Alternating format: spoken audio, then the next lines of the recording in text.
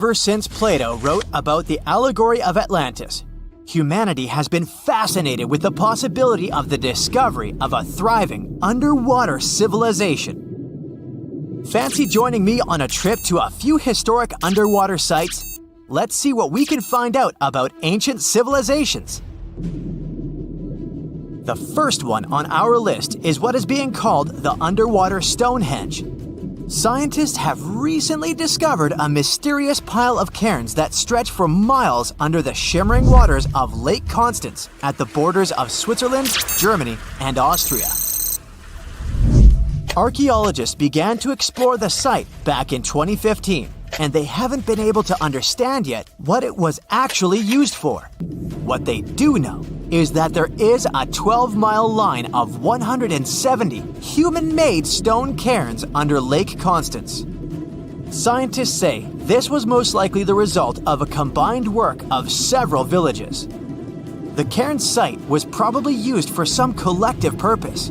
The formations are huge. Some of them are several dozen feet wide. The most amazing discovery so far is that the site dates back to around 5,500 years ago. Now, what were we humans doing back then? We were living in the prime years of the so-called Stone Age. We were beginning to make artifacts from stone and use them to hunt and eat. Can you imagine what a knife and fork might have looked like back in those days? It's no coincidence that scientists call this site the underwater Stonehenge, though. Both sites are believed to have been built around the same period of time. You see, Stonehenge dates back to around 3100 BCE. Both sites carry the distinct characteristic of stone monuments built in a circle. Not to mention the fact that scientists also haven't figured out why on earth our early ancestors would feel the need to build a monument such as Stonehenge. Well, the mystery of Lake Constance hasn't been solved yet. Who were the Neolithic people from this area? And for what purpose did they go through such an amount of work and effort to build this huge stone site? Next, we're taking you on a tour of the Ryukyu Islands just off the coast of Japan. You're diving deep down to an archaeological site. But I should warn you, the waters of the Pacific Ocean are far from smooth. It doesn't take long before you see a huge structure, thanks to the sunlight shining down on the seabed. At first, it looks like Machu Picchu's ruins located across the globe in Peru. As you approach the site, you slowly figure out its forms. A pyramid-shaped structure, arches, staircases. It's something that could have easily been a palace or a castle. Could this be a sign of human activity? What you've just seen is known today as the Yonaguni Monument. It also goes by the name of Japan's Atlantis. The entire monument is about the size of 5 soccer fields and the height of a 5-story building. Its most surprising feature is its expanse of terraces. Explorers and scientists believe that Yonaguni might be 10,000 years old. But whether it's a human-made structure or a natural formation is still under debate. For Japan's top marine geologist, Professor Masaki Kimura, Yonaguni is the heritage of a lost civilization. Kimura has dived to the bottom of the ocean to explore the ruins over 100 times over the past 10 years. According to him, there are clear signs of human activity down there. On the monument's surface, there is a triangle-shaped concave that is a historical symbol of water fountains in the region. There's also a giant turtle carved on the eastern side of the structure. And, according to Kimura, turtles have an important cultural meaning. Several pieces of stone tools have been recovered from the site. Their estimated age is around 10,000 years. However, not all scientists support this theory. For many, Yonaguni is the result of thousands of years of erosion. The fact that the monument is composed of one massive rock leads them to believe it's not human-made. The defined edges and flat surfaces resemble a natural formation in Northern Ireland, known as the Giant's Causeway. The basalt columns look like the ruins of a palace, but they're actually the result of volcanic activity in the region. Now, you're flying to the coast of Greece, 4 hours away from Athens. More specifically, you're in the Peloponnese Peninsula. You dust off an old snorkel and head for a free dive on a bright sunny day. Sometime into the dive, you start noticing patterns on a seabed. 13 feet below the surface, outlines of familiar objects start to appear, one by one. As you continue swimming, what looks like the outline of an entire city emerges in front of your eyes. Are you wondering how water could have taken the whole city? Rocks are perfectly aligned into what appears to be the foundation of a building. This is Pavlopetri, an ancient city you've probably heard about for the first time. It was discovered by Nicholas Fleming, a British oceanographer, when he was on vacation in Greece. He had heard rumors about Pavlopetri's existence and indeed found several artifacts on the seafloor. He went back to the area a year later with the team. They found a site filled with pots, storage vessels, and tools. A kernstone, for instance, is a tool used for grinding grains and turning them into flour. Multiple amphoras indicate that this settlement dates back to the Bronze Age, 5,500 years ago, when people started living in towns. The settlement is believed to have existed for over 2,400 years. Today, Pavlopetri is considered the oldest submerged town ever discovered, and what's impressive is that it wasn't a simple village. It was a vibrant port city with stone buildings, a marketplace, streets, and even squares. The next stop on our voyage is one of today's most famous underwater cities that has been turned into an archaeological park. The city of Port Royal in Jamaica exists only below the surface, but in 1692 it was one of the wealthiest cities in the Western Hemisphere. Port Royal was the center of the British Empire at the time and an important trade city that attracted people from all over the region. It was also home to real-life pirates of the Caribbean. On the morning of June 7, 1692, the people of Port Royal met a different fate than they had probably expected. The city woke up shaking. People were thrown out of their beds by the power of a massive earthquake, ranking 7.5 on a Richter scale. One survivor said he had seen Earth opening up and swallowing the whole town. What he said could be true, as the city was mainly built on sand. The ground swallowed buildings, roads, you name it.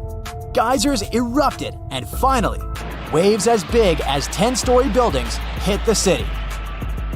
About 33 acres of the city disappeared under the water. Amazingly, most of its 17th century remains are still in good condition under 40 feet of water. Archaeologists have found taverns, storage rooms, kitchens, and recreational buildings used for diverse purposes. You can also see a grand lion statue, a submerged bridge, and many picturesque arches. Of course, I saved the best for last: India. Just off its coast lies another sunken marvel. A site known as the Lost City of Cambay is located in the Gulf with a similar name. It remained undiscovered until 2001, when the National Institute of Ocean Technology made a routine water assessment. With the help of sonar technology, which sends a wave sound to the bottom of the sea, they found something far beneath the surface.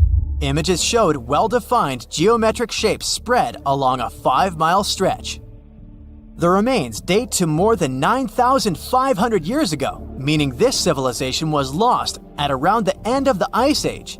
Debris recovered from the site included construction material, pottery, beads, sculptures, and even bones. Scientists argue whether these artifacts are indeed from the site, but if they truly are, then the lost city of Cambay might be the oldest civilization in the world. Before we get into the reason why and how there are pyramids all around the world, let's talk about some of the examples. I'll start with the Pyramid of the Sun in Mexico. These folks really knew how to build a city. Their well-planned urban center spanned over 7 square miles and boasted several pyramids. But the Pyramid of the Sun is the most impressive. This giant pyramid was built way back in 100 CE and is one of the biggest structures of its kind in the whole Western Hemisphere. It's so big that it's 216 feet high above the ground. If you ever find yourself in this ancient city, you won't be able to miss the Pyramid of the Sun. It's right there on the east side of the Avenue of the Dead, the city's main north-south street. To build this incredible pyramid, around 1 million cubic yards of material were used, including a special kind of red volcanic rock called hued tizontal. Impressive, huh? We don't know too much about the people who built the Pyramid of the Sun or its purpose. But archaeologists believe there was once a temple on top of it. When explorers went below the pyramid in the 1970s, they found a bunch of cool tunnels and chambers. In 2011, they even found a secret stash of clay pots, obsidian pieces, animal bones, human figurines, and a mask. Who knows what other secrets the pyramid is hiding? If you decide to see this one, you must climb the pyramid using the 248 uneven steps on the west side. Watch your step. Sudan got some pyramids too. Nubian pyramids aren't as big as the ones in Egypt, but they still got around 200 of them. These ancient pyramids have been home to the tombs of the pharaohs of the Meroitic Kingdom for almost 1,000 years, who ruled Egypt from Nubia to the Mediterranean Sea. The pyramids at Meroe were constructed using granite and reddish sandstone. Oh, and did you know that Sudan has more ancient pyramids than Egypt? The Kushite pyramids depict the indigenous architecture and burial traditions of Nubia's Napata and Meroe kingdoms, which ancient Egypt influenced. Meroe, the burial site of over 40 queens and kings, is the most extensive Nubian pyramid site. The tomb walls depict mummified royals bedecked in jewelry, their wooden caskets containing bows, quivers of arrows, and other artifacts pointing to the Meroitic relationship and trade with Egyptian and Greek civilizations. So if you're looking for some ancient tombs to explore, you may consider skipping the crowds in Egypt and heading on down to Sudan. Let's fly to Iraq to see some more pyramids. Ziggurats have fancy receding layers and tiered temples. Instead of a smooth exterior, it has tiers like a cake. Perfect for all the important work and rituals that went on inside. You can find these towering structures scattered throughout Iraq and Iran, and they're a real testament to the power and skills of the people who built them. One of the biggest and most impressive ziggurats is the ziggurat at Ur. It's basically a giant rectangular pyramid that stands a whopping 70 to 100 feet tall, with 3 levels of terraces and a temple on top. Can you imagine how many baked bricks it took to build that thing? Try 720,000 for just the lower portion. This particular ziggurat was built for Sumerian king Ur-Nammu. Similar to other ones, this pyramid has been around for thousands of years, so it got a little rough around the edges. Thankfully, the Babylonian king Nebuchadnezzar II and some archaeologists came to the rescue in the 6th and 20th centuries respectively, and now you can find this near Talil Air Base. The ziggurat at Ur was built in 2100 BCE by King Ur-Nammu for the moon deity Nana. It was the tallest building in the city, and you could see it from miles around. It was like the medieval cathedral spire of its day. People would come here to bring their agricultural surplus and get their food allotments and seek spiritual nourishment. Sadly, the Nana temple at the top of the ziggurat didn't survive, but we do have some blue glazed bricks that may have been part of its decoration. The lower parts of the ziggurat are pretty amazing though. The architects even included holes in the temple's baked exterior to let the water evaporate from its core. Since we explored some of the pyramids on our planet, let's take a broader perspective. They can be found in many parts of the world. Egypt has over 100 pyramids, double that number in Sudan, and dozens of others are scattered in the Middle East and China. The Americas have the most pyramids in total, with more pyramids than the rest of the world combined. These pyramids are located in Mexico, Guatemala, Honduras, and El Salvador. Time to know more about the evolution of pyramids through history. The oldest pyramid is in Egypt. This pyramid was a step pyramid, which was created by placing one layer of stone on top of another. The pharaoh Sneferu is credited with creating the pyramid shape we recognize today. During his 45-year reign, he built 3 pyramids. His first 2 attempts failed, but he finally got it right with the Red Pyramid, which is considered the first true pyramid. It was Sneferu's son, Khufu, who built the Great Pyramid of Giza, which was the tallest human-made structure on Earth for almost 4,000 years. Latin American pyramids are similar to early Egyptian step pyramids, but they were built independently, with no knowledge of each other. The pyramids in Sudan were built around 700 BCE and are tall, but much narrower than those in Egypt. How in the world did all these civilizations build these things without even texting each other? After all, the Aztecs, Mayans, and ancient Egyptians were about as different as possible. But despite their cultural differences, they all seem to agree on one thing: pyramids were pretty cool. Step pyramids are all around the world because they were the most feasible and stable way to build large and tall structures without access to lighter building materials like wood and metal. The triangular form with a square base is the best way to build a sturdy structure, and having a cube structure would require more material for less height.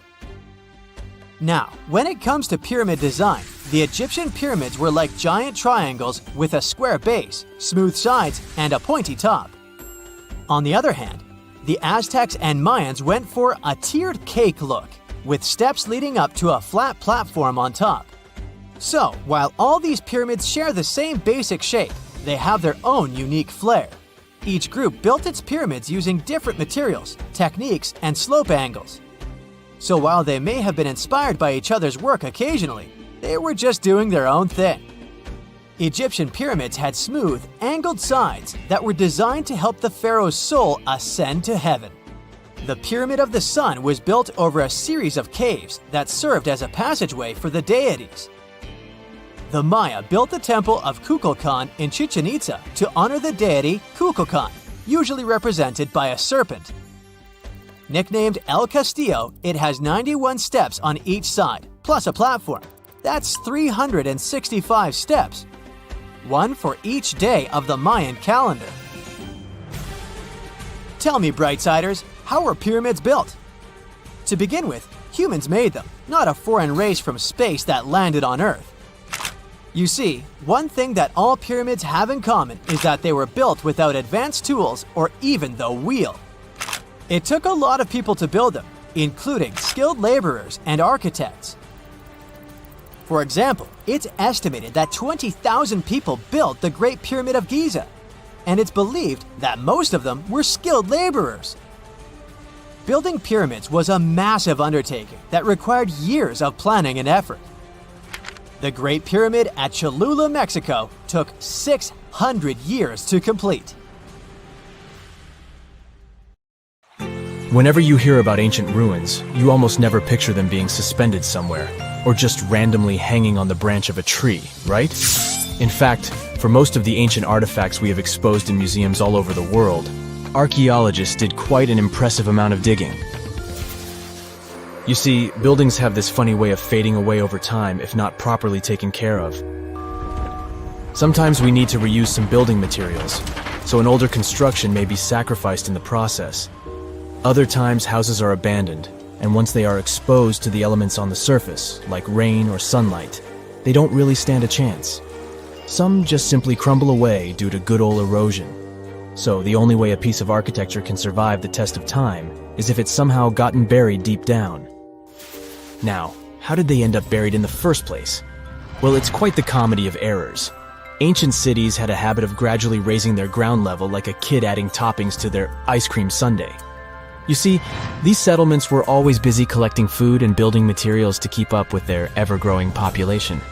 But hey, who has time to deal with waste and rubbish? It wasn't exactly high on their to-do list back in the day.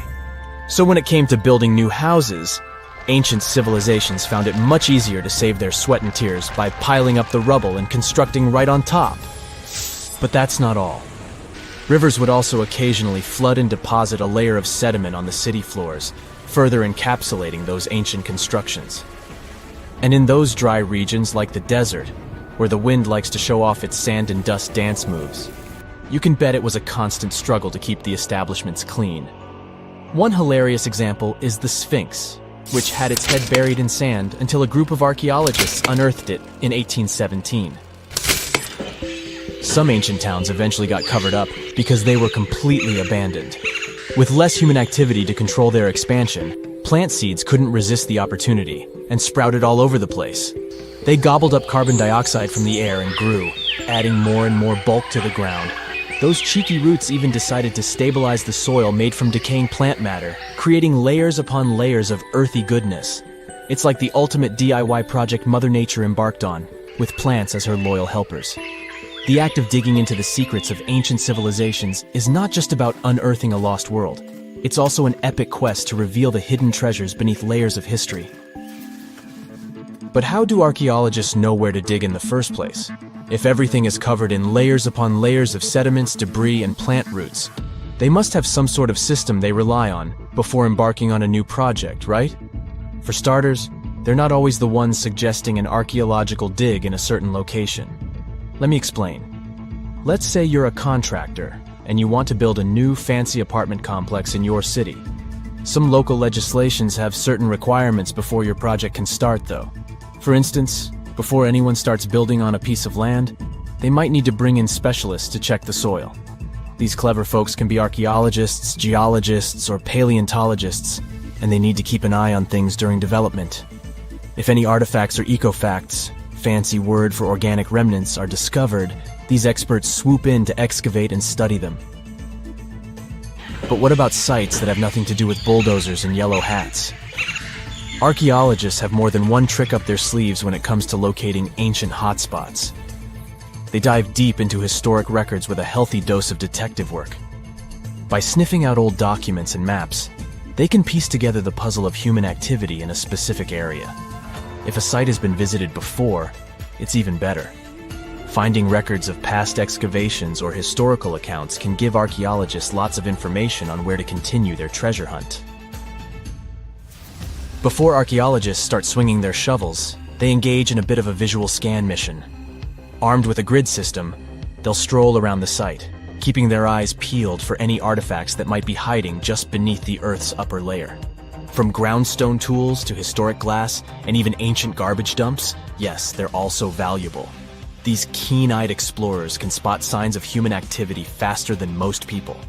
If they stumble upon midden soil, fancy term for a garbage dump, they know for sure that humans once called this place home. Archaeologists don't just rely on their trusty shovels, though. They have an arsenal of gadgets to aid in their search for hidden wonders. Geophysical tools are like their secret weapons. Take the resistivity meter, for example. This clever contraption measures the electrical component of the soil and any buried features or artifacts. A buried wall, for instance, will create a different resistivity reading than the surrounding soil. Magnetometers and ground-penetrating radar work in similar ways, showcasing potential hints of ancient treasures in the soil. And who could forget our trusty old friend, the GPS? It helps archaeologists map out precise locations, like a high-tech treasure map, leading them straight to their pot of gold. Care to virtually visit some of the most important archaeological sites in the world? Well, follow me. In the United Kingdom, for instance, you'll find this interesting place called Stonehenge. It's one of many henges scattered around, but this one really takes the cake. Picture this: massive ancient stones standing tall and proud, arranged in a funky outer ring and an inner horseshoe. with some smaller stones thrown in for good measure. And guess what? These amazing stones have been around for over 5,000 years. Talk about a serious case of rock-solid longevity. Now, here's where it gets interesting. According to local folklore, the legendary wizard Merlin whipped out his magic wand and poof! He teleported these massive stones all the way from Ireland. Apparently, some giants had assembled them there, but Merlin decided they would look much better at their new location. Others think it's just the ruined remains of an old Roman spiritual edifice. These amazing structures were built by our Bronze Age ancestors. With their simple tools and limited tech, they managed to create this monumental masterpiece. Impressive, right? Unfortunately, there's still so much we don't know about this area. Stonehenge's initial purpose remains a mystery to this day. Sure, there are lots of theories, but scientists have yet to agree on the subject. However, we do know that it's perfectly aligned to catch the sunrise during the summer and winter solstices. The ancient city of Pompeii is an equally amazing archaeological site. Picture this. Mount Vesuvius, a notorious troublemaker, decided to throw a volcanic tantrum and completely covered this ancient Roman city. It turned it into a time capsule, located outside present-day Naples in Italy. Fast forward to the year 1748, when a bunch of adventurous explorers stumbled upon Pompeii. Lo and behold, they discovered a treasure trove of well-preserved goodies: streets, houses, food. Probably a bit stale by then. Blingy jewelry, fancy sculptures, colorful frescoes, everyday household items, and even animal and human remains. It was like an epic archaeological party. From the looks of it, Pompeii had it all. Fancy houses and villas, a massive 20,000-seat arena, cute little artisan shops, hangouts like taverns. And let's not forget the saucy spots like those luxurious bathhouses for some intense pampering. There's also the sanctuary of Apollo, where people used to gather for their daily dose of worship. And of course, the bustling heart of the city, the Forum of Pompeii, where all the cool people used to hang out. And guess what? Pompeii is so cool that it made it to UNESCO's World Heritage List back in 1997. That's like the ultimate Hall of Fame for historical awesomeness. It also includes many other famous buildings and sites, like the Taj Mahal in India and the Acropolis of Athens in Greece.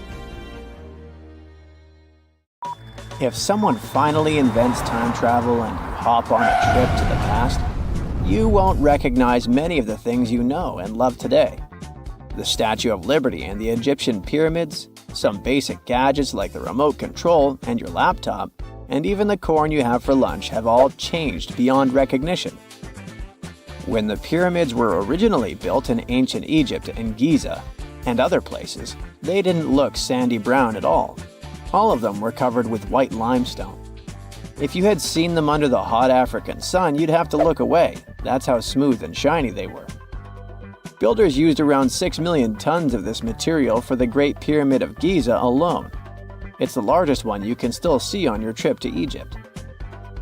The local rules were quite a thrifty crowd, and they reused some of the casing stones for other construction projects. A massive earthquake in the 14th century has also loosened some of the stones, so you won't see a lot of limestone, but some of it is still there, on top of the Pyramid of Khafre in Giza. It looks like it has a second peak on top of the first. In ancient times, all pyramids used to have capstones called pyramidions, covered in a mix of gold and silver. Most of them have been lost over the centuries, but you can still see a few of them at museums. They show images of Egyptian deities. The pyramids were probably modeled after a sacred pointed stone, the benben. It represented the rays of the sun. Now, lifting heavy rocks wasn't so simple without the tech we have today. I guess you'll agree with me if you helped your friends move at least once, and they made you carry the couch. But those smart Egyptians of the past thought of that and chose the pyramid shape. It lets the weight distribute evenly throughout the whole thing. The Statue of Liberty has also had a major makeover since it was first unveiled in 1886. Believe it or not, it used to be a shiny brown color, just like a penny. 20 years later, it changed its color to green. It wasn't a fashion statement, but a chemical reaction. The statue is covered with hundreds of thin copper sheets. When copper reacts with air, it naturally forms a protective layer called verdigris. This layer protects what's under it from corrosion, and that's why statues and other things made of copper, brass, and bronze can last so long. When Lady Liberty first turned green, people in authority decided it would be a good idea to paint it all over. It was way before social media, so you couldn't just drop an angry comment under the post describing the idea. But they wrote about it in the local newspapers, and the public didn't love the idea. Then the Times interviewed a copper and bronze manufacturer, and he confirmed they shouldn't repaint it, because removing the protective layer would mean destroying the statue. Over the years, people have suggested painting Lady Liberty several times, but no one has ever done it. I don't know about you, but I can't imagine that lady in any other color, so I guess it's for the better. You love bananas as much as I do? Next time you enjoy a juicy soft one, remember you gotta thank selective breeding for that texture. The original wild bananas had many large, hard seeds and not so much delicious pulp. And hey, who doesn't like a sugary watermelon? It has a history of over 5,000 years, and it used to have bitter, yellowish white flesh and was really tricky to open. Selective breeding saved the day again, and watermelons got way sweeter. Japanese scientists went further and invented the seedless version. Corn's grandmother is a Mexican grass called teosinte. The kernels in this grass were small and hard to get. Farmers from many thousands of years ago saved the seeds only of those plants that were larger or tastier, or with kernels that were easier to grind. Thanks, my friends, for giving us the corn that's edible and even delicious.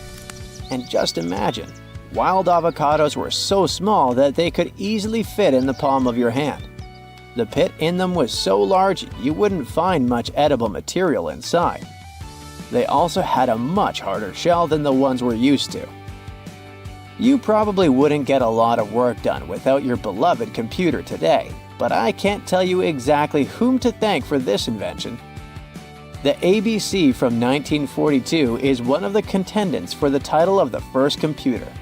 It's short for the Atanasoff Berry computer, named after its inventors at Iowa State University. The ABC weighed over 700 pounds. Yep, yours must be way lighter than that. That big boy consisted of around 300 vacuum tubes and had a rotating drum, a little bigger than a paint can, and had small capacitors on it. A capacitor is a gadget that can store an electric charge, like a battery. The ABC could solve problems with up to 29 different variables to help scientists save some time. Like modern computers, it used binary digits, ones and zeros, to represent all numbers and data. Because of that, it was possible to do the calculations electronically. And now, my favorite part, the ABC finished one operation about every 15 seconds. Just for you to compare, it's millions of operations per second now. Unlike the tech we use today, the ABC did not have a changeable stored program, so the program could only do a single task at a time. An operator had to write down the intermediate answer and then dial that back into the computer. Sounds like another reason to be happy we live in the 21st century. That remote control you use for all sorts of appliances has gone a long way too. Nikola Tesla, who gave us alternating current, designed one of the first wireless remote controls back in 1898. He named his invention teleautomation and demonstrated it on a miniature boat controlled by radio waves. The boat had a little metal antenna attached to it. Tesla sent signals to the boat using a box with a lever and a telegraph key, which was his version of a remote control. Those signals set electrical contacts on the boat into motion and moved the rudder and the propeller, and Tesla was controlling the boat. The concept of the remote control soon spread to other gadgets. The first television remote control followed in 1950. It was designed by the Zenith Radio Corporation called LazyBone. Don't take it personally, please. This LazyBone had a massive cable that was attached to the TV set, And those who tried it didn't fall in love with the invention because they tripped over that cord. I feel your pain, my friends. If you live or work on one of the top floors, you gotta love this one. Meet the first passenger elevator. It traveled at the speed of 40 feet per minute. Not the fastest, I know, compared to today's record, which is 40 feet per second. But hey, it was built back in 1857 in New York and was more of a tourist attraction than a necessity. The elevator had a steam engine hidden in the basement of a 5-story building. 3 years later, they shut it down because the public didn't appreciate it. Otis Tufts filed the first patent for a vertical railway around the same time. His invention included an actual car with a bench inside for people to sit on. Sounds like a great spot to hang out with friends to me. What do you say? Then they started adding elevators to luxurious hotels around the world. They were entire rooms with a rich design, upholstered seats and mirrors on the walls, and sometimes even a small chandelier. There was an obligatory operator who'd close the door and the car would start its super slow ascent. It was still more about style than about speed, so I guess I'd choose the stairs. Imagine working 7 days a week on a large-scale construction site. You, along with thousands of others, carry millions of stone blocks and put them on top of each other according to a complex system. You work without modern construction equipment. You have no air conditioning or constant access to water. It's so hot outside that you can fry eggs on the road. You've been building the pyramid for decades, and now, when it's finally done, you enjoy the result of the colossal work of thousands of people. You're looking at a giant cultural monument of global value that will freeze in time and amaze people for tens of thousands of years. A few thousand years have passed. People in the 21st century see the pyramids and are like, wow, I can't believe humans have built this. Yeah, the people who built the pyramids wouldn't have appreciated such a theory. But actually, there are reasons to believe that people built it using some fantastic technology. From the outside, it seems the Great Pyramids are just big triangles of stone. People just put some heavy blocks on top of each other, and that's it. In fact, the design seems too perfect to be true. The pyramid consists of more than 2 million blocks. They lay so close to each other and are so even that you couldn't squeeze even a thin sheet of paper between them. Scientists still can't figure out the exact technology for building the Egyptian pyramids. One of the biggest and most famous is the Great Pyramid of Giza. This huge construction, well known all over the world, has one big secret. There should be a capstone on top of the pyramid. It's a triangular-shaped stone block, a small pyramid on top of a huge one. It's also called a pyramidion. The builders of ancient Egypt made it out of granite and limestone and covered it with gold. No records or old drawings prove that there was a pyramidion at the top of the Great Pyramid of Giza. But there's another ancient Egyptian structure with such a triangle, the Red Pyramid. It was built before the Great One, and its capstone has survived to this day. Archaeologists have found and reconstructed it. But where could the capstone of the Great Pyramid be? It's a mystery that still has no answer. Some are sure that some thieves have stolen it from the top. Maybe they just climbed up and pushed the pyramidion down. It makes perfect sense. The capstone was probably the most valuable element of the pyramid. Many scientists and archaeologists still don't know its exact purpose. Some believe that this peak covered with gold glorified the pharaohs. The capstone reflected moonlight at night and illuminated the entire space around it. During the day, the capstone reflected sunlight with its shiny surface. You could have noticed it from afar. The top of the pyramid was a kind of guiding star for lost travelers. All other stone blocks of the pyramid consist of limestone. People polished them to make them look shiny. In the past, they were even glowing and reflected light. You could see glowing pyramids from space, although they looked like tiny lights. Over thousands of years, winds, sandstorms, and rains have changed the pyramid's appearance. If people had taken care of them all this time, they would have looked like something out of science fiction movies, or the pyramids from Las Vegas. But unfortunately, we will never see their original appearance. Some archaeologists and scientists believe that the capstone could absorb the sun's energy and distribute it evenly throughout the pyramid. No one knows precisely why the Egyptians needed this technology. There's a theory the pyramids are ancient energy systems. The pharaohs applied this energy to use some unique technologies that were more advanced than all the achievements of the 21st century. And the triangular shape of the pyramids was ideal for boosting this electromagnetic energy. In theory, solar radiation, or electromagnetic forces, accumulated at the top of the pyramid, filled the inner rooms, and then went down the walls to the base. Any surface distortion could prevent the flow from spreading, so they had to create a perfectly smooth surface. That's why they installed the blocks so that nobody could squeeze a needle or razor blade between them.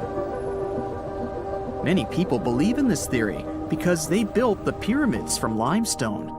This material can hold energy inside itself. In the inner part, they created granite deposits to cause air ionization, that is, to create an electric charge. They also dug channels under the pyramid for water to transmit electricity. And at the top, they put a gold capstone, the best conductor of electricity. So, this is how you get a great power generator. Different cultures used similar technologies to create electricity all over the world. But these are all theories. If it had been working, humanity would have used these technologies today. There are mentions of the metal industry, chemistry, engineering, physics, mathematics, and astronomy in some ancient records. Most scientists don't believe in all these things. We know the detailed stages of the technology's development in different cultures. In the 21st century, scientists, historians, and anthropologists can track the evolution of all modern devices. If people had created some technological inventions in ancient times, the history of the world would have looked different. Perhaps all the achievements of antiquity could have been wiped off the face of the earth by global cataclysms. And it can happen to us. Just imagine how people would dig up a laptop in 5,000 years. Perhaps they wouldn't understand what kind of device it is. Another Egyptian wonder surrounded by mystery is the statue of the Sphinx. The Egyptians carved it out of a single massive piece of limestone about 4.5 thousand years ago. But scientists still don't know the exact date of its construction or who built it. People painted the Sphinx in different colors, so it looked much brighter and more vivid in the distant past. It was shining just like the Great Pyramids. Anyway, time hasn't only changed its appearance, but its name too. Initially, the Egyptians called it Hor-Mekhet. The Greeks renamed it the Sphinx about a few hundred years after it had been built. The Sphinx emphasized the greatness of the rulers of Egypt. It also performed a symbolic function of a watchdog guarding the tomb of the pharaoh and the paths leading to it. This version sounds realistic, since archaeologists have discovered many secret entrances at the foot of the Sphinx. Perhaps these rooms and intricate tunnels lead to underground halls with treasures. And treasures don't always mean gold and jewelry. According to legends and theories, the Sphinx guards the Hall of Records, the storage of all humankind's knowledge. The information about the ancient mythical state of Atlantis could be there. You can find many detailed maps of the internal dungeons of the Sphinx on the internet. They show structures 12 stories deep under the statue. It looks like a small city filled with gold, scrolls of knowledge, and various ancient artifacts. But don't believe all these maps. These are just theories. Several thousand years have passed, but people have very little information about it. Archaeologists know that there are still many strange and exciting things about the Sphinx that are still undiscovered. Some locals are afraid to research because they believe they can awaken something terrible from the underground depths. Therefore, it's mostly scientists from other countries who conduct the excavations. In 1998, scientists discovered strange tunnels leading to empty rooms under the Sphinx. They realized that some people tried to get there through tunnels in the past, and maybe those people took all the treasures that were there. One of the legends says that some powerful artifact lays beneath the Sphinx. Its technology can change the whole world, but the locals are hiding it because it can damage the planet. Some believe that you can find evidence of unknown technologies painted on the granite walls in the pharaoh's tombs. But most likely, these paintings and signs tell us the myths and legends of ancient Egypt. But what if Egyptian symbols and drawings are detailed instructions for using ancient technologies? What if the locals that lived at that time thought, people in the future won't be able to get energy themselves. Let's leave some detailed instructions for them. Anyway, there are many riddles and theories. In reality, the search for answers is a dangerous undertaking, since it's not easy to get into the underground halls. Excavations can ruin the structure of the entire Sphinx. Any person inside the tunnels may get lost and never be able to find their way back. Besides, it costs a lot of money. Now, what would be awesome is if people could invent some device that could scan underground areas and show their detailed models. The story goes that two Mayan twin boys loved to play ball. Sure, they were really good at it, but they also made a lot of noise when playing. The lords of the underworld soon became bothered by the sound and summoned the two boys to the underworld, a place the Mayans called Xibalba. As soon as the boys reached their gloomy destination, the lords of the underworld began putting them through a series of tests. Soon enough, the inexperienced twin boys failed the tests and lost their lives. But this was not in vain. This sad event resulted in the appearance of a beautiful fruit tree. Soon enough, a young woman saw a beautiful fruit on this tree and reached up to pick it. Legend has it that soon after that, she gave birth to another set of twin boys named Hunahpu and Xibalbay. Just like their ancestors, these twins were great ball players, but they were equally as loud, and the lords of the underworld became annoyed again. They decided to ask this pair of twins to come to play a game in the underworld, hoping to get rid of them too. When the twins arrived, the lord sent them through a number of frightening places. The first one was the House of Gloom, which was very dark. They then passed through the House of Knives, where they had to avoid getting injured. The twins then built a fire in the House of Cold, so that they didn't freeze, and ran through the House of Jaguars, where they tricked the animals into not eating them. Finally, they entered the House of Bats, where they seemed to have lost their luck. One of the bats managed to run off with Hunahpu's head. The lords then challenged the twins to play ball with them, but the boys were clearly at a disadvantage.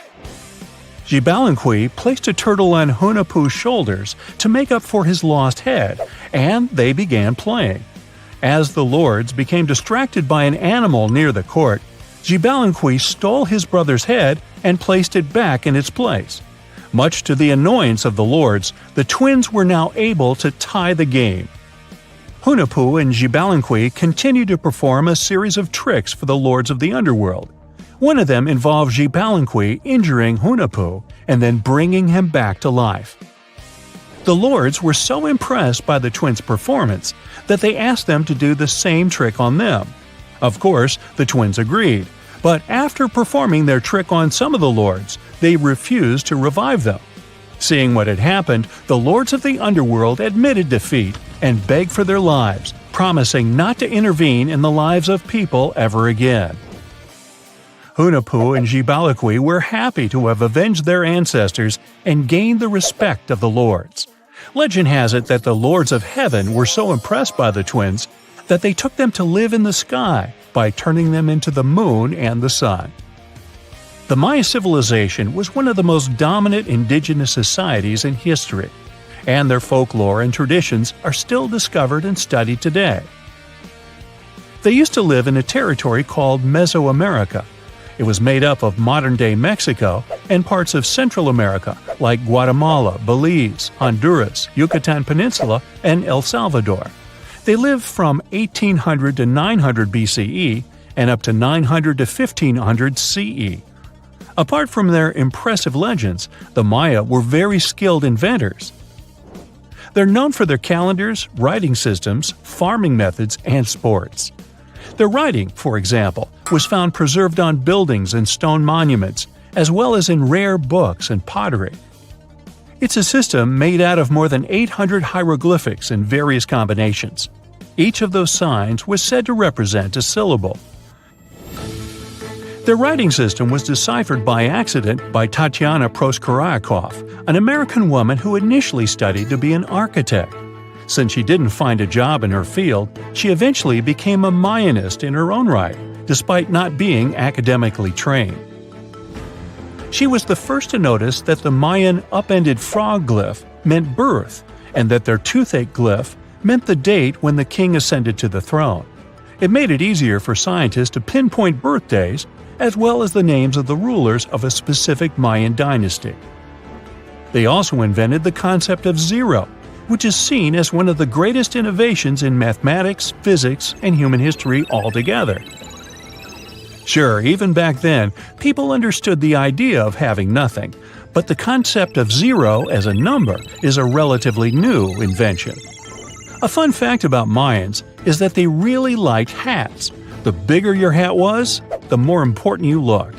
Not only was it a sort of fashion statement, but it also made them look taller, which was a big deal for their aesthetic. The Mayans also came up with one of the most intricate and complex calendars in human history.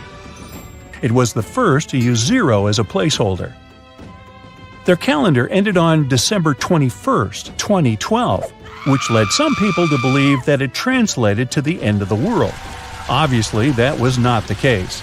It just so happened that the date coincided with the end of a Mayan cycle of years. But you know, as advanced in science and astronomy as they were, they did make some mistakes. One of them was their belief that the world was flat. Their theory was that the four corners of the world were watched by the Brother Lords, who kept the sky from falling over their lands. Hats off for their menus, though, as they were well-known chocolate eaters. They turned eating chocolate into a form of art. The drink they made wasn't really like the hot chocolate we enjoy today, though. The recipe included mixing cacao with water, honey, chili pepper, cornmeal, and other ingredients to make a foamy, spicy drink. The ritual of drinking cacao was a crucial part of their celebrations. We're not done discovering all the amazing parts of their architecture and civilization. It was only a few years ago that a Maya pyramid was found at Tonina, in the Mexican state of Chiapas. It was estimated to be more than 1,000 years old. The reason why it escaped archaeologists for so long was that it lay hidden under what was believed to be a natural hill. The ruins of two Mayan cities have been recently discovered in the Mexican state of Campeche. Why didn't we find them until now? Well, they were concealed by really thick vegetation, which made it difficult for archaeologists to reach them. The Mayans didn't just disappear. Their descendants are still around today, many of them choosing to live in their ancestral homelands. You can find them in Guatemala, for example, where the Maya people make up the majority of the population. Overall, the Maya ethnic group contains people that speak different Mayan languages, such as Yucatec, Quiche, Quechua, or Mopan. They had no idea what a spa day was, but the Mayans really enjoyed a nice sweat once in a while.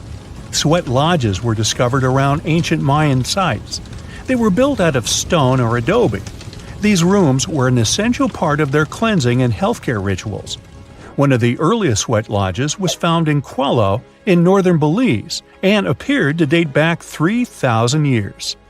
One of the most important parts of the Mayan culture was a ball game which they named Pips. It had both political and spiritual significance. We can see ball courts at important parts of Mayan archaeological sites.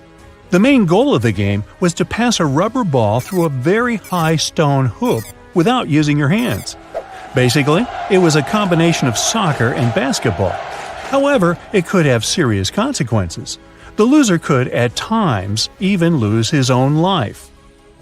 Ooh, high stakes indeed. Because of this game and the need for bouncy balls, the Mayan people were some of the first cultures to use rubber. They made it using natural latex. There were different kinds of rubber depending on what natural substances the latex was mixed with. And that, my friend, is the way the ball bounces. Sorry, but you know me, I just couldn't resist. It's nighttime, and you're about to walk inside Pharaoh Tutankhamun's final resting place. You know, King Tut. You don't have a torch, but at least you came with a flashlight. You walk down several flights of stairs and observe how the walls are carved in hieroglyphics and what looks like a spell. Those who take anything from this place will be doomed for life, the spell says. Even if you don't really believe it, this scares you a little bit. You find a huge stone door. Is it a trap? You manage to open it, but oh no, it's only an empty chamber. You check your map. It seems like you're heading in the right direction. After what feels like hours, you realize you must be trapped inside a labyrinth. You try to retrace your steps, but you can't find the door where you came in from anymore. That's it, you think to yourself. You've fallen for the Pharaoh's trap. What's worse, you didn't bring a lunch. Okay, so we've all seen Hollywood movies where the main character is exploring ancient ruins and faces some seriously dangerous traps, right? We've been told Egyptian royalty protected their final resting places with venomous scorpions and snakes, sliding doors that will trap you for life, and giant rolling boulders that will crush anyone on their paths. The thing is, were these traps truly real? Well, I regret to be the one to break it to you, but this is all fiction. These elaborate traps were too technologically advanced for ancient civilizations to pull off. That is not to say, however, that there weren't any traps at all. Ancient civilizations, like the Egyptians and the Mayans, are known for their practice of building entire monuments dedicated to the ones who had passed away. These structures would often reflect the position of person occupied in society. So, for the really important people, the VIPs of their times, massive monuments were built to host their bodies long after they were gone. Some of these civilizations believed that a person's life would continue on the other side of the veil. For that reason, a person would be buried together with the belongings of their current life. If they had a lot of money and power and stuff, that meant their resting places would be filled with riches and gold. Now imagine if you lived in ancient Egypt and you knew exactly where all the pharaoh's tombs were located and had heard rumors of the amount of wealth kept in these places. Maybe you would be tempted to go check it out, right? We're talking about large rooms filled from floor to ceiling with golden artifacts, jewels, and even money. I mean, it does sound tempting. And since there weren't any security guards protecting the entrance of these places, Egyptians needed to get creative as to how they would protect these riches. These old civilizations found some traps to be useful. A recurring one was building empty rooms inside the monument to confuse a burglar. Now, let's take a look at Amenhotep III's final resting place as an example. It was built in the city of Luxor, in a spot also known as the Western Valley of the Kings. Two French engineers originally discovered the monument between 1905 and 1914 CE. The structure is huge and has more than 10 chambers, connected by long corridors and steep stairways. The King's Chamber is the most hidden one, and for an outsider to try and find it, they will probably enter a lot of empty rooms beforehand. Other pharaohs tried to protect their riches by commissioning monuments with false doors concealing pits that were up to 20 feet deep. This way, an unwarned and unwanted visitor would be surprised by the deep hole on their way to the king's resting chamber. Alongside false doors, pharaohs made sure to build labyrinth-style corridors and false walls. This way, robbers could take hours or days before they found the king's real chamber. As to pits with poisonous snakes on them, if there were any reptiles inside these monuments, they probably got inside on their own, and would most likely not stay there for long. There is no way snakes would survive years and years without food inside these pits. So yes, another Hollywood-induced belief right there. If these traps seem boring to you, archaeologists did find an interesting deterrent in the final resting place of the Red Queen of Palenque in Mexico. Palenque was one of the most powerful Mayan cities in pre-Columbian Mexico, and the Red Queen was believed to be the grandmother of the last Mayan king, undoubtedly a person of immense importance to the empire. In her honor, a huge monument was built to keep her body after her passing. The discovery of the tomb itself was already thrilling. Archaeologists found an ancient monument when digging at the site back in 1994. The first thing they found was a room with a hidden door. Once they opened the door, they discovered a long corridor. Finally, at the end of this corridor was the Queen's chamber. The team of archaeologists was beyond excited to unearth this chamber with the mummy of the Queen herself still inside it. They found her to be accompanied by her pearls, jade shells, and expensive rocks. But as the team explored the remains, they saw something rather strange. The room was filled with a red-colored powder. Researchers knew that the color red was important to the Mayan people, and that much of their clothing and buildings were decorated with this color. But they didn't understand why the queen was buried with this unknown red substance. After they took a sample back with them for further analysis, they discovered that the red powder was cinnabar, a very dangerous mineral.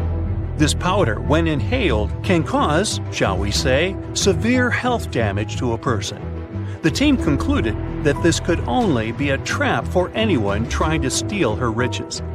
Okay, so dangerous powders might have worked as the most intense traps we've seen until now. But perhaps the cheapest way to keep out unwanted visitors was to advertise spells written out all over the monument. We'd probably laugh at these today, but back in the day, they were more or less effective.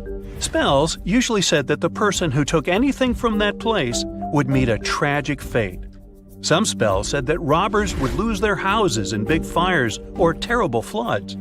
Other spells said burglars would have incurable and undiagnosed health issues, but they weren't really enough to stop people from taking any gold.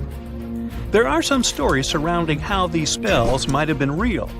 One of them is from the famous British Egyptologist Howard Carter, the one responsible for unearthing Pharaoh Tutankhamun's resting place in the 1920s. After months of unsuccessful digging, Carter discovered the tomb's existence by chance. He found the entrance to a stairway right beneath the soil where he had been searching all those months. With the help of a team, he cleared the piles of sand blocking the stairs and discovered a doorway.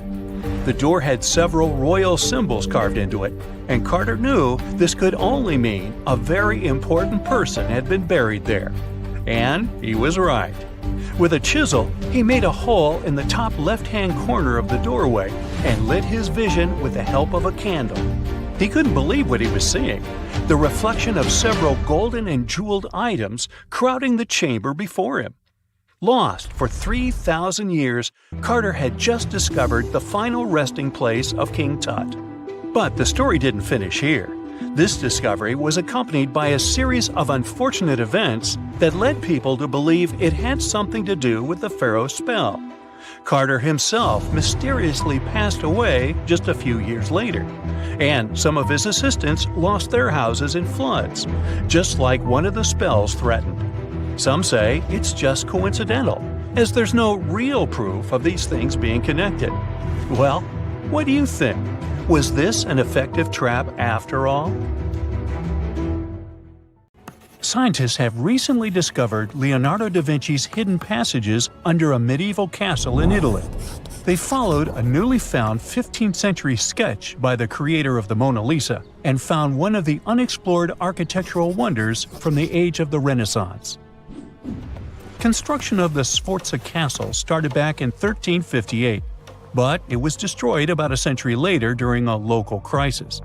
Then, in 1450, Francesco Sforza, the Duke of Milan, decided to rebuild it on the old ruins.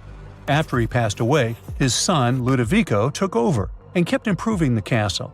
He brought in some of the best artists of the time, including Leonardo da Vinci, to decorate its walls. We can still see Leonardo's frescoes today in the Room of Wooden Boards.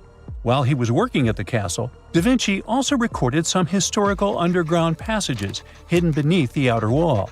The drawing, dated between 1487 and 1490, was found at the Institut de France in Paris. The sketch is highly precise, and it proves that Leonardo was really interested in fortification design and was great at documenting existing structures. Historical records show that Ludovico ordered the building of an underground passageway that led straight to a basilica, where his wife was buried. Ludovico married Beatrice in 1491, and they had a happy but tragically short marriage, as Beatrice passed away while giving birth in 1497. The Duke locked himself away for weeks, grew a beard, and wore only black clothes while he was mourning his beloved wife. The secret tunnel may have stretched over a half a mile and would let Ludovico visit her grave in private. It could have served as an escape route if the castle was ever under siege. The existence of the tunnels remained one of the mysteries of the Renaissance for years, as no one knew for sure they were there. But now, scientists finally uncovered the secret history. They used a combination of ground-penetrating radar and laser scanning to build up an accurate 3D model of all the structures under the castle. They found the tunnels Da Vinci alluded to in his drawings, and it looks like they may have only been a small part of a whole system of historical underground passages. The goal is to create a complete digital twin of the castle that will not only show all the preserved constructions, but also the ancient ones that are no longer visible. They also plan to add augmented reality to the virtual paths to let visitors discover Leonardo da Vinci's hidden passages. Now, we don't know if the genius actually took part in constructing the hidden passages that scientists recently discovered, but we do know about some other Leonardo da Vinci inventions. He created the first satellite-like map in 1502, long before photography or satellites were even a concept. A famous figure in Italy, Cesare Borgia, invited Leonardo to a small town called Imola, near Bologna, to create a highly detailed map for him. Back then, maps were not very precise, as no one had figured out how to show exact distances on a smaller scale. Instead, people spent a lot of time decorating them with dragons, roses, fancy castles, mountain ranges, flowers, and other artistic details. These maps look more like beautiful paintings meant to be displayed, rather than practical tools for navigation. But Cesare Borgia wanted something truly functional, and Leonardo managed to create something revolutionary in the field of cartography. If you compare satellite images of Imola today with Leonardo's map, the similarities are striking. He captured every alley, curve of the streets, roadways, and even the exact sizes of the buildings. And he did it all by hand, using just a pencil, ruler, compass, and several of his own clever inventions. To gather all the necessary data, the genius walked through the streets for weeks using a large wheel that spun as he moved, recording the distance with a cable. Using the magnetic compass, he determined precise directions. He also developed a tool called the bussola, which measured angles inside a circle. With this, he could track the exact turns of each street and the size of the intersections. He figured out the distances between houses and major roads. Then, back at home, he used his notes and calculations to draw the map to scale with incredible precision. In his work, Da Vinci also used a technique developed by Florentine humanist Leon Battista Alberti. He created a mapping method where you could place an entire city inside a circle using polar coordinates. At the center of the city, 8 straight lines met, representing the main directions of a compass. Leonardo used this system to divide the town into 8 sections. He didn't overlook even the smallest buildings, which made his map one of the most advanced of its time. The Italian genius had a big dream to build a machine that could let people fly.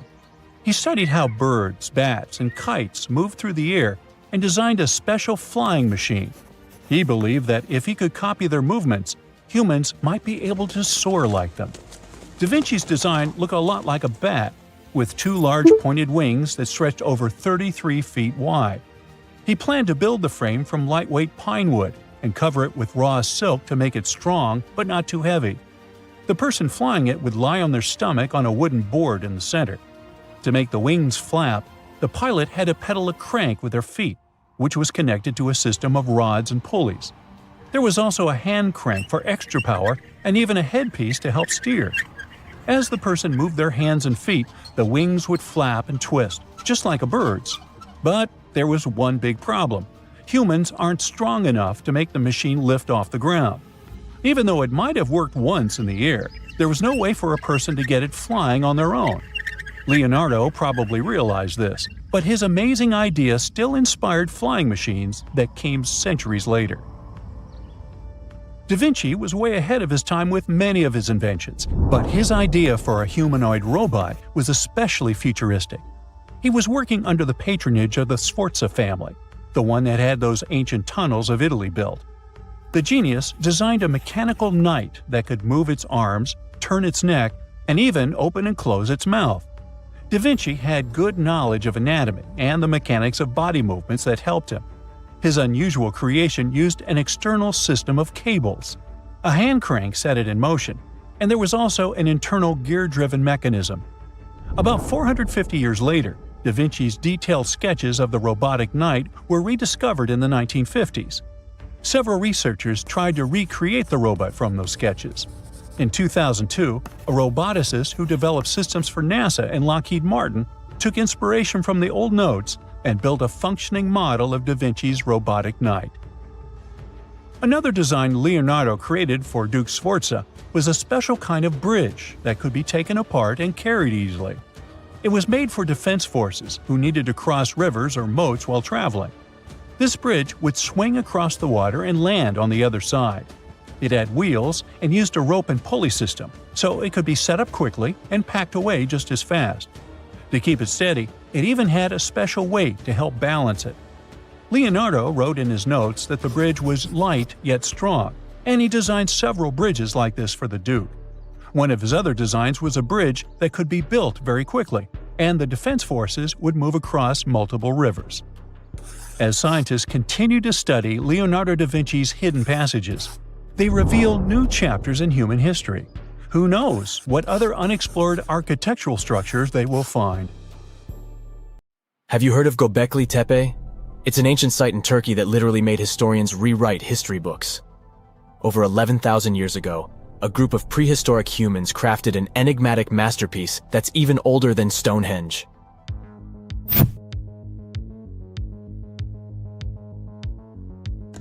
Before its discovery, archaeologists believed that people didn't know about iron and weren't good at making pottery. They were sure that settled life only emerged with the need for agriculture. But Göbekli Tepe changed this belief.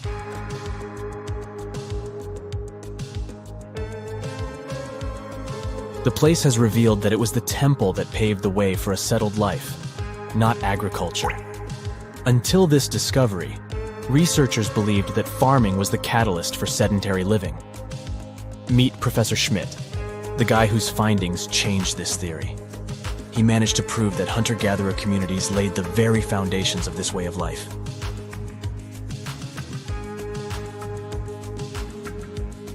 Back in the 1960s, other archaeologists visited the area, but they totally missed the mark. While surveying the region, they stumbled upon a hill with scattered limestone slabs and concluded it was just an old burial ground from medieval times. Little did they know that there was so much more to uncover.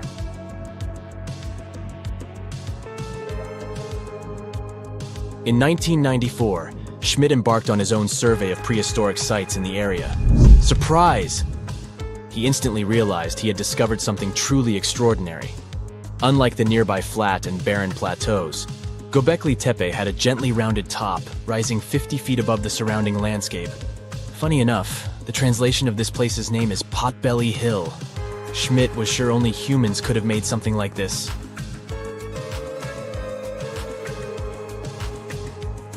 Those broken limestone pieces that were mistaken for gravestones turned out to be way more exciting. It was like stumbling upon a hidden treasure. The pieces took on a whole new meaning, and Schmidt with his team was about to dive into the secrets waiting beneath the surface.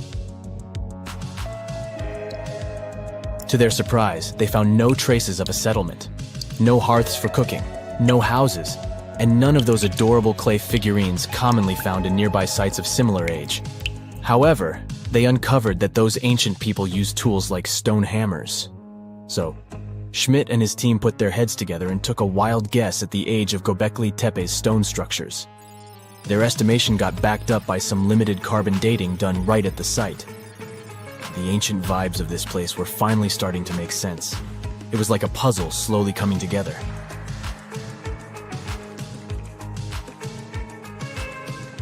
You may think that back then, people didn't have special tools to create something as cool as Göbekli Tepe. Not true. Turns out, these prehistoric folks used flint tools instead of fancy metal chisels. They were also skilled at chipping away softer limestone and crafting pillars right on the spot. Afterward, they carried the pillars a short distance to the summit and placed them upright. Once the stone rings were complete, they covered them with layers of dirt. Over time, they added new rings, and voila! You've got a cool hill to impress people in the future.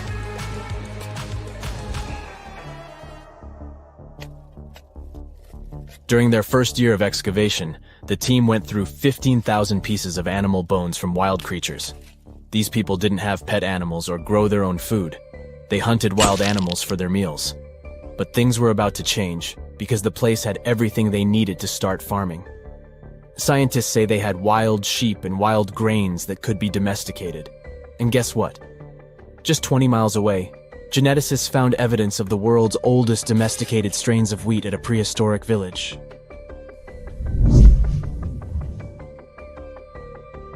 These amazing findings have completely changed how we view civilization. In the past, experts believed that people needed to learn how to farm and settle in one place before they could build temples and develop complex societies. But guess what? Schmidt's research flips that idea on its head. He claims that the incredible effort put into constructing these astonishing structures actually set the stage for the development of advanced societies. It means that societal and cultural changes happened before agriculture. Schmidt has this fascinating hypothesis about Göbekli Tepe. He thinks it could have been a special burial site where people left their loved ones. And here's the twist. The burial site was adorned with fancy statues and symbols representing deities from the spiritual realm. The idea that Göbekli Tepe could have served as a sacred place adds another layer of complexity to the whole story. While the site's true purpose may remain elusive, Schmidt's insights invite us to consider the profound interplay between life and the afterlife, and the deep reverence ancient hunter-gatherer societies may have had for their departed ancestors. Now let's talk about the stars of the show, the mesmerizing T-shaped columns that dominate Göbekli Tepe. These mysterious structures range from 10 to 20 feet tall and most likely represent stylized human figures. But one figure stands out from the rest, the three-dimensional lion relief. This depiction really fires up our imagination. Why? Because it hints at the possibility that lions roamed Anatolia during the Neolithic period.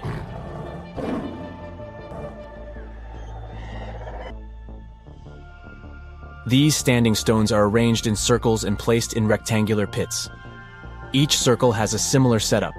Two big T-shaped pillars in the center, surrounded by slightly smaller ones facing inward.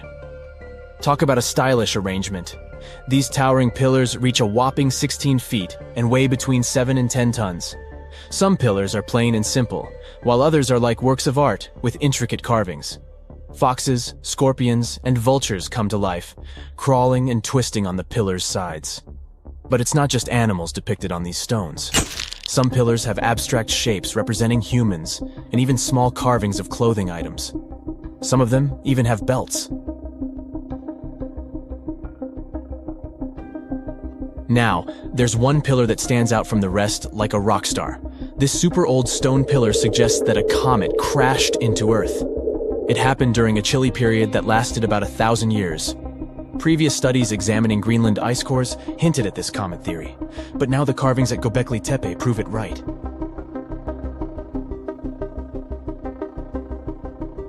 The carvings on the pillars are like a historical comic strip. They even show a headless human figure. Researchers fed the images into a computer and discovered their connections to constellations, indicating that this temple might have been an ancient observatory. It's like our ancestors were trying to document this cataclysmic event in their own unique way. Archaeologists have been excavating and researching Göbekli Tepe since the mid-1990s, peeling back layers of history and providing us with a deeper understanding of the intricate relationship between various elements. They have no plans to stop the whole process for another 150 years. Who knows what else they'll find? You see, Göbekli Tepe has been labeled purely as a ritual site with no signs of domestic activities. We were led to believe that the absence of water meant it couldn't support semi-sedentary communities. But scientists believe it's time to shake things up and approach Göbekli Tepe with fresh eyes. It's time to question what we believed before and use new evidence and different ways of thinking. Like, there might have been a group of people living in the area who didn't stay in one place all the time. They moved around a bit but still had their own civilization, living in the area semi-sedentarily. Göbekli Tepe is not just home to a single temple, but an astounding collection of over 20 ancient structures. As archaeologists delve into the depths of this wonder, they are unraveling its unique layout, featuring two prominent focal points at the heart of each establishment, complemented by smaller structures and dividing walls. What's even crazier is that in this area, there are over 200 obelisks, which are narrow tapering monuments. Hey there, curious history buffs! Have you heard the legend of the ancient race of giants of Nevada? Yes, I'm talking about actual giants that allegedly lived thousands of years ago. Now I know what you're thinking. Giants, really? Well, archaeological finds add fuel to this debate too. And here's where it gets interesting. Lovelock Cave was indeed used as a burial site, and some of the remains found there are much larger than average human bones. The cave is by the Humboldt Sink in western Nevada. It was once part of an enormous lake, which eventually dried up, leaving a number of smaller ones, including the Humboldt Sink. The cave became the home of the Site-Ka tribe. According to the legend, these red-haired giants were so big that they had to be buried in the cave itself. Indeed, later on, archaeologists discovered 8 to 10 foot tall skeletons. This legend started to unfold when a mining engineer named John T. Reed talked to the locals in 1886. Once Reed saw the cave, he knew he was onto something. The news spread soon, but the cave was attracting another type of attention too. The deposits of a fertilizer known as guano were discovered inside the cave. So a mining company began excavating the precious resource in 1911 and soon shipped more than 250 tons of the fertilizer to San Francisco. Unfortunately, some of the human remains and artifacts were neglected and lost in the mining process. This led to an official excavation in 1912 and 1924. After the top layer of guano had been mined, strange objects started to surface. Around the area, the earliest evidence of human habitation dates back about 4,000 years. The Lovelock culture lasted for some 3,000 years, and they left us with 10,000 stunning artifacts.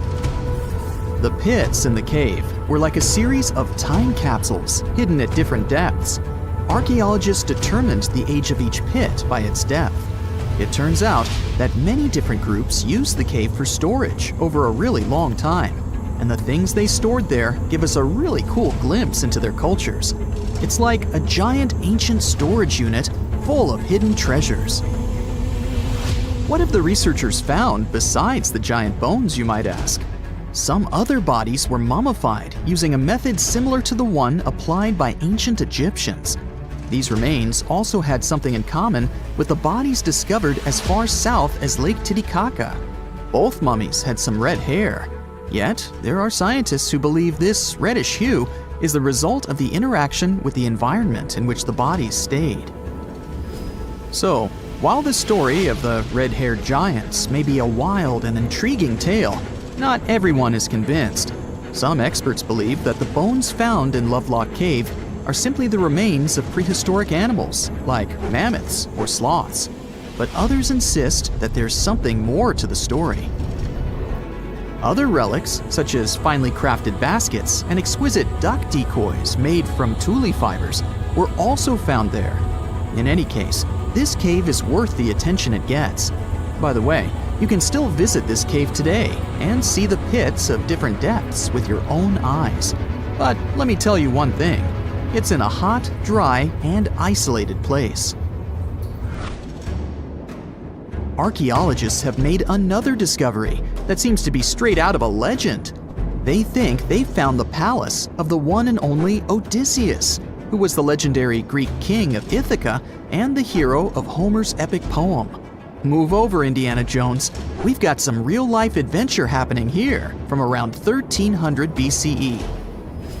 Apparently, this is the only palace mentioned in Homer's epic poems that hasn't been found. The excavations have been made on the Ionian Islands, and the view from the ruins found on the island of Ithaca are exactly as described in the Odyssey, says the professor who led the excavation team. Known to the ancient Romans as Ulysses, the Greek hero took 10 years to return home to Ithaca after the fall of Troy. For many years, Homer's other epic, called the Iliad, which tells the story of the protracted siege of Troy by the Greeks, was regarded as a myth too. But then, in the 1870s, Troy was rediscovered in modern-day Turkey's Çanakkale city. So, if they found Troy, who's to say they couldn't find Odysseus's home? The researchers were following Homer's words as a roadmap. The excavation site has a building complex with 2 levels. It has important finds such as storerooms and workshops, a complicated drainage system, and fragments of pottery. It also has a well from the 8th century BCE, which is around the time when Odysseus is believed to have been the king. Yet, not everyone is convinced that the team has actually discovered the home of Odysseus.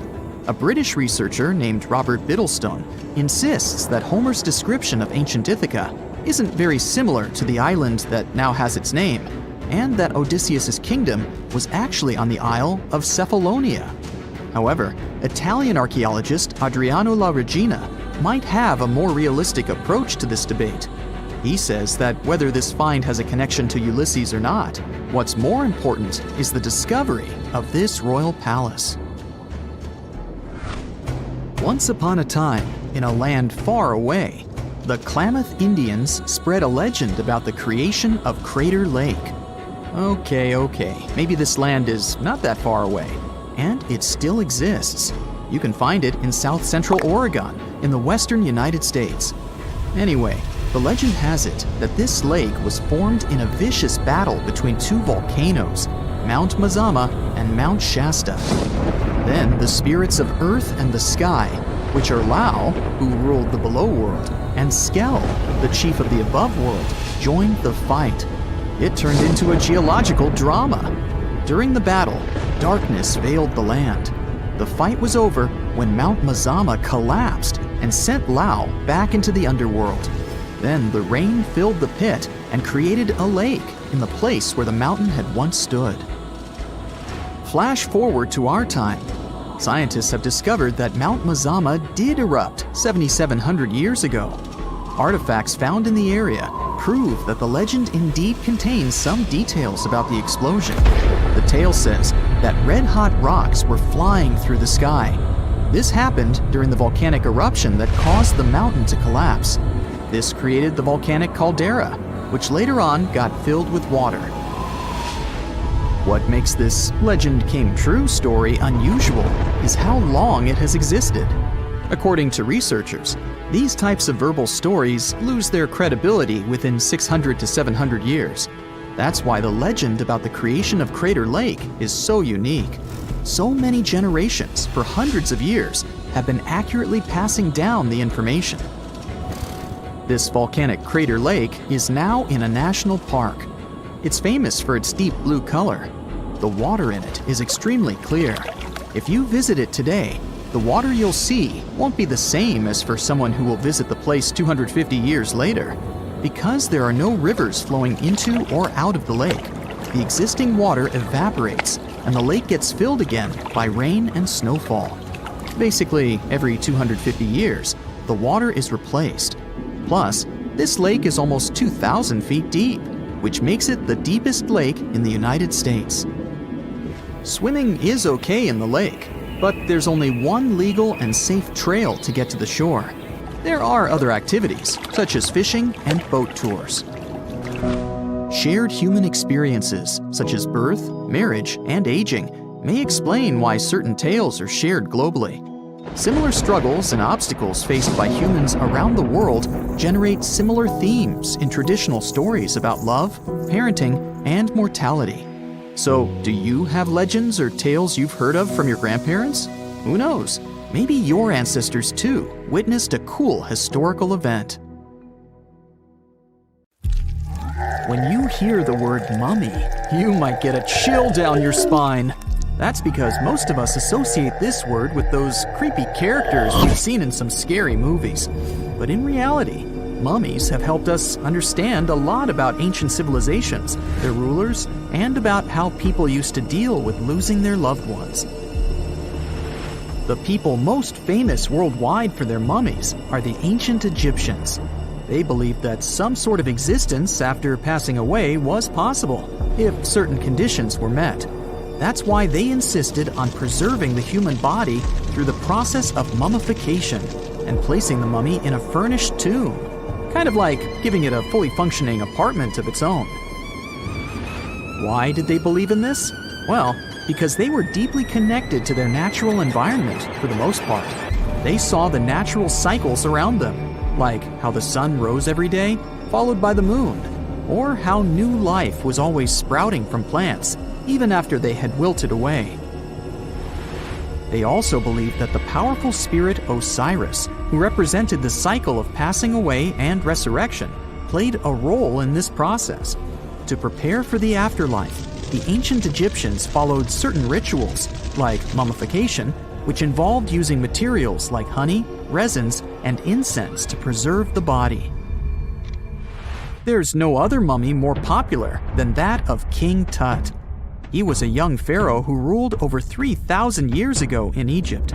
The problem with discovering ancient royal tombs is that most of such burial sites were previously robbed. People knew ancient rulers had been left with many valuable belongings, so those locations became vulnerable to thieves. When King Tut's tomb was opened in 1922, people were excited because it had not been robbed, like many other previously discovered royal tombs. That's how well hidden it was. Inside, his mummy was encapsulated in a total of 3 coffins, including one made of gold. The objects found in his tomb showed us what ancient Egypt was like, and studying his mummy also helped us learn about the culture and practices popular at the time when he passed away. We also learned about his family by looking at his DNA. Scientists were able to discover that he had had a disease called malaria and a problem with his foot that might have made it hard for him to walk. Ramses II was another pharaoh in Egypt who ruled for 68 years, which was quite a lot back in the day. He was known for his expansion campaigns and building projects. Many objects from his time as a ruler still exist today, including a large statue of him. Ramses II was about 6 feet tall and lived to be about 90 years old. After looking at his mummy, scientists concluded that he may have had a medical condition that affected his spine. Now, remember those thieves I mentioned before? They are probably the reason why Ramses II ended up in a plain coffin in a secret collection of royal mummies at Deir al-Bahari, which was rediscovered in 1881. Thankfully, archaeologists were able to identify him because his journeys had been recorded on his wrappings. The process was really tedious too. In fact, in ancient Egypt, the mummification process could take a staggering 70 days to complete. A special person would say a very specific speech while delicately handling the body and drying it out using a type of salt called natron. They also used linen and resin to make the body look more lifelike and to wrap it in cloth. The tomb was equally as important for ancient Egyptians. The walls of King Tut's tomb, for example, were adorned with intricate artwork that depicted his journey to the afterlife, from his burial procession to his passage through the underworld. The ancient Egyptians believed that everyone made this journey after passing away, and they filled their tombs with items and paintings to help the person in their spiritual travels. Additionally, the walls of the tomb were decorated with spells from a special book, which contained a collection of poems that the Egyptians believed would help people reach the afterlife. And speaking of how important this journey was, people also placed food in these ancient tombs. In King Tut's tomb, archaeologists discovered 36 jars of vintage beverages and 8 baskets of fruit, which were believed to be left there to help him in his journey to the afterlife. The Egyptians believed that traveling to the afterlife took a really long time, so they left a lot of supplies, such as food and water, to sustain their loved ones.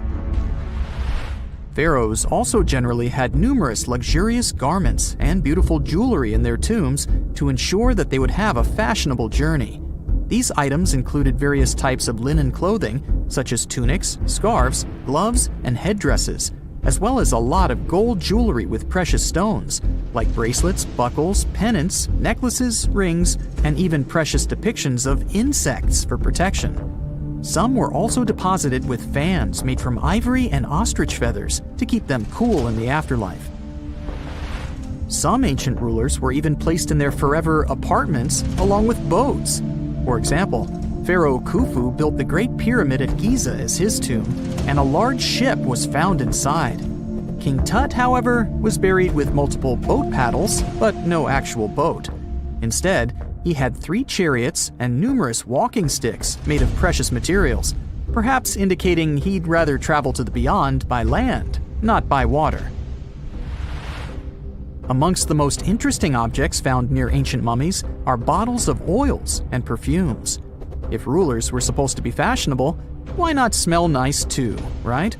Also, some of them had some ancient kinds of board games, most of them made out of precious materials like gold or ivory. One of those games was called Senet. It was very popular amongst the ancient Egyptians and very similar to modern-day chess. The ancient Egyptians may have the most famous mummies out there, but they weren't the first to invent the procedure. In fact, it all started in South America with an ancient civilization named the Chinchorro. As far as we know today, these people were the first to mummify their loved ones that had passed away.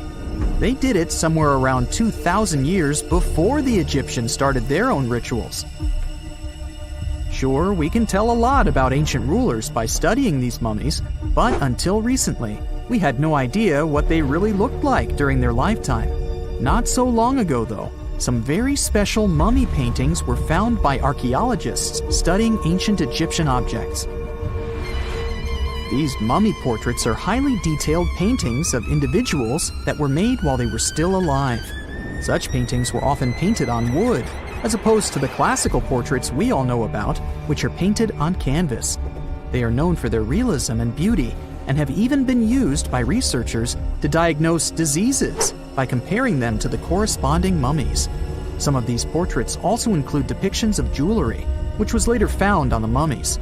The recent discovery of these mummy portraits in Central Egypt is significant, as it marks the first time in over a century that such paintings have been found. Mummies appeared all around the world naturally, too.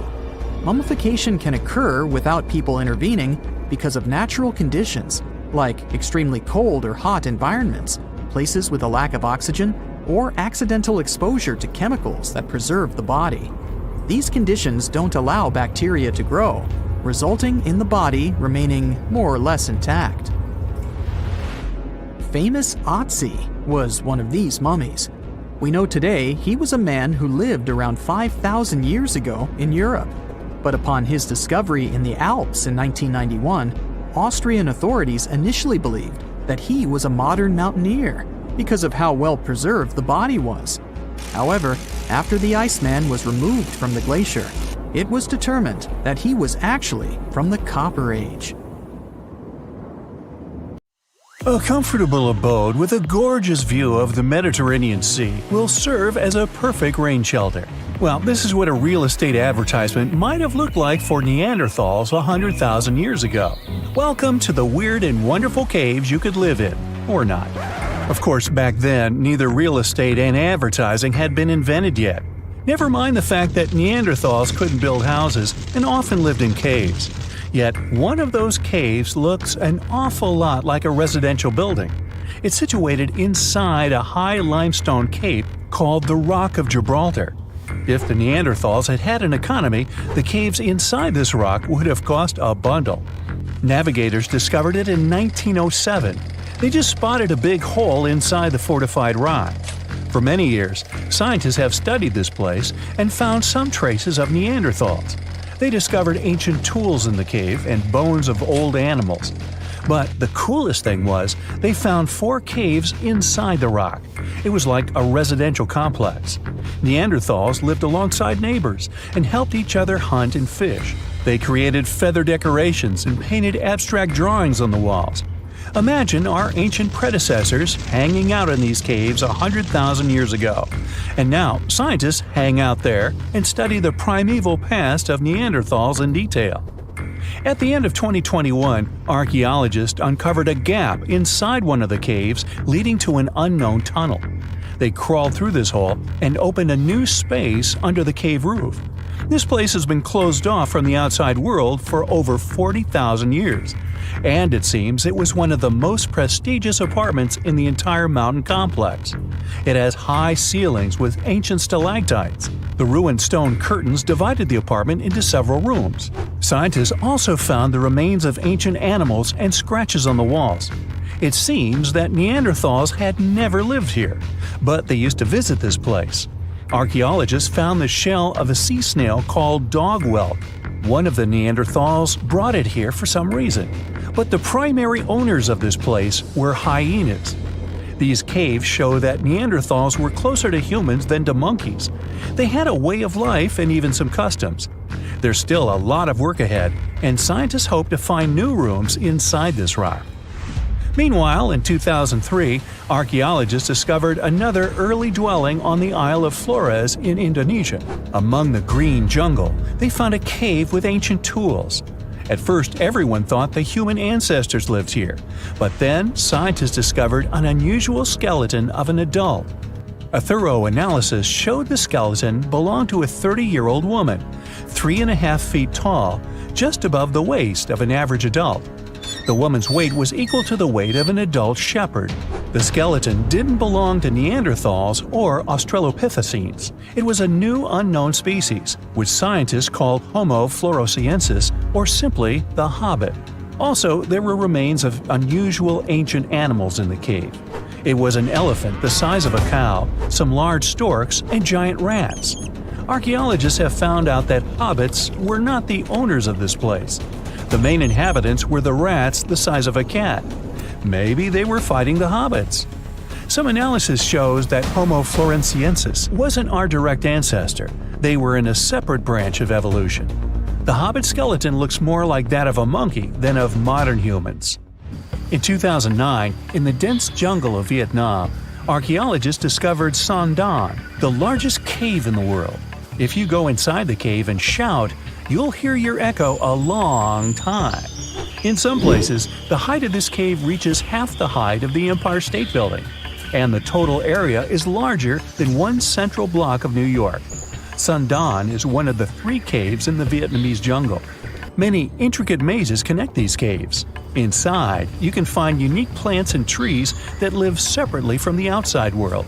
It's a real underground jungle.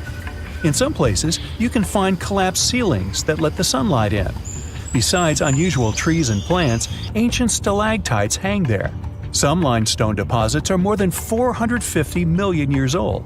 They were here even before dinosaurs appeared. There are also many rivers in the cave.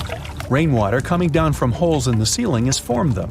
Fast streams resemble slides in a water park. They lead to unknown underground labyrinths. Scientists have studied only a small part of all these caves. The next unusual cave is in New Zealand. Hundreds of thousands of fireflies live inside. Each of them glows with a blue light. Together, they light up the cave. It may seem to you that you're on another planet, but you can't stay there for a long time. Special air measuring devices are everywhere. Scientists monitor the level of carbon dioxide necessary for the normal existence of fireflies. These insects are sensitive to the environment. If there are many people in the cave, or they stay there too long, the park staff will ask them to leave the place. It's like you're literally stealing oxygen from the fireflies. We've seen some pretty amazing caves so far, but how about a scary one? We're going to the desert of Yemen's Al-Mara province. What we're looking for is not a cave, it's just a black hole in the ground, right in the middle of the desert. It's big, the size of a basketball court. It's not its size that could scare you, but what's inside. Scientists are still not sure what it is. From the depths of this black abyss, a disgusting smell of rotten eggs constantly comes out, and sometimes you can hear some strange, frightening sounds. The blackness of the giant hole in Yemen absorbs all the sun's rays, so you won't see what's there even with a powerful flashlight. People flew over this place by helicopter. They filmed using drones and the most powerful lenses, but they didn't catch anything except darkness. It looks like a big ink spot in the middle of golden sand. The locals are afraid to approach this place. They believe the cave leads to another dimension where evil creatures live. At the moment, the giant hole in Yemen is one of the most poorly studied and mysterious phenomenon of nature. How did it appear? How old is it? Where does it lead? Scientists are trying to find the answers to these questions. There are theories that the hole appeared because of construction work. Geologists drilled the soil nearby in search of minerals. It could have caused fluctuations in the Earth's crust and collapsed the surface. But no one can prove this theory, yet. And now, imagine a place where sunlight has not penetrated for more than 5 million years. There's little oxygen, and it's cold and damp. Still, life is born in this place, not only microbes and bacteria, but also something bigger. The living conditions in this cave are very different from the usual ones, so, in a sense, this cave is like another planet. It's the Movil Cave in the southeast of Romania, near the Black Sea. The entrance is a small hole in the ground. Inside, a tunnel leads deep below the surface. The levels of hydrogen sulfide and carbon dioxide are above normal inside the cave. The air here is half as much oxygen as on the surface. People can't be here without an oxygen mask, but other creatures living here can. The cave is home to 48 species of living organisms. 33 of them are unknown. Here you can meet some unusual insects, white snails and white spiders, millipedes with huge whiskers, transparent shrimp, and unique species of leeches. They all live here thanks to the little bacteria autotrophs. They absorb carbon dioxide and release food particles. Bacteria feed on it. Other larger organisms feed on these bacteria, and some bigger organisms eat those little ones. In the end, everyone gets food. In this cave, evolution has created a biological system separate from the rest of the world. It's the first day of your long-awaited trip to the Amazon forest. You flew all the way to South America. More specifically, you landed in the city of Manaus. It's the heart of the Brazilian Amazon. So far, you've traveled by air, car, and now water. You are on a tiny boat, moving through the dark waters of the Amazon River. Yes, the river is also called the Amazon. And just FYI, it's the second longest river in the world. It loses only to the Nile River in Egypt. The Amazon sprawls for an impressive 2,700 square miles, beginning in Peru and ending only when it meets the Atlantic Ocean off the coast of Brazil. To get a closer look at the forest, you decide to start by exploring it by boat. First up, you watch some piranha fishing. You can even try to catch one yourself if you like. As you may know, piranhas are carnivorous fish that inhabit the Amazon River, so it might not be your best option to go swimming in these waters. One of the most emblematic species of alligators present in the Amazon River basin is the broad-snouted caiman. It looks pretty much like a regular alligator, except for the fact that it has a yellow chin. Your guide leaves the boat and searches the water to show you a caiman up close. He also tells you of another legendary creature that lives in the dark waters of the river, the pink dolphin. Lucky you get to witness a family of pink dolphins showing their fins near your boat. They look magical from the place where you're sitting. You've probably never known dolphins can be pink, huh? After a few mesmerizing moments, you discover that the dolphin's pink color is nothing but an illusion. The animals are originally pinkish-gray, but due to the brown colors of the Amazon River, they look vivid pink when you stare at them from above. Your guide tells you that the pink dolphin is a central character of Brazilian folklore.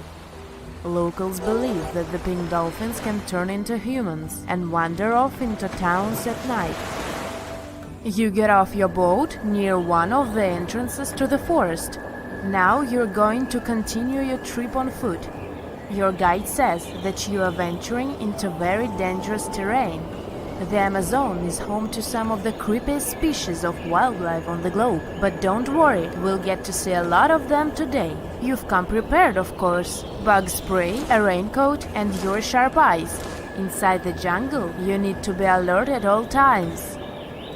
You may have heard legends of the anaconda, a snake that can swallow animals as big as a cow in one go.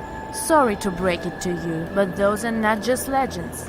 Reptiles like these do actually exist. They live deep in the jungle. It right there, moving between the trees. Is it a spider? The so-called Goliath bird-eater is a monster spider.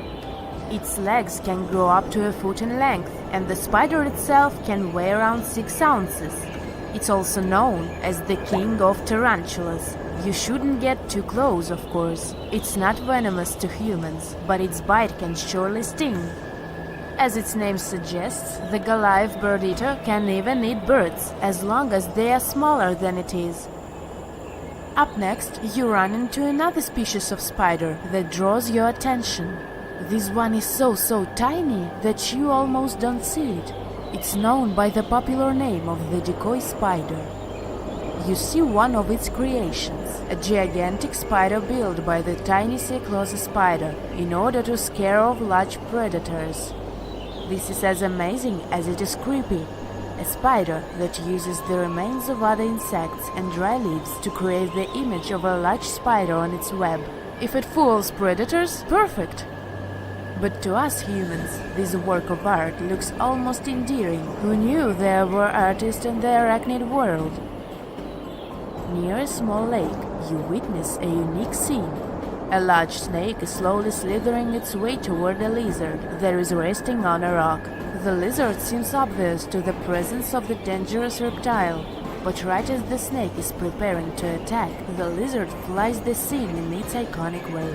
The so-called basilisk lizard is famous for its ability to walk on water, or rather run across the water. This isn't an illusion, just a matter of balancing. The small lizard moves its legs on top of the water very fast, while its long tail serves as a counterweight. I wish I could do that. If you've ever wondered what a frog looks like on the inside, you've come to the right place. Right in front of your eyes, there is a rare local species of frog. It's known as the glass frog. This species of amphibian has a type of transparent skin that is completely see-through. In other words, you can see the frog's interior with astounding clarity. It's as if you had X-ray vision. Moving on with your journey, soon you come across a pond. Floating on its water is probably the biggest water lily you've ever seen in your life. These huge plants are also known as the Victoria Amazonica. They can measure up to 8 feet across and hold the weight of a grown-up person. But I wouldn't recommend trying to climb on it if I were you, just cause, you know, it's the Amazon forest we're talking about. The wildlife here is amazing, but the forest itself is also a sight. There are over 80,000 species of plants and trees grown in the Amazon rainforest. In fact, you can find 10% of all the world's wildlife in this jungle. An estimated 400 billion trees grow on the gigantic area the forest occupies. Of course, this place is bound to be biodiverse, right? You won't be able to witness this phenomenon during your trip, but your guide tells you about a unique species of tree that is famous for being able to walk. Yep, you've heard correctly. There are walking trees in the Amazon rainforest. They don't have legs or anything like that, but they do move around in search of better lighting conditions. The Amazon canopy is so thick that only 1% of sunlight can reach the forest floor. Because of this, some trees end up getting less sunlight than others. The so-called walking palm trees seem to be adapted to this situation. They grow new roots, which helps them move for 1 to 2 inches per day. They can walk up to 65 feet per year. Maybe that's what inspired John Ronald Reuel Tolkien to create ants, huh? Those are pretty similar tree beings that roam freely around the world.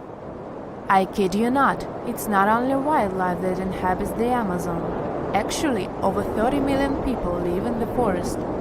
And there are also ancient settlements that scientists believe to have been thriving there. And I'm not talking about El Dorado, that's just a myth. But in 2018, a groundbreaking study showed that up to 1 million people probably inhabited the Amazon between 1250 and 1500 CE. Can you imagine that? Working alongside local indigenous people, researchers from the University of Florida found several mounds in the Amazon. Besides these mounds, they also discovered interesting ditches and geoglyphs. After mapping all of these recurring mounds, scientists understood that this was a sign of an ancient settlement.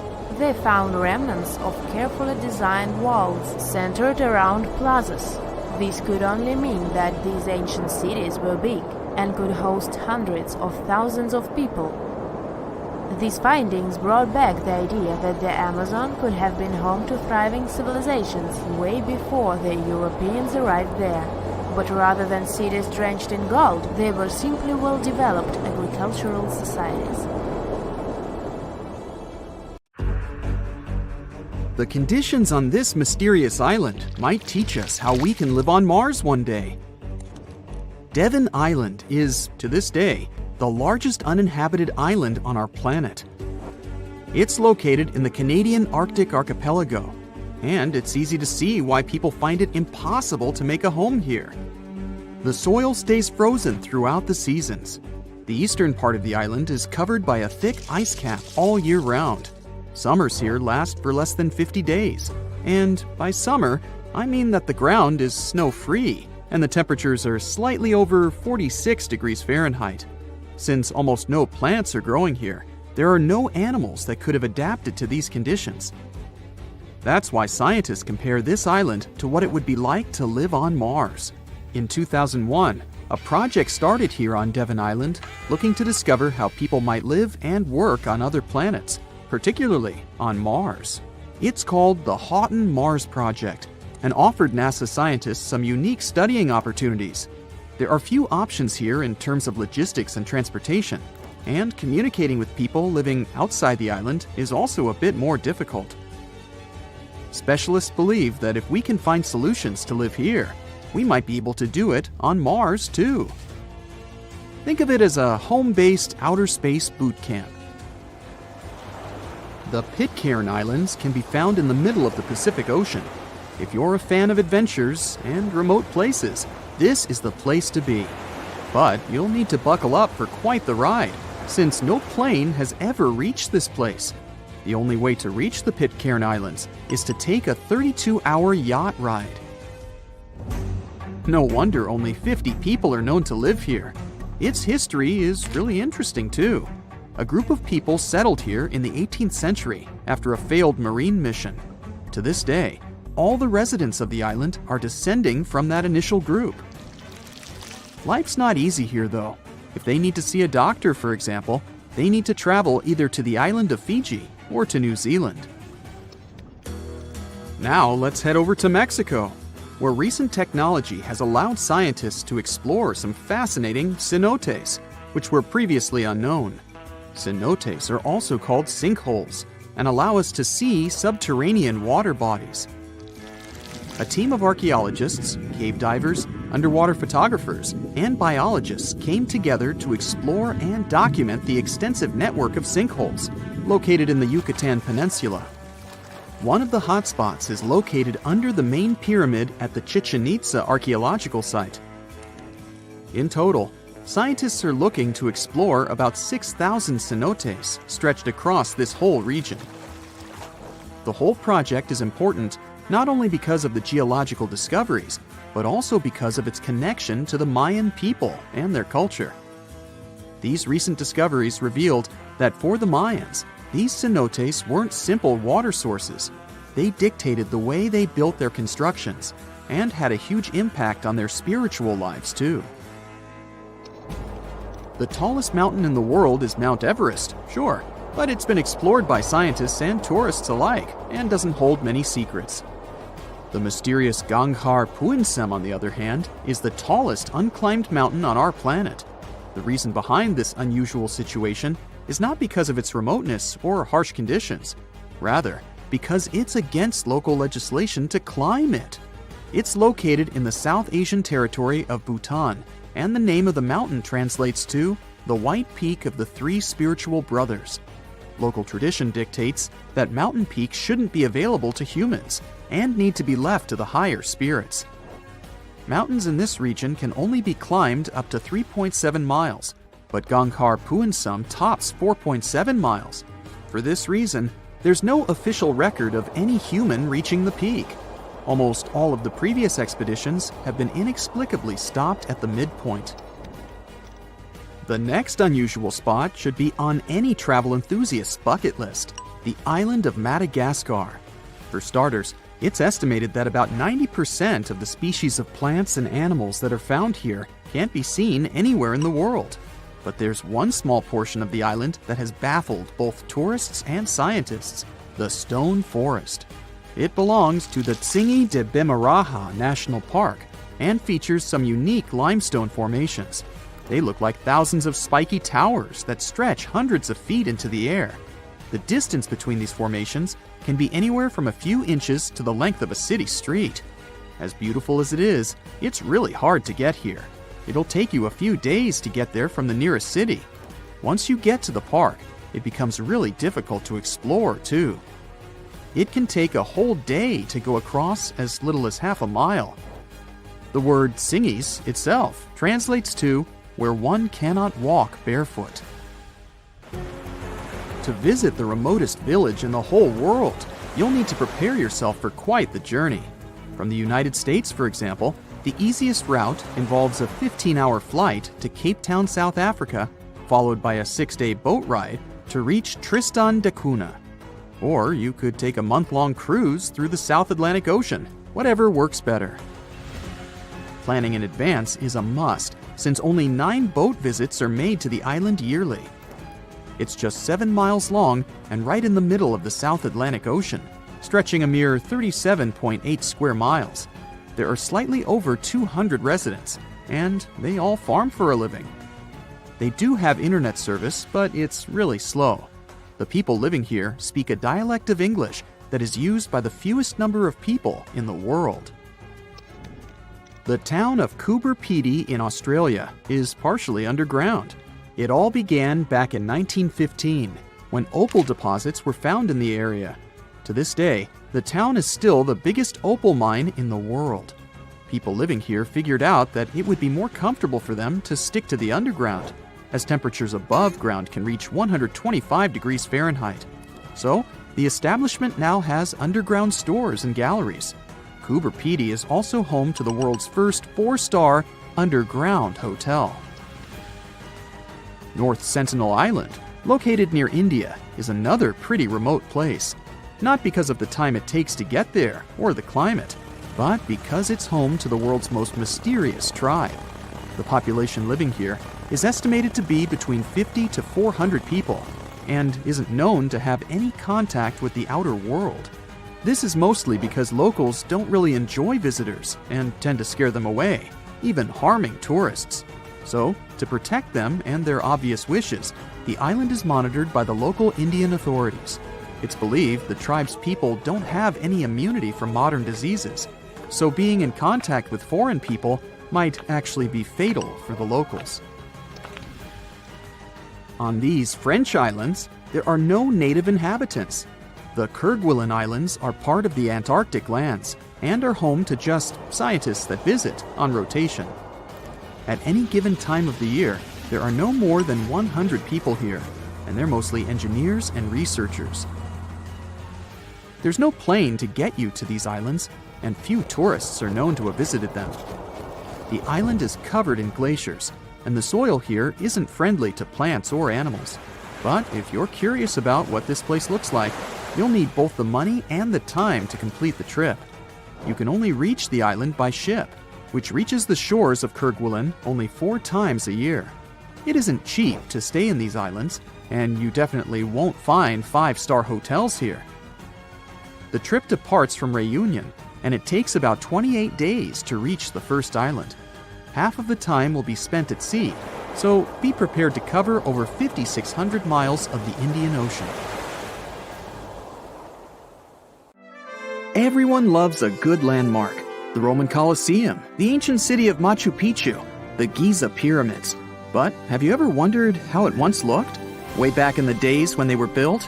Or even in the time they were covered in ivy and forgotten by humanity? Buckle up, because we're heading on a time travel adventure to the world's greatest archaeological sites. Our voyage begins in South America, deep inside the Peruvian mountains. Behold, the city of Machu Picchu. Machu Picchu is a monument to the ingenuity and power of the Inca civilization. During its prime, the Inca civilization stretched 2,500 miles along South America's coastline from modern-day Ecuador all the way down to Chile. And Machu Picchu was located at the heart and center of it. The historic site was constructed at around 7,000 feet above sea level, more or less around 1450 BCE. The gated city consisted of around 150 buildings made of stone. The Incas managed to build temples, houses, and even a complex aqueduct system to irrigate the entire town. And yes, they did all that without the help of wheels or any instrument made of iron. The housing model is somewhat similar to stone houses we see nowadays, with the difference that the Incas didn't use any cement to stick together the blocks of stone. Yet, they fit seamlessly on top of each other. Not only that, the Incas must have developed a rudimentary yet effective anti-earthquake technology, since in the event of a quake, the rocks would shake without falling out of place. If Machu Picchu had been built today, it would have cost over $70 million to finish the entire thing. The purpose of the site is still a mystery to many historians. Theories suggest that it could have been built as a ceremonial site, a safety base for the Inca people, or even a retreat for royalty. What we know for a fact is that in the 16th century, 100 years after Machu Picchu was built, its population abandoned it, with tree roots taking over the majority of the site and keeping it hidden from humankind for over 4 centuries. It wasn't until the 20th century that the world was reintroduced to Machu Picchu when a Peruvian farmer led Yale University professor Hiram Bingham III to visit the site. Since then, Bingham and many other explorers dedicated their lives and research to studying the archaeological wonder of Machu Picchu. Now, for the next stop on our time-traveling vehicle, the city of Pompeii in Italy. Pompeii has crowded our collective imagination for many years. The eruption of the Mount Vesuvius volcano in 79 AD and the destruction of an entire city is hopefully not something that will happen again. But I bet you're wondering, what did Pompeii look like on its last day? It took 18 hours for Pompeii's streets, markets, houses, and forums to be buried under millions of tons of volcanic ash. Thanks to some clever scientists, we discovered that the lava and ashes that covered Pompeii on its very last day actually helped to freeze the city in time. Different from ice, the cloud of ashes did not preserve the city intact, but as the items disintegrated over 2,000 years, they left voids under the earth. Archaeologists found that if they filled these voids with plaster, the shape of the buried city would soon reveal itself. And that's exactly what happened. Of course, it was nothing like the bustling city of 12,000 people that had existed for many years before the fateful eruption. Pompeii was a vibrant and rich municipality. The site's ruins revealed that many areas of Pompeii boasted impressive houses, some with balconies, which was a sign of great wealth at the time. And, believe it or not, even some artwork survived the eruption. Archaeologists found well-preserved frescoes and murals of mythological creatures, all indicating that members of the high society lived there. Ruins show the city even had thermal baths, and showers made with luxurious materials. Oh, and apparently, the people of Pompeii had amazing teeth. Yes, archaeologists could see even that tiny level of detail from the plaster molds they recovered from underground. Still in the Italian territory, we find one of the world's biggest tourist attractions, the Roman Colosseum. It was built as an amphitheater during the reign of Emperor Vespasian, around 70 AD. It wasn't until 80 AD that Vespasian's son, Emperor Titus, inaugurated the Colosseum. The monument was something to behold, with 157-foot-tall walls, over 80 entrances, and the capacity to host 87,000 people. All social classes and groups were welcome at the Colosseum, and this partly explains why it flourished for so many centuries. During the decline of the Roman Empire, around the 6th century AD, the Colosseum started being neglected and abandoned. The monument was looted, and some of its columns and stones were used to build infrastructure elsewhere. Only 1/3 of the original Colosseum still remains, and if it's big now, imagine what it once was. Greece was home to one of the world's largest empires. At the height of this empire, literally and historically speaking, more or less 2,400 years ago, the Greeks built a citadel known as the Acropolis. The Acropolis, which is composed of historical buildings, is considered to be one of the biggest landmarks of Western civilization to date. Tourists that visit the capital city of Athens today may be faced with yellowish and broken pillars of the Parthenon standing way up high in one of the city's hills. But way back when it was built, between 447 and 432 BCE, the imposing and majestic Parthenon was purely white, as the entire monument was built with gleaming white marble. The statues inside were made of gold. The Parthenon is a 23,000 square foot temple held up by 69 marble columns. The largest blocks of marble are massive, weighing around 10 tons each. And the most surprising fact is that the marble didn't come from Athens, but from a nearby site that stood 10 miles from the Acropolis, known as Mount Pentelicon. Historians intrigued by where the primary material for building the Acropolis came from found tiny and big blocks of marble all scattered around the floor of Mount Pentelicon. There was also a paved road that the Greeks had built to carry the rocks around. But perhaps the most impacting monument of all times is located at the heart of the Middle East, outside the Egyptian city of Cairo. The pyramids are considered one of the 7 wonders of the ancient world. The Giza Pyramid Complex was built as a tomb for the pharaoh Khufu around 4,500 years ago. Between 20 to 30,000 people took part in the construction process. It's composed of 3 pyramids. The massive monument is made out of approximately 8,000 tons of granite and over 550,000 tons of mortar, which gives it the appearance it has today. Would you believe me if I told you that the pyramids didn't always look like this? Far from it. They were shiny white with a golden triangular tip at the top. This is because the Egyptians used over 6 million tons of limestone to cover the entire rocky, step-like structure, all so that they could gleam white under the unforgiving sunlight of Egyptian skies. The Pyramid of Khufu remained the tallest structure on Earth made by humans for over 3,800 years. It was the only 8-sided pyramid in Egypt and was believed to align with Orion's belt. It's considered to be the most aligned construction facing north. In 1979, it was inscribed on the UNESCO World Heritage List. Let's head on down to the Indian city of Agra to quickly visit the Taj Mahal. You may know it as the Taj, but it can also be called by its more endearing name, a teardrop in the cheek of time. The Taj took over 22 years to build and was commissioned in 1632 by Mughal Emperor Shah Jahan as a declaration of love for his third and favorite wife, Mumtaz Mahal. It was made with ivory white marble, and amazingly, due to tight conservation, it still remains very similar to what it was when it was built. I think all this talk of landmarks got me thirsty for some traveling. What about you? Tell us in the comments below if you've ever visited some of these sites, or which interesting landmarks you'd add to this video.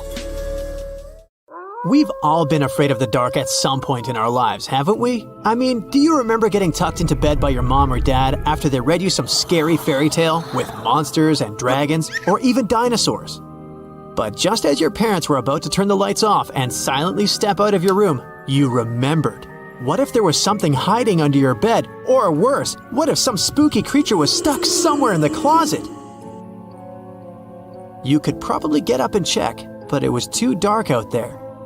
Wouldn't it be great to have some source of light that would come from within your body? You could always use it whenever you get surrounded by darkness. Unfortunately, as humans, we aren't able to do that. But there are a bunch of creatures out there that can, in fact, light themselves up. That's thanks to a little something scientists call bioluminescence. Animals and fish living in the ocean tend to have this talent more often than others. And you can find these creatures anywhere, close to the surface or deep down at the bottom. 2.5 miles deep if you have a knack for numbers. These creatures use their light for a lot of things, like communicating with other members of their species, luring in prey, and even scaring away enemies. Bioluminescence is basically an organism's ability to emit its own light. Chemistry has a lot to do with it. Such animals use two chemicals, one called luciferin and the other called luciferase. Add a bit of oxygen and bam! Light! Should you ever wonder if you actually observe bioluminescence or if someone just dropped a glow stick in the ocean, be on the lookout for neon blue, green, or even red sparkles in the sea. They're usually spread over a large area. This can even make the water look like glitter or a starry sky. You can thank squid, tiny crustaceans, and algae for this romantic atmosphere. Now, I've got another unusual phenomenon for you. How about a golden waterfall? I'm not kidding, it actually exists, and it's a natural phenomenon. To see it, you have to drive to Yosemite National Park to the Horsetail Fall. Make sure to plan your trip in winter or early spring. That's the only time during the year when you can see this awesome phenomenon. It doesn't need any scientific explanation. It's nothing more than sunlight at dusk hitting the waterfall in such a unique way that it makes it look like a river of lava. Or gold, your choice. That's the reason why during this time of year, the Horsetail Fall is also named the Fire Fall.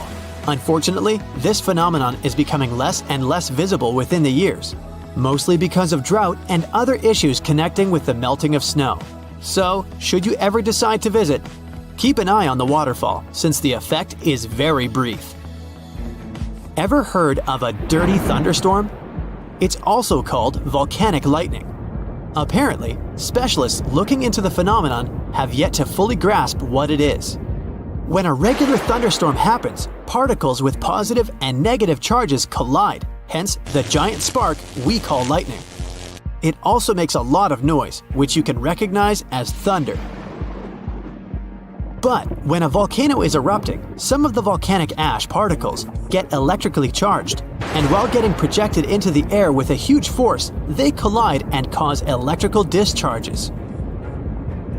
This whole process makes it look like there's lightning coming from the volcano itself. Imagine all that ash, gas, and smoke coming from the crater, and then add some electricity to the mix. It'll make the whole picture look really bizarre. No wonder this phenomenon is called the dirty thunderstorm.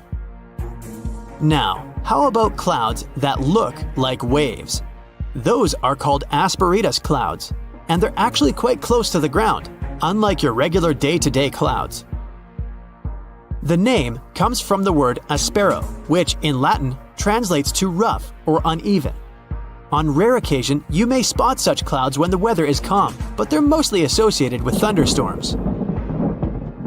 These clouds appear during unstable atmospheric conditions, and surprisingly, they don't produce rain.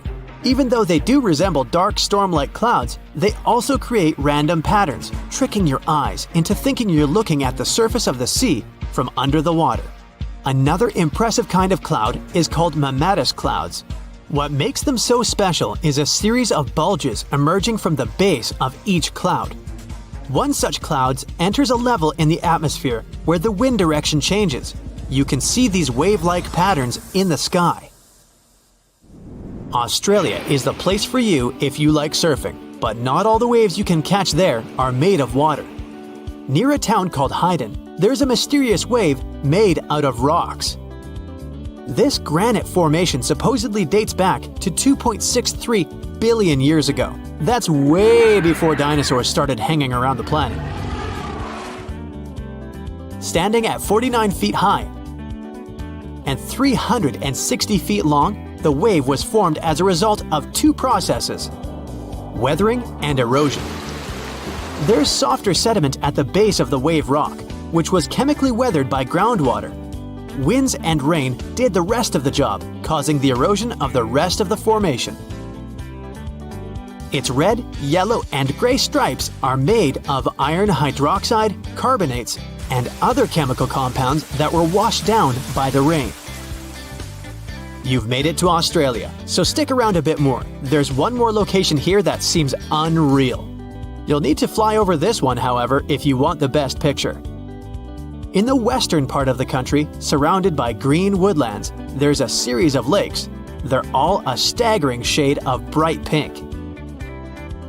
Out of them all, the most famous is Lake Hillier, a 2,000-foot-long reservoir. It's surrounded by both sand and a forest of eucalyptus trees. This makes the cartoon-like hue of the lake stand out even more. One of the many theories explaining the color of these mysterious lakes is connected with algae. These algae appear to gather high levels of a substance called beta-carotene, which has a red-orange pigment in it. Another explanation involves haloarchaea. Those are microorganisms that sometimes look red. Even if you don't enjoy flying, the lakes are great for taking a swim. They're not toxic, even though they have loads of salt in them. This means you'll be able to stay afloat easily, and the water won't damage your swimsuit. During winter up north in Canada, a bizarre phenomenon happens at Lake Abraham in Alberta. Underneath the frozen surface, you can spot some weird objects that look like frozen jellyfish. It's definitely not the case, as these creepy formations are just frozen methane bubbles. Those are pockets of gas that were trapped underwater and got stuck there after the lake had frozen. They appear when leaves and grass fall into the water and bacteria digest them. This process transforms them into methane. This phenomenon is as beautiful and strange as it is dangerous. The pockets of methane can easily become highly flammable. When the temperatures rise during the spring, the ice melts and these bubbles start popping and fizzing. It's a spectacular sight to observe. Picture a lake filled with soda. Remember not to bring any source of fire. It can be very dangerous for visitors. You can check out these types of lakes all across Canada's Banff National Park. Nature often tends to make its own music. Just listen to the sound of crickets at night, or the soothing noise of a waterfall. But in Bucks County, Pennsylvania, there's a strange geological phenomenon which takes nature soundtracks to a completely different level. These are called the ringing rocks, and scientists still can't explain their unusual behavior. If you strike these rocks with a heavy object, like a hammer or another rock, the stones will make a ringing sound, as if they were hollow, but they're not. What makes the ringing rocks even more bizarre, apart from the mysterious sound they make, is that no animal wants to hang around there. Even though the rocks are surrounded by a thick forest, scientists haven't managed to trace any animal activity in the area yet. Even more striking is the fact that despite all the trees around the rocks, you won't find any leaves lying on the boulders. What makes these rocks so unappealing for both animals and vegetation is still up for debate. There's this interesting ancient site near St. Louis, Missouri, that a lot of people don't know about. It's called Cahokia, and it used to be a huge city with up to 20,000 people living there back in the 11th century. It's full of these massive earthen mounds that were built by hand, and the biggest one is still there today, at the Cahokia Mound State Historic Site. Even though we don't know everything about this civilization, researchers have been able to piece together some information from the remains they've found. For starters, they found some pretty old teeth at this site. After studying their appearance and structure, scientists suggest that a lot of different indigenous groups lived there. About a third of them came from other areas in the middle of the continent, which they figured out by studying the different levels of various substances in the teeth. And get this, the way the mounds are arranged shows that this was actually a planned out city, not just a bunch of villages grouped together. The rulers lived on top of the mounds, while everyone else lived in other structures. It's amazing to think that they were doing things like farming, hunting, logging, pottery, and weaving, all within this one giant city. Right in the middle of Cahokia, there was this giant mound that was about 100 feet tall, and around it, there was this huge wooden fence. Inside the fence was the city center, which had a big open space called a plaza. Archaeologists think that the plaza was designed to represent the 4 cardinal directions of the world. It was like the people who built it wanted to create a place that was in harmony with the universe. The center of the city was where they held ceremonies and events, and it was such a big deal that people from outside Cahokia would come to be a part of them too. What became of this city? Hard to tell. Some people think that the reason it fell apart is that they cut down too many trees and the land got all messed up. Other scientists believe that's not true because the soil was still in pretty good shape after the city was gone. The Europeans were not even around at that time, so they couldn't have influenced the downfall of Cahokia either. There's also one theory that suggests there were fights with other communities that caused the city to collapse. These days, there are over 65 preserved mounds, and you can even climb the steps of the tallest one. The best part is that local authorities are thinking of making it a national park, so you should totally plan to visit before it gets too crowded. Mohenjo-Daro is another lost ancient city that's still surrounded by mystery. Located in modern-day Pakistan, it was a city that flourished during the Bronze Age, and it was extremely advanced for its time. It had things like water systems and fancy architecture that other cities didn't have back then. Despite these features, it's not as well known as other ancient cities, like those in Egypt or Mesopotamia. What's even weirder is that at some point, the city was abandoned, and no one knows why. Archaeologists found the city in 1911, but it took a while for them to realize how important it was. Eventually, they uncovered a lot of really interesting things about the city, like its advanced sanitation system. Excavations uncovered over 700 wells, as well as private baths and a large communal bath. Remarkably, even private homes had toilets, and waste was efficiently disposed of through a citywide sewage system. They also had a lot of trade connections and made some really beautiful objects, like pottery, jewelry, and figurines that were sold all over the region. Despite its amazing culture and knowledge, scientists have yet to figure out why the city was abandoned. Some people think changes in the nearby river might have had something to do with it. The writings that the people of Mohenjo-Daro left behind are still a complex code, even for the most skilled specialists, making it even harder to piece together their history. Have you heard of the lost city of Kolmanskop? It used to be a small settlement in the Namib Desert. Legend has it that it got its name from a man named Coleman who got stuck in the local dunes and was never seen again. But that's not the interesting part.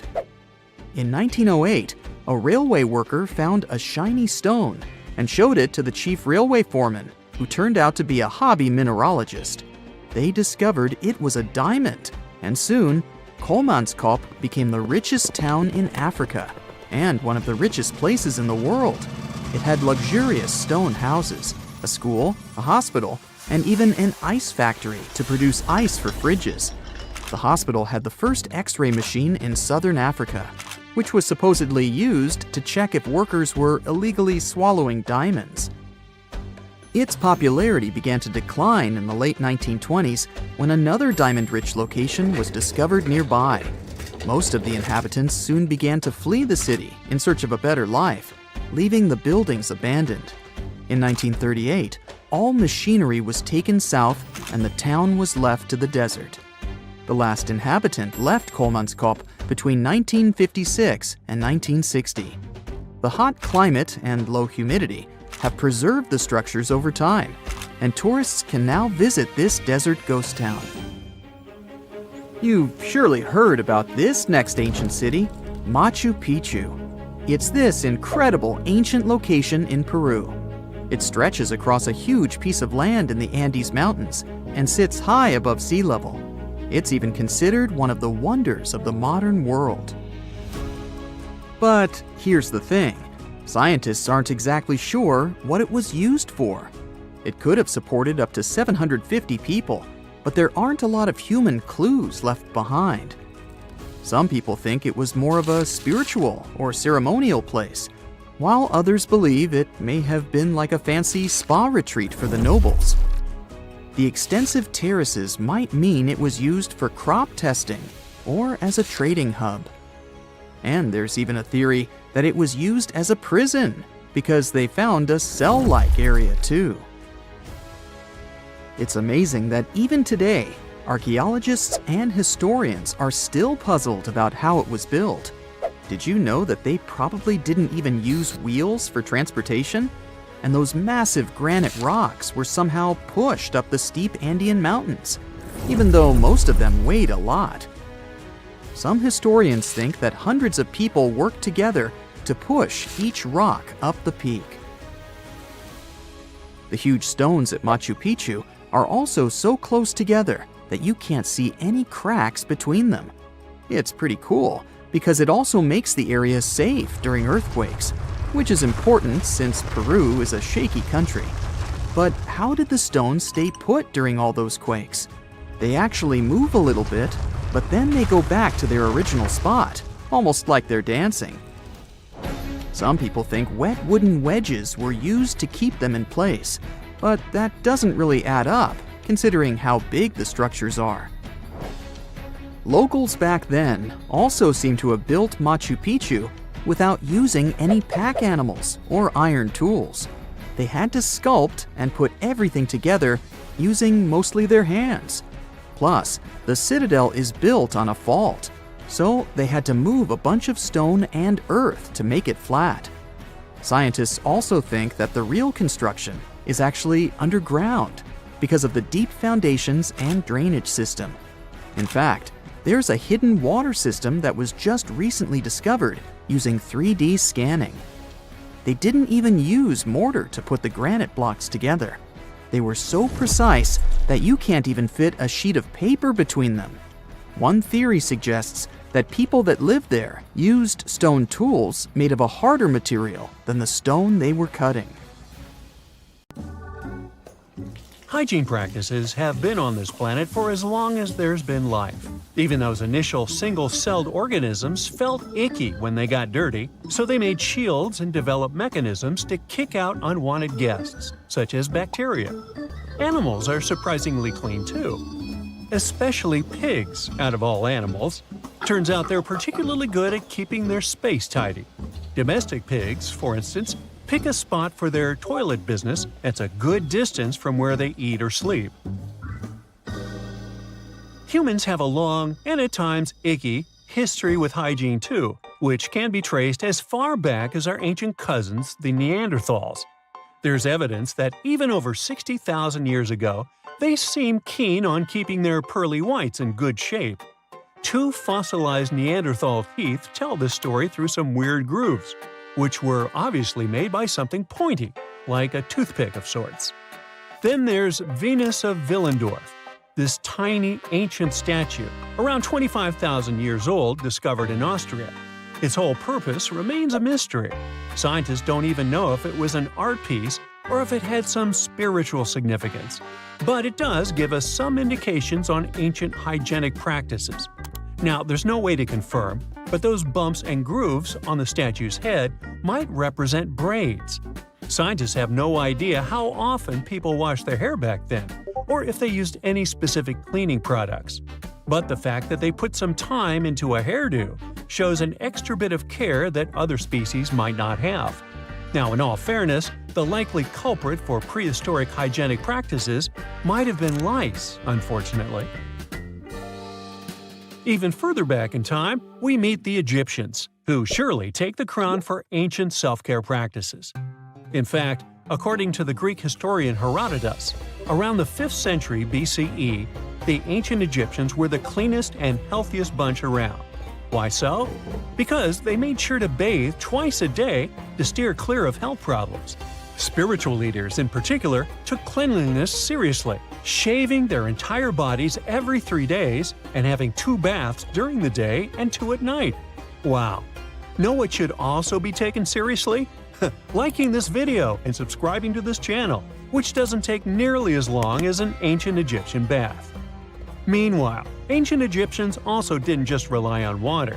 They used perfumes to stay fresh. They also had these natron soaps that were scented and had properties like fighting bacteria and fungi.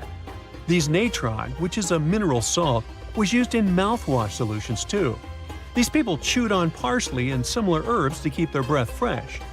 Egyptians back then went even as far as developing one of the first deodorants. Ancient texts suggest putting a scented bread concoction under the arms post-bathing. People also mixed an ostrich egg with pulverized tortoiseshell and used it as an ointment to ward off unpleasant odors. Women, especially the wealthier ones, shaved their heads with flint or metal razors, choosing wigs made from human hair to shield their skin from the sun and avoid lice. Those who kept their hair natural often used hair extensions or wigs secured with beeswax and resin. There were even women who wore perfume wax cones on their heads that would slowly release a delightful scent during the day. Ooh, coneheads! Let's now move towards the north a bit and check out the ancient practices of the good old Romans. Sure, the Babylonians and Assyrians were the first to sort of invent the toilet. That's because they crafted areas with 2 short walls and a little gap for the business. And then they just let the debris flow into the canals along with their bathwater. But it wasn't until the ancient Romans that these toilets became a common, widespread device. The less well-off households went for a barrel as their toilet, just dumping the stuff from their chamber pots into it. Public toilets were popular too, at times even big enough for over 50 people. Imagine having a chat about commerce and marketing with other professionals while, doing your thing. You wouldn't be wrong. In fact, that's what the Romans did. And that's where the phrase, to do one's business, comes from. Now, did the ancient Romans use toilet paper? No, they didn't. But they did supposedly use a sponge on a stick called a tersorium to tidy up after completing their potty time. There's evidence you'd often find these devices in public bathrooms, but how exactly they were used is still a bit of a mystery. It's not like we sell toilet paper with detailed instructions these days either. However, the hefty sponge might have been a reusable contraption. Some say it was dipped in a little water and vinegar, did its job cleaning, and then got rinsed or dunked back into a bucket of salt water or vinegar for the next person to use. I think I'd rather be first in line or wait for a new sponge. Probably one of the most important ancient inventions when it comes to hygiene were the Roman aqueducts. These sophisticated engineering marvels were designed to transport fresh water from distant mountain sources to cities. This meant ancient Romans always had a reliable supply of clean water. Now, the medieval times have this reputation of being some of the smelliest in human history. But if we look at the data, it wasn't that bad. People were advised to keep it smooth, getting rid of unwanted hair by either shaving or plucking. Another technique was to put together a mix of crushed needle seeds and vinegar and slather it on the skin. Think of it as an ancient body scrub. As for hair, doctors suggested washing it, but not too often, just once every 3 weeks. The preferred method? A good scrub with water and herbal blends. Daily hair care involved combing, sometimes with powders made from sweet-smelling flowers like rose petals. For laundry duty, our medieval ancestors tossed clothes and linen into a tub, river, or stream. To really amp up the cleanliness, some added wood ash to the water. Women often took laundry to rivers, where they would stomp on clothes or beat them with a wooden bat until they were done. In fact, the washing enthusiasm got so intense that it led to some serious public health issues. One story goes that in the 1400s, an English city put a ban on washing clothes at town conduits because it became such a mess. When it comes to laundry, though, people that lived through the Victorian era really overdid it. For starters, it was a multiple-day project. Manuals then suggested letting clothes soak overnight as the first step. The next day, it was a complete process of soaping, boiling, rinsing, drying, starching, and ironing. Sometimes they even had to repeat these steps. To keep whites looking brand new, women had various stain removal options.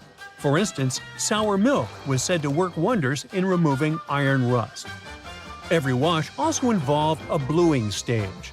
White clothes were boiled or scalded with water that had a touch of blue dye. This made yellowing clothes look whiter. Interestingly, you can still find bluing products for laundry today. Another manual gave tips on bleaching clothes. Cotton could be bleached by soaking in buttermilk or adding turpentine to the first wash. Muslin fabric needed a chemical mix after the initial soap boil, followed by sun drying. At about the same time lived one of the most beautiful women in history, Sisi of Austria.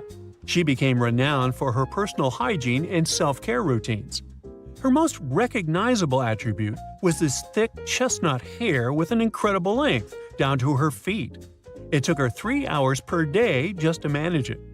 Every morning she'd have a cold bath, a massage, and then she'd sit down in a chair for hours, letting her hairdresser do her job. Sisi's skincare regimen was equally as outrageous.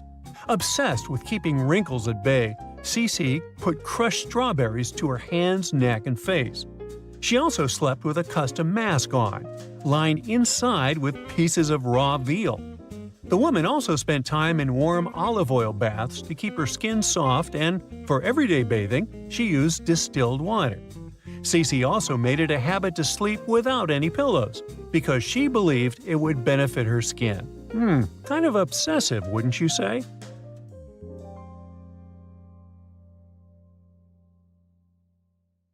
You are lost deep within the jungle in the Yucatan Peninsula in Mexico. There are strange noises all around you, and to make it worse, the sun is setting. Soon, you'll be alone in the middle of an unknown rainforest. Guess it was a pretty bad idea to come looking for El Dorado on your own, wasn't it? You keep walking as fast as you can, when suddenly, wait! What's this you're seeing? It looks like large stairways made out of stone. This definitely doesn't look natural, so you take a picture. Maybe you didn't strike gold, but you might have just found something relevant. Congratulations! You found Akamtun, a long-lost Mayan city, hidden 37 miles into the jungle. The name literally translates to stone column. Stone was probably in at the time, so these guys used a lot of it to build their pyramids, houses, and even ball courts. If you ever thought that Europeans invented ball games, think twice. Mayans love to play ball games for recreational purposes. Akamtun is part of a series of other long-lost Mayan cities that are being discovered with the help of new technology nowadays. We'll talk more about the other ones in a jiffy. Perhaps the biggest surprise of this one is that it was surrounded by wetlands, which is why the city was built on high ground. The city was monumental, covering an area of over 120 acres.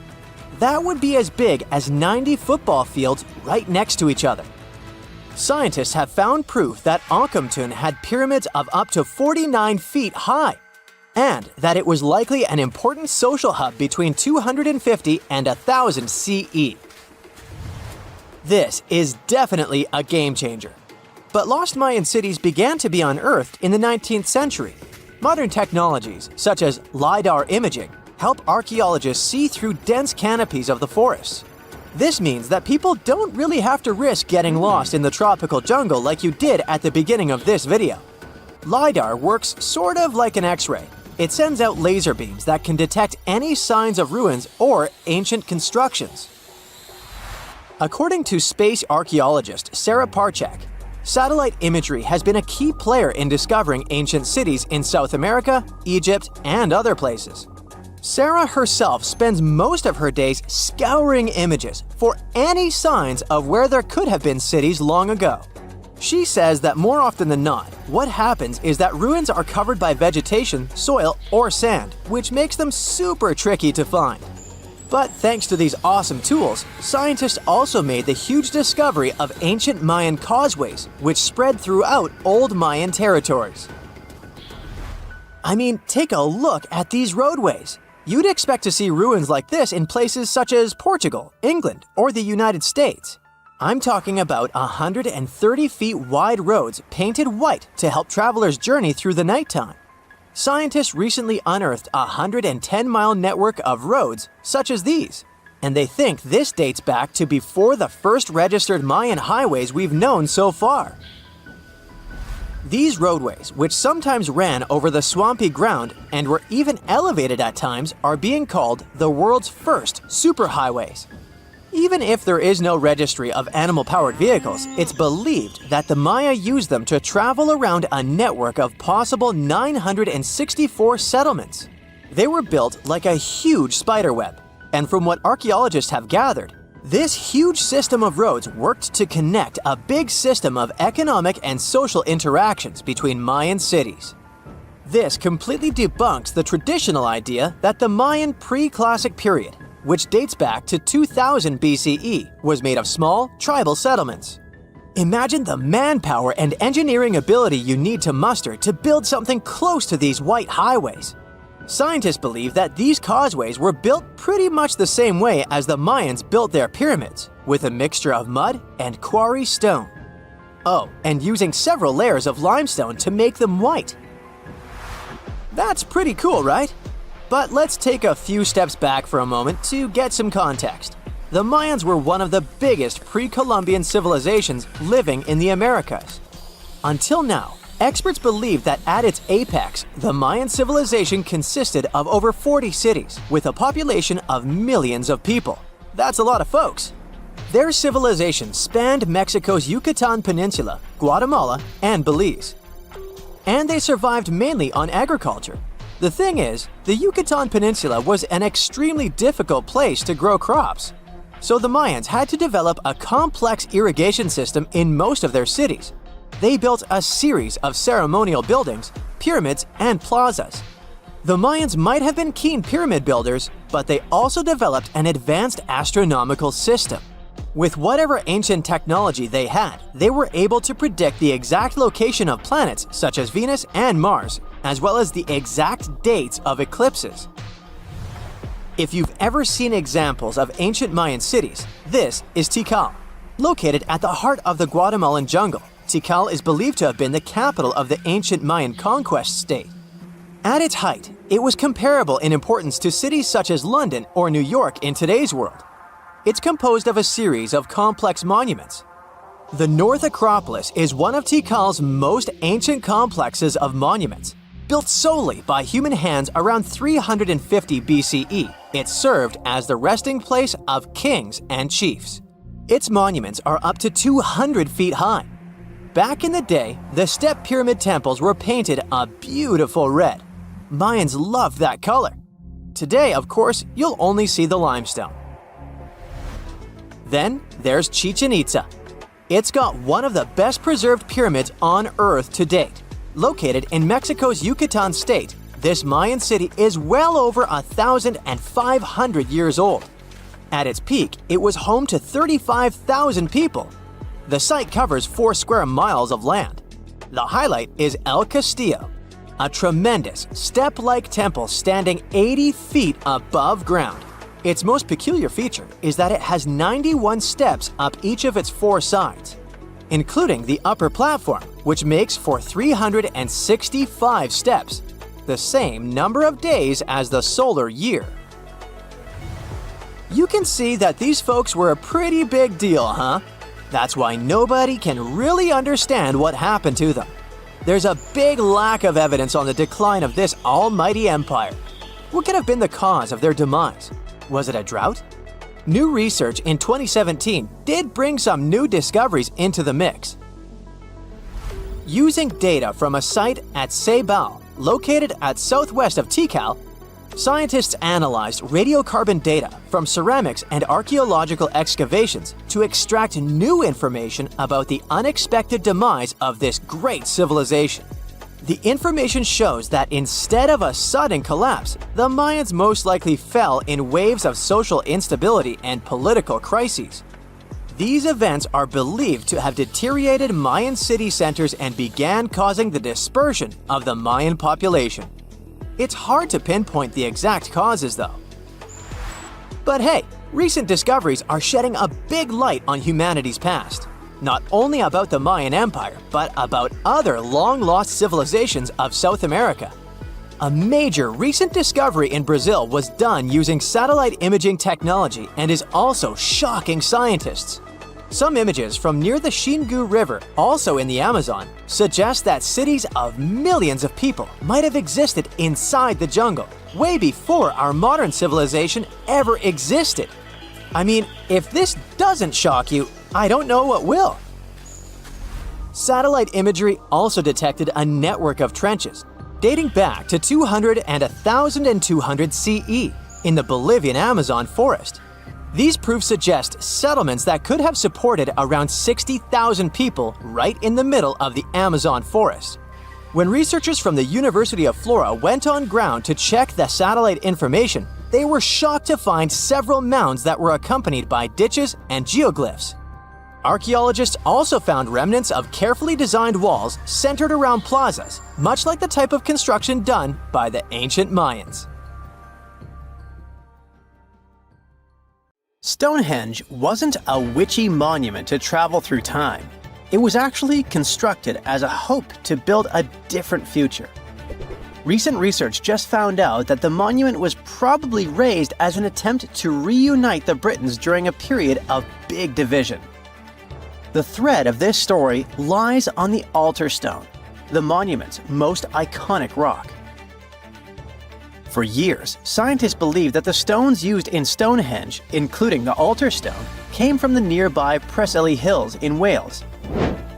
In this scenario, Stonehenge would have been built by a local community, that is, Neolithic people who would have found easy-to-access materials to build a ceremonial mound, a sundial calendar, and a final resting place, all in one. Things changed when another discovery was made. In 2018, leading-edge research pointed that the altar stone actually came from the River Tay region in northeastern Scotland, which is located over 400 miles away from Stonehenge. Scientists found similar rocks as such in Scottish monuments. You see, the altar stone is a recumbent stone, laying on its side. Many of the rocks were found in ceremonial stone circles in Scotland, and they are unique to this region.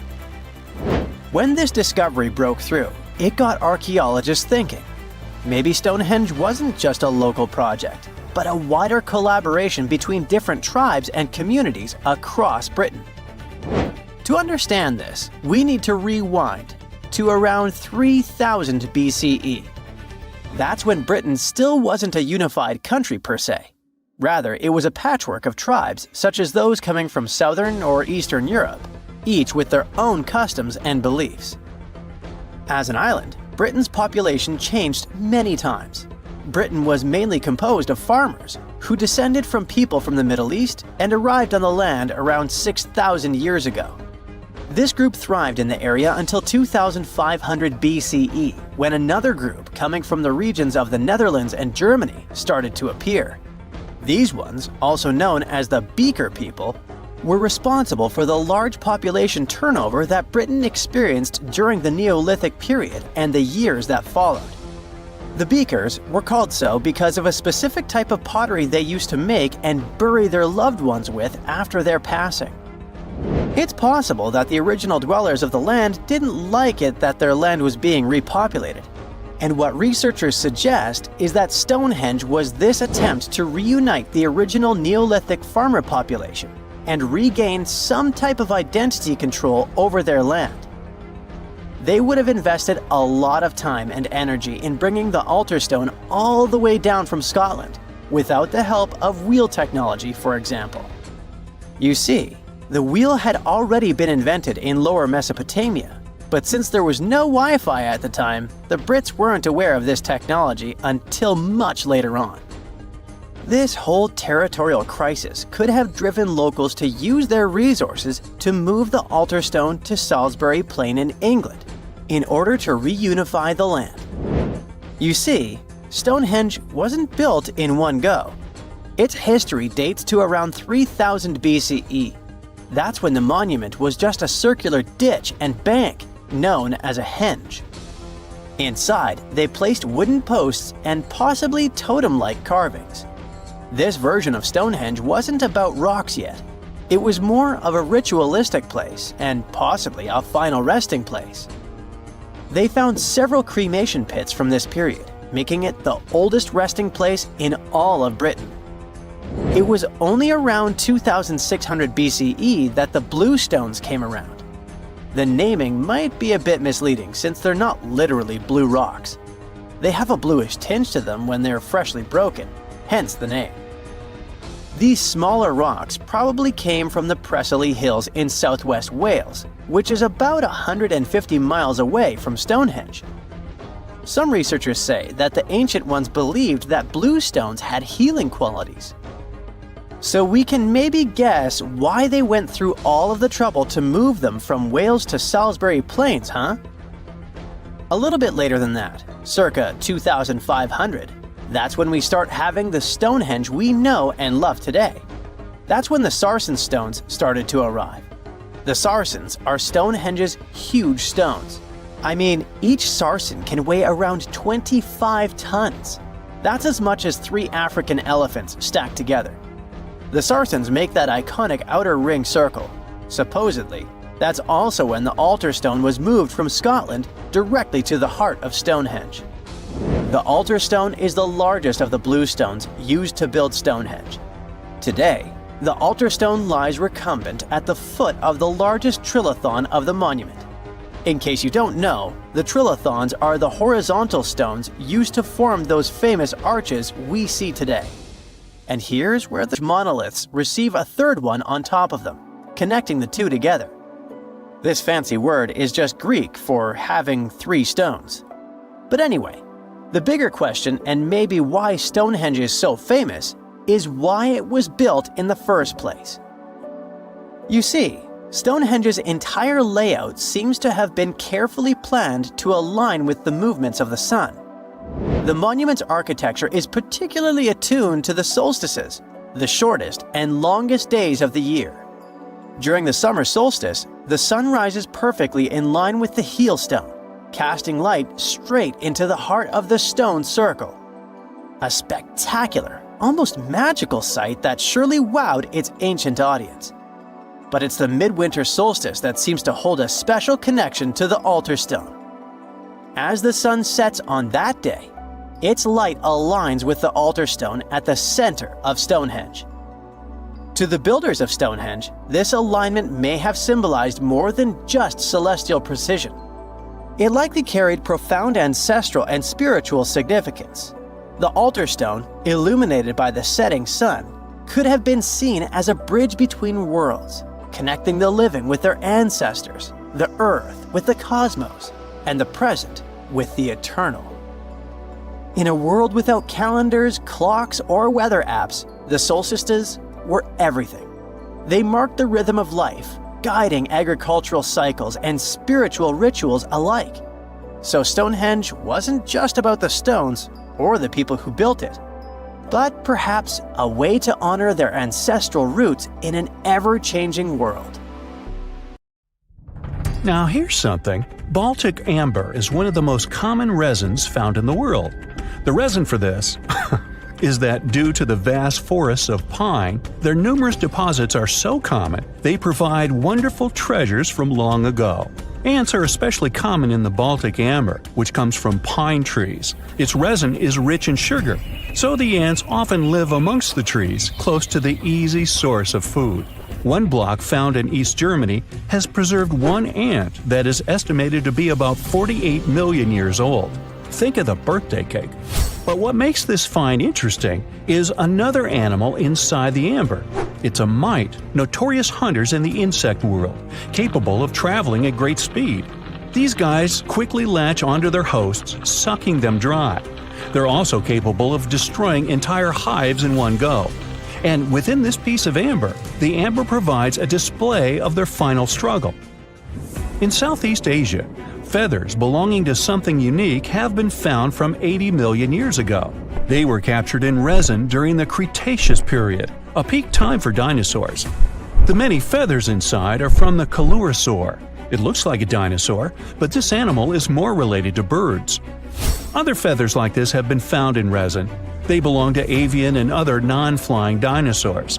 The discoveries have helped reimagine what dinosaurs actually look like. Still, dinosaurs may have had feathers instead of being completely bald.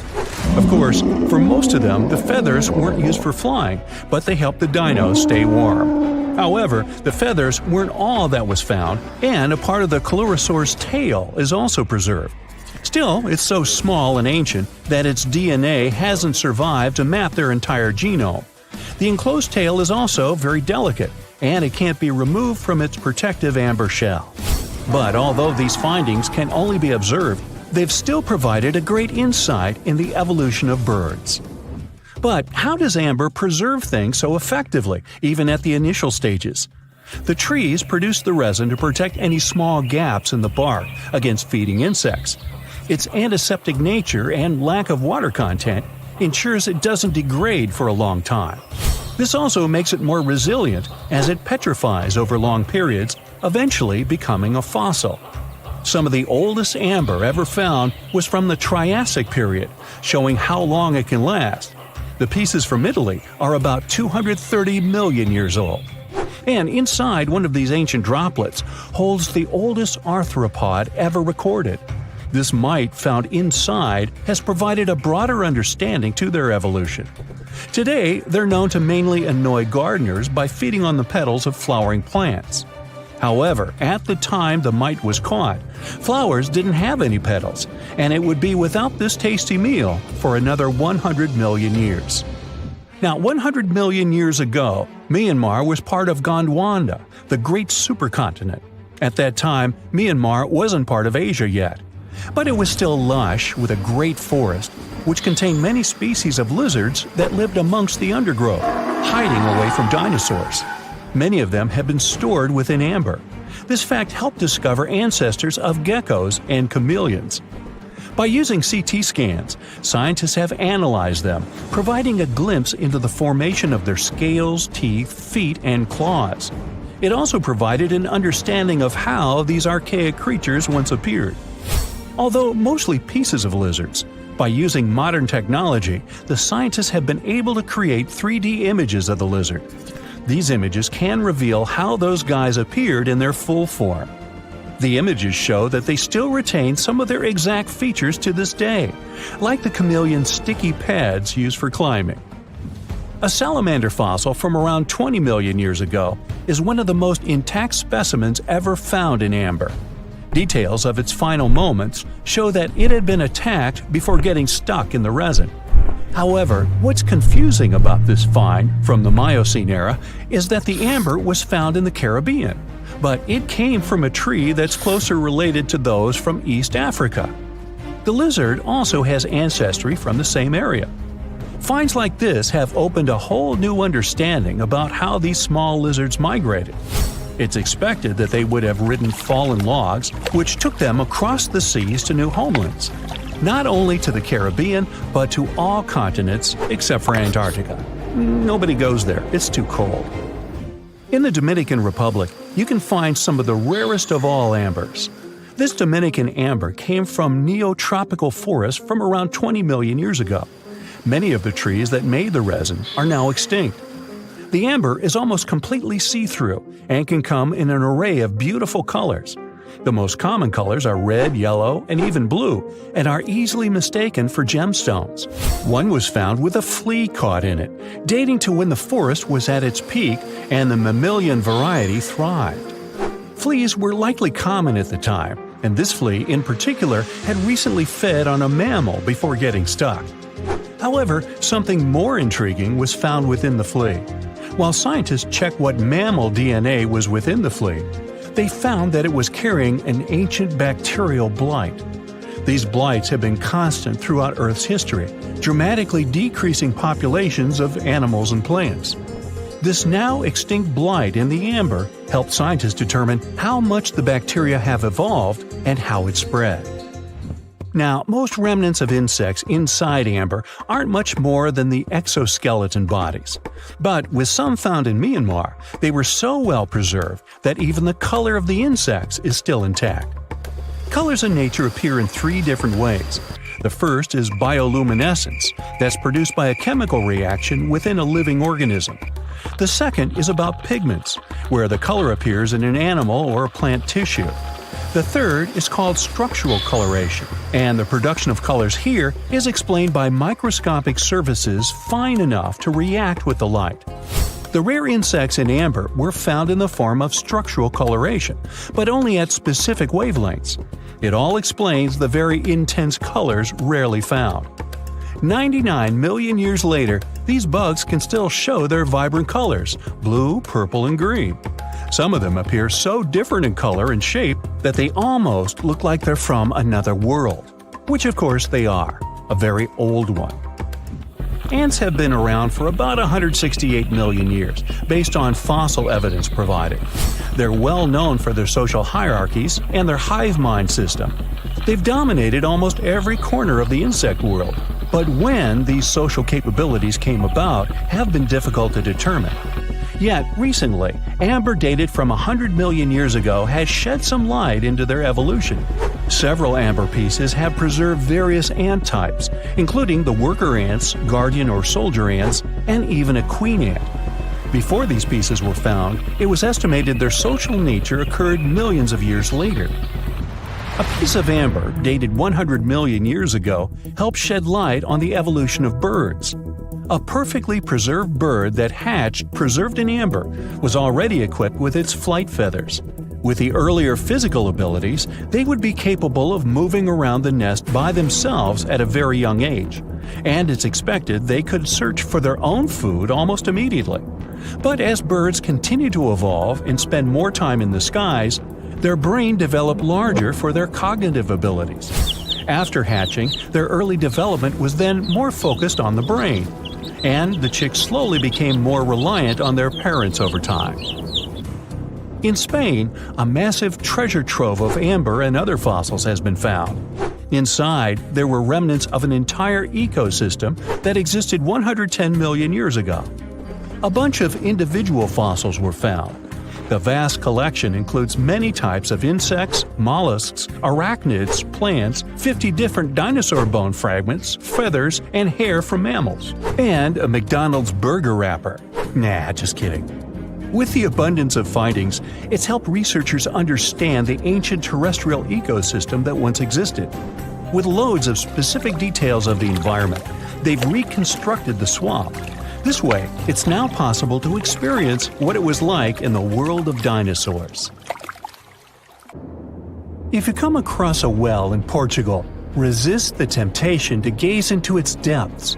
The inverted tower in the enigmatic city of Sintra sends chills through those who encounter it as it spirals down a daunting 88 feet into the underground. It certainly wasn't designed to collect water. Yet its true purpose remains a closely guarded secret. Dating back to around 1904, this well could have been involved in a mysterious initiation tradition from the Knights Templar. The Templars had faded into history almost 6 centuries before the construction of this pit, but their enigmatic traditions were revived by later generations. So one theory says that candidates seeking to join the group back then had to confront their deepest fears by facing this well, descending its spiral staircase blindfolded. When they reached the bottom of the inverted tower, they removed their blindfolds and were faced with this frightening sight. The only way out of this dark labyrinth was to keep looking up and following the light. Now imagine yourself browsing the shelves of a used bookstore until you find a book with an alphabet you've never seen before. You decide to use an image translation app but find no matches. Intrigued, you buy the book. Then you show it to your friends and family, but nobody recognizes that alphabet. Rare book dealer Winfried Vonnig probably experienced the same frustration back in 1912 when he acquired what would later become the most enigmatic book in the world. The work is known today as the Voynich manuscript, and it's written entirely in an unknown language that no one has deciphered yet. The pages of this 15th century codex are filled with botanical drawings, but these aren't typical daisies or roses. In fact, they don't resemble any plant species that we know of. What makes things even stranger is the illustrations of unfamiliar constellations and women swimming in green baths. Delving deeper into the realm of mysterious texts, we set off on a journey to the Qumran Caves near the Salt Sea in the Middle East. In 1952, a team of archaeologists stumbled upon 2 scrolls made of highly oxidized copper at the site. Unrolling them was a major challenge, so they decided to cut the scrolls into 23 parts to investigate them. Imagine their surprise to see Hebrew words like gold and silver popping up. But no, it wasn't an ancient invoice. It was more like a treasure map, pointing the way to over $1 million. Unfortunately, the treasure was never found. Not for lack of trying, though. You see, the quest isn't as easy as it may appear. Some of the copper scroll's vocabulary is technical, and some geographical locations remain a mystery. There's also one last possibility. Perhaps it's all a work of fiction, like a pirate tale from the old days. People talk about Mona Lisa's almost haunting stare that seems to follow you no matter where you stand. But here's a quick question. Does she have eyebrows? You got it right if you said no, and her complete lack of eyebrows adds another layer of mystique to her gaze. The most common explanation is that beauty standards were different, and perhaps plucking the hairs above the eyes was a thing around 1503. But take a look at other Italian paintings from that time, like La Schiavona or Portrait of a Young Girl. Yep, eyebrows. So, not everyone was entirely pleased with this theory, like French inventor Pascal Cotte. He spent 3,000 hours analyzing scans of the painting to dig through all the layers of Leonardo da Vinci's masterpiece. Now he claims that the Mona Lisa once had eyebrows, but they disappeared over time due to cleanings and restorations. Some historians, however, still question his findings, which means that Mona Lisa's style, or lack of it, remains an unsolved mystery. So, you decide to travel to Rio de Janeiro, and everyone tells you that Sugarloaf Mountain is a must-see. When you spot the mountain from a distance, you realize that the stone has a cavity. But around noon, the whole view changes. The shadow in that cavity takes the shape of a bird, an ibis to be precise. A local legend links this bird shape to the ancient Egyptian deity Thoth, as if the ancient Egyptians once visited Rio de Janeiro and were somehow inspired by the natural phenomenon. But it's probably just a big coincidence. I mean, literally. The real mystery, however, lies in the waters around Sugarloaf Mountain. In the 80s, archaeologist Robert Marks got a tip from locals about a treasure hidden beneath Guanabara Bay. He dove in and found quite a few Roman amphorae. You know, those ancient vases with 2 handles? His discovery could potentially provide evidence of a Roman shipwreck that might have reached Brazil 17 centuries before the Portuguese even set foot there. However, he couldn't proceed with his research, and to this day, the idea of the Roman presence on Brazil's coast remains uncertain. The true location of Cleopatra's tomb isn't the only ancient Egyptian mystery. Many secrets are carved into the walls of ancient structures, like in the Temple of Seti I. Take a close look at this hieroglyph, and you'll notice that it resembles a modern-day helicopter. Look to the right, and you'll see an engraving that looks like a submarine. Odd, right? The most reasonable explanation for this has to do with the legacies of different rulers. When a new pharaoh came to power, they had their own hieroglyphs added over the original ones. But this is still a topic of debate, as some Egyptologists believe that these mysterious hieroglyphs may represent some kind of ancient technology. The same applies to the Dendera light. The image found in the underground passageway of the Hathor Temple is a subject of significant controversy in Egyptian history.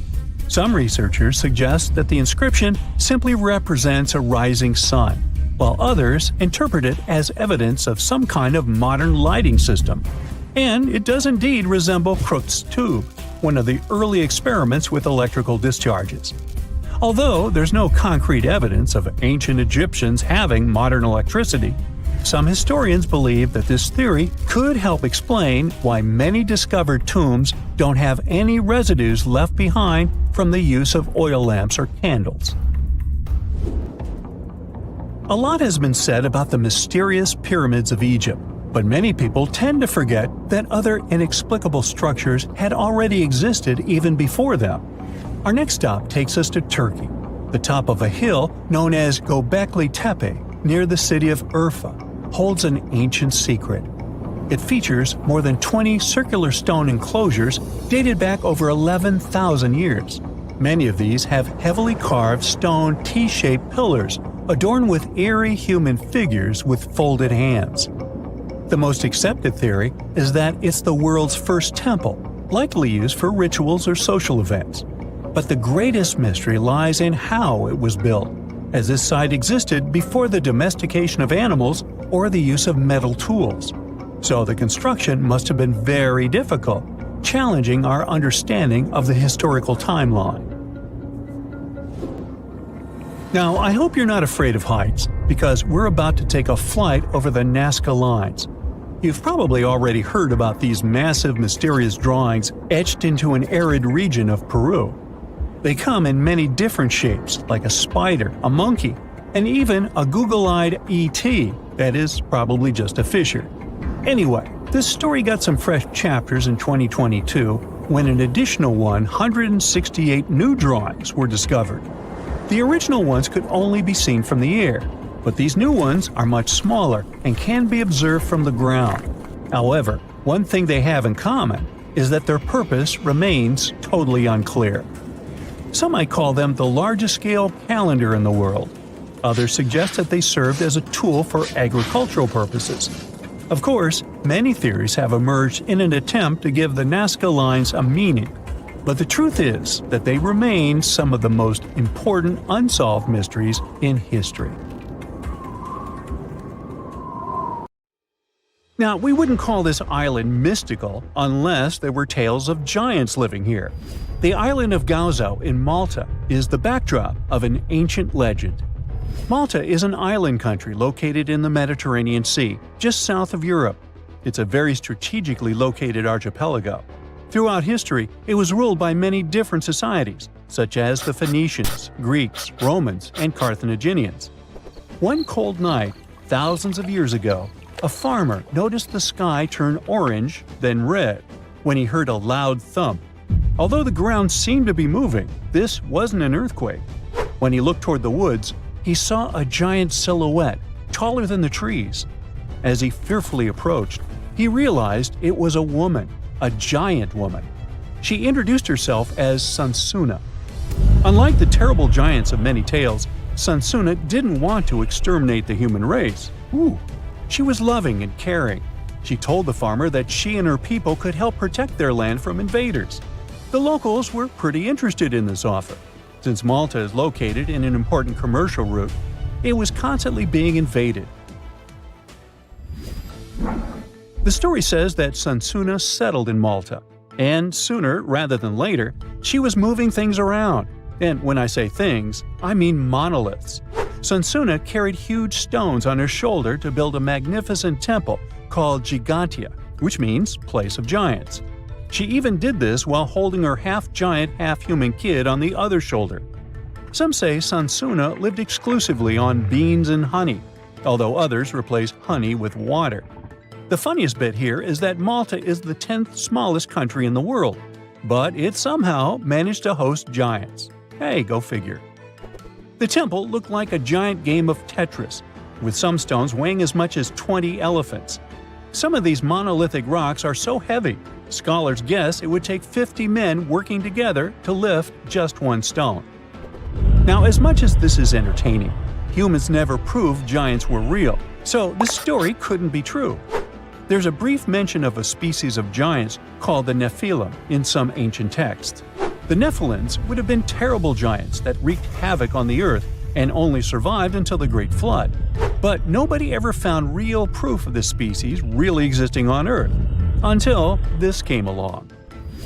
The world of Maltese archaeology unearthed quite a few shocking things in the past years. One of them are known as the hypogeum skulls. Hypogeum is the Greek word for underground, and this incredible site was discovered in the first decade of the 20th century. Back then, Malta's National Museum director received an important phone call. Someone had accidentally dug some impressive bones and asked him to come check it out. The hypogeum looked like an underground city, filled with mazes and rooms that stretched along multiple floors. They were all made with similar limestones as the Maltese temples above ground. The hypogeum was filled with important relics and artifacts. Scientists quickly understood that the hypogeum was built as a type of final resting place for locals. So, along with skulls, they found a lot of bones and skeletons. One of these artifacts were skulls, but these weren't regular human skulls. Rather, they were of the elongated type. To make matters worse, these skulls were hidden from the public for years. People started to talk and created a bunch of theories behind it. The truth is that this discovery was a turning point for Maltese archaeology, although scientists didn't know what to do with it. Some wondered if these skulls were natural or manipulated, since they knew some cultures in the world used head binds to alter their skulls. Other scientists threw in the hypothesis of little gray people or even the legendary giants. Some say that the elongated skulls could have been sculptures that worshipped otherworldly deities. There was no way to confirm any of these theories, so the question remained: who were the builders of Malta's megalithic temples? Now let's take a look at what scientists know. The Maltese megalithic temples have been standing strong since 3500 BCE, which is even older than the pyramids of Egypt. The main dilemma here is that these temples were built even before we invented writing, yet they required advanced technological skills to exist. The Gigantea Temple seems too absurd to have been built by humans. The South Temple has a corridor with 4 oval rooms on the sides, looking like a big shamrock leaf. In one of these rooms, scientists found altars decorated with spiral patterns. It looked like an altar of some sort, indicating early Maltese people used them for ritualistic purposes. The North Temple is similar but smaller, with a very low entrance that makes people crouch down to get inside. You get it? You need to bow down to their deities in order to get into this sacred place. I mean, one can't help but wonder about the secret reasons these ancient builders had to build such a huge temple. I'm thinking they probably cast one of Daenerys' dragons to move the monoliths around. Yeah, I'm joking here. But hey, remember the entrance to King's Landing? Yup, the series used the Medina Gates in Malta as the exterior of King's Landing during Episode 3 of Season 1. Anyways, back to the giants. The ritualistic theory of the whole thing won a few points when archaeologists uncovered these mysterious figures. They're popularly known as fat ladies. These tiny statues have round bodies and faces that show how much they enjoyed life. They kinda look like a miniature Sunzana, the giantess we talked about. Scientists believe these were statues that celebrated well-being and prosperity. It does prove that the people of the time had advanced craftsmanship skills, and they were pretty intentional with their constructions and art manifestations. One of these statues is known as the Sleeping Lady. This Neolithic piece of art depicts the figure of a large woman lying on her side sleeping. After studying it deeper, scientists guessed this statue was meant to represent the Great Reaper. It was found in the hypogeum, which we now know was a huge resting place. This specific statue is different from all the other fat ladies, starting with the hair and the embroidered skirt. Then there's this statue. This is supposed to represent an 8-foot-tall woman and the rim of her skirt. She was discovered in the most unusual of ways. A farmer was trying to plow his field, but he kept hitting large blocks of stone. All the way back in 1915, the farmer called Malta's National Museum director and asked him to come check it out. Some think this is all the proof you need to confirm that Sansana was real. Others aren't all that sure. But that's not all. The place where this giant statue was buried revealed one of Malta's most impressive archaeological sites, the Tarsian temples. The temples were made from limestone blocks. Some are 20 feet tall and weigh around 20 tons. Zamet, the museum director, kept digging and discovered multiple sites made of megalithic stones. All of them supposedly built by Stone Age farmers, all stranded on a remote island in the Mediterranean Sea thousands of years ago. It just doesn't make sense. I mean, look at these temples in Manidra. This is probably the world's earliest calendar. On the equinoxes, the sun passes directly through the main doorway, straight down the central axis. On the solstices, there are two superb variations.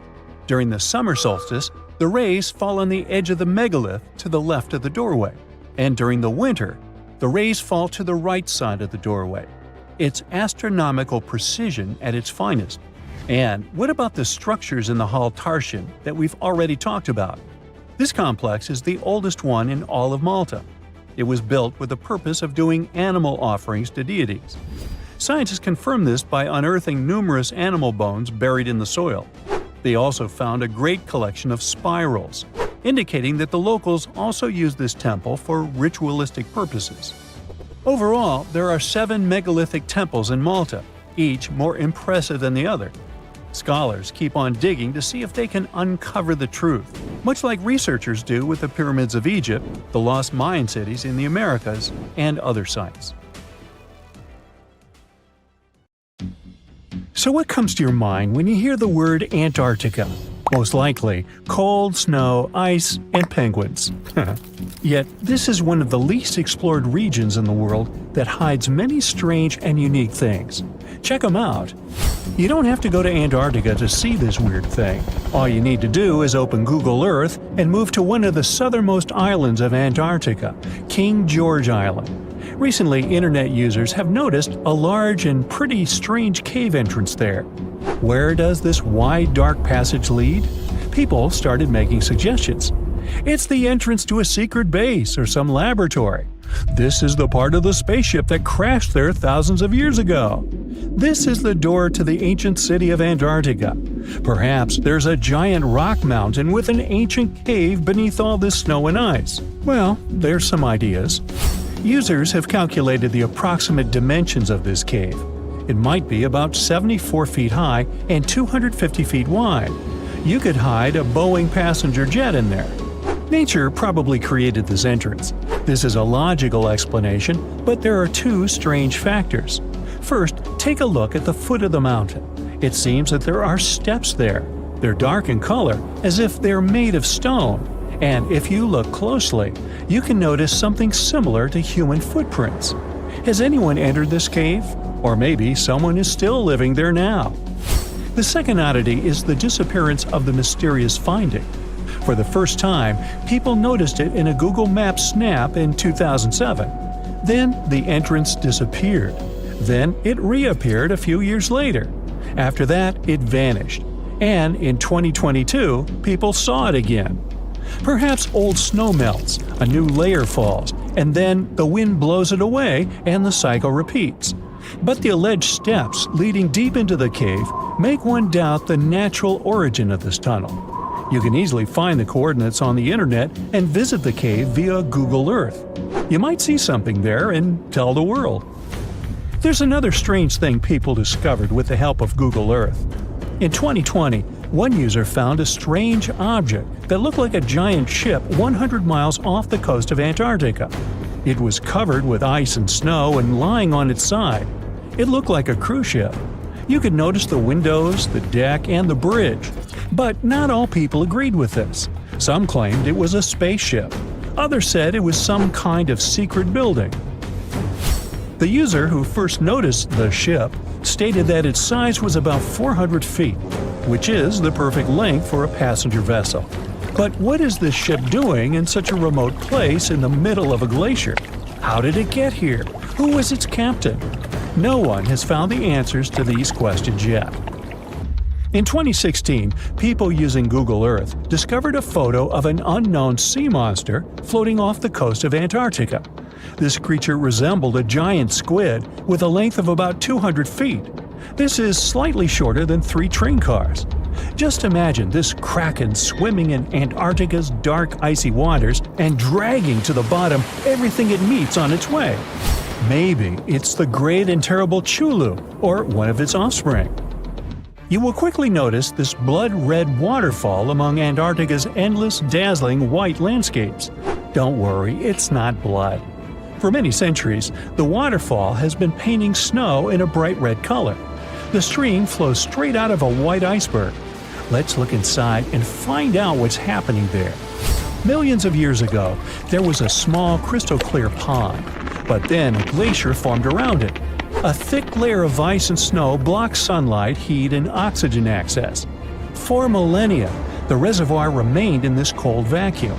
But at one point, the water made a hole in the icy wall and broke out. When this salty water comes into contact with oxygen, it immediately turns scarlet or rusty. Antarctica is the only place where you can find such a unique natural phenomenon. One of the driest places on Earth is located in Antarctica. It's one of the most lifeless deserts in the world, the McMurdo Dry Valleys. In this desert, you won't see the scorching sun, hot sand, and cacti. A desert means a place with a lack of precipitation and life. The McMurdo Dry Valleys meet these parameters. But this place is also unique for Antarctica, since you won't find glaciers there. Despite the frost, ice can't form in the desert because it hasn't rained for millions of years there. It also never snows. A strong wind coming from the mountains reaches speeds up to 200 miles per hour. It would be difficult for you to stay on your feet there. The wind is filled with moisture. It heats up and evaporates all the liquid and snow in the desert because of its high speed. Only dry air reaches the ground. But you can find several lakes there. They don't freeze, only thanks to the high concentration of salt. The water is so salty that large life forms can't develop there. But scientists have found microscopic organisms near the lakes. 20 million years ago, Antarctica was filled with swamps and trees and swarming with insects and animals. But now, it resembles the surface of Mars, literally. Scientists and astronauts are exploring such regions as the McMurdo Dry Valleys, since the natural conditions there are similar to those on the Red Planet. So, before you go to Mars, you can practice living in similar places on Earth. Also, scientists discovered an underwater world in the Antarctic filled with hundreds of amphipods, crustacean animals similar to shrimp. Wait a minute, it happened in the Antarctic? But the McMurdo Dry Valleys are located in Antarctica. Well, the words are very similar, but what is the difference? Oh, and don't forget the Arctic. The Antarctic is the region in the southernmost part of Earth that houses the continent of Antarctica, and the Arctic is another land altogether. They have the same natural conditions, frost, ice, and snow, but they're located in different parts of the planet. The Arctic is at the North Pole, Antarctica is at the South Pole. Now, back to the discovery. Scientists put forward theories that the ice of the Antarctic hides a vast network of freshwater rivers and lakes. And in 2022, they found a new ecosystem. Researchers explored the Antarctic Ross Ice Shelf and its underwater rivers. This is a massive piece of ice floating in the ocean. A team from New Zealand used a special drilling rig equipped with a hot water supply to drill a hole 1,640 feet deep. That's more than the height of the Empire State Building. Then, they lowered some video cameras and saw thousands of crustaceans swimming in different directions. So it seems they're very unorganized. In the waters of the Antarctic, you can also meet some of the scariest creatures on the planet. These are sea spiders. They got this name because they resemble land spiders, but they're actually a species of marine arthropods. And unlike land spiders, those in the ocean are much larger. They look like 8 strong legs without a body. One such spider can be a dinner plate in width. Some of them have no eyes and have proboscises instead of jaws. Sea spiders are poorly studied because they live in deep, cold waters. Antarctica hides many little-known animals. There are long tunnels in its glaciers leading to scary darkness. On this cold continent, people have found the remains of giant dinosaurs and other ancient creatures, such as the ancestors of modern ducks. Many underground rivers and lakes hide unexplored wildlife. Even the ice here can be weird. Take a look at these striped icebergs. They have blue, black, green, and turquoise shapes. The color depends on the conditions of the water during freezing. For example, green lines appear because of algae, blue ones form when the water freezes too quickly. Okay, I'm freezing. Time to go thaw somewhere warmer. Hawaii. Yeah. So hi, how about exploring some cool and unusual artifacts from the past? Let's go! Have you ever heard of Chinese magic mirrors? These mirrors were made of solid bronze. They had two sides. The front was a shiny polished surface, similar to our typical mirrors. It was the back that did the magic. When bright light fell on the mirror, it looked as if it was transparent, and the pattern on the back of the mirror got projected onto the wall. The backside could have different designs on it, depending on what its creator wanted to depict. Since the mirror was made out of bronze, no one expected this optical illusion to occur. These ancient artifacts date back to 2900 to 2000 BCE. They became popular in China and were produced in large numbers at the time. Eventually, their fame faded away. For centuries, the magic of these mirrors baffled both people and scientists. In the 11th century, Chinese scientist Shen Ku decided to study the mirrors. He conveniently had 3 of them. He was surprised by the ability of the metal to act as if it were transparent. He believed that some tempering techniques created surface wrinkles on the mirror to make it translucent. Yet these wrinkles were imperceptible to the human eye. It turns out he was right. Many scientists tried to decipher the open mirrors over the centuries, but remained clueless. Finally, in 1932, William Bragg discovered that Shen Ku had been right about imperceptible surface wrinkles all along. Every once in a while, people open multiple tabs in a browser and come to a point where there's no room for a new tab. Apparently, this had also been happening long before computers and the internet were invented. Meet the 16th century browser. This is a full-size book wheel. It's kind of a custom-made rotating bookshelf. Gregory Hayworth, a specialist in textual science, says that this tool has a system of epicyclic gears. That means that the book wheel has a working principle like a planetary system. One gear rotates around another. The shelves of the device maintain a constant 45-degree incline that holds the book securely as the giant wheel turns. Back then, people used the tool while writing encyclopedias and editions of classical works. In this kind of work, a person has to have many books open simultaneously so that the information from multiple sources can be gathered easily. Italian engineer Agostino Ramelli is the inventor of this piece of early modern machinery.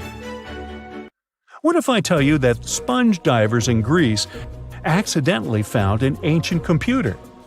They pulled out this artifact from a shipwreck near Antikythera Island in 1901. Scientists called it the Antikythera mechanism and labeled it as the first mechanical computer. The machine looks like a hunk of bronze, but it has some kind of mechanism composed of gears and wheels. So, experts first assumed that it was an astronomer's tool. After an X-ray scan, though, they found out that the instrument was far more complex than they thought. The artifact was meant to calculate astronomical positions, track the 4-year cycle of athletic games, and so on. It contained a box with dials on the outside and had an assembly of gear wheels attached. It's still unknown who built an instrument with this level of artistry 2,000 years ago and why this technology was lost. After seeing how sophisticated the device was, scientists accepted that their perception of ancient Greek engineering wasn't really accurate. Professor Michael Edmonds of Cardiff University admits that, based on the knowledge they have, this mechanism shouldn't even exist. Edmund says the machine is one of a kind, and its astronomical calculations are precise. For him, the Antikythera mechanism is more valuable than the Mona Lisa. In 1929, scholars working in Topkapi Palace Museum in Turkey discovered a map. It became famous for being the oldest map showing the Americas. Perry Rees drew this detailed map on a gazelle skin in 1513. He depicted Europe, North Africa, the coast of Brazil, and several islands, such as the Azores and Canary Islands. The most exciting thing is that he created the map only 21 years after Columbus had set foot in the New World. Well, it was new to him.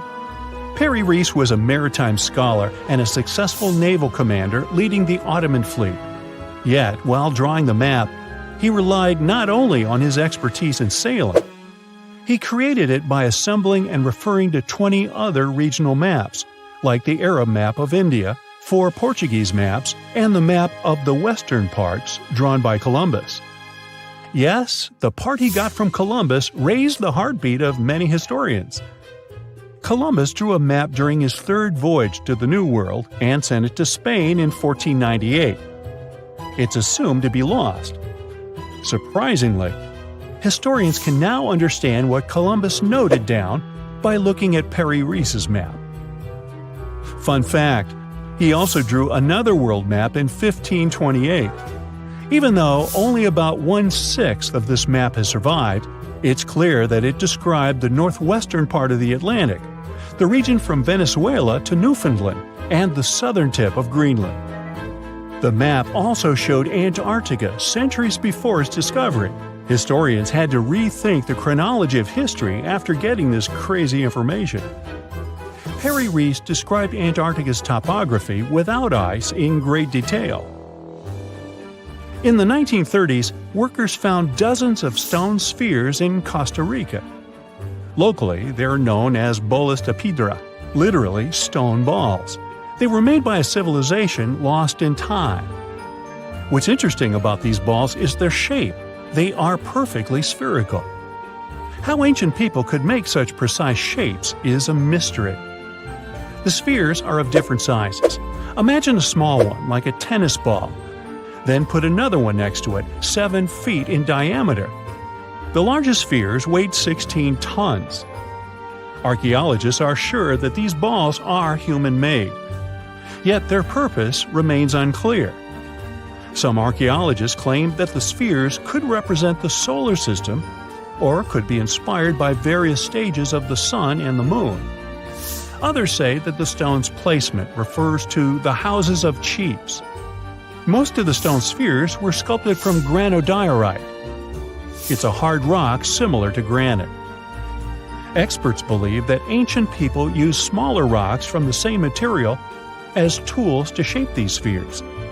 They also think that sculptors probably heated portions of the stones and then cooled them rapidly.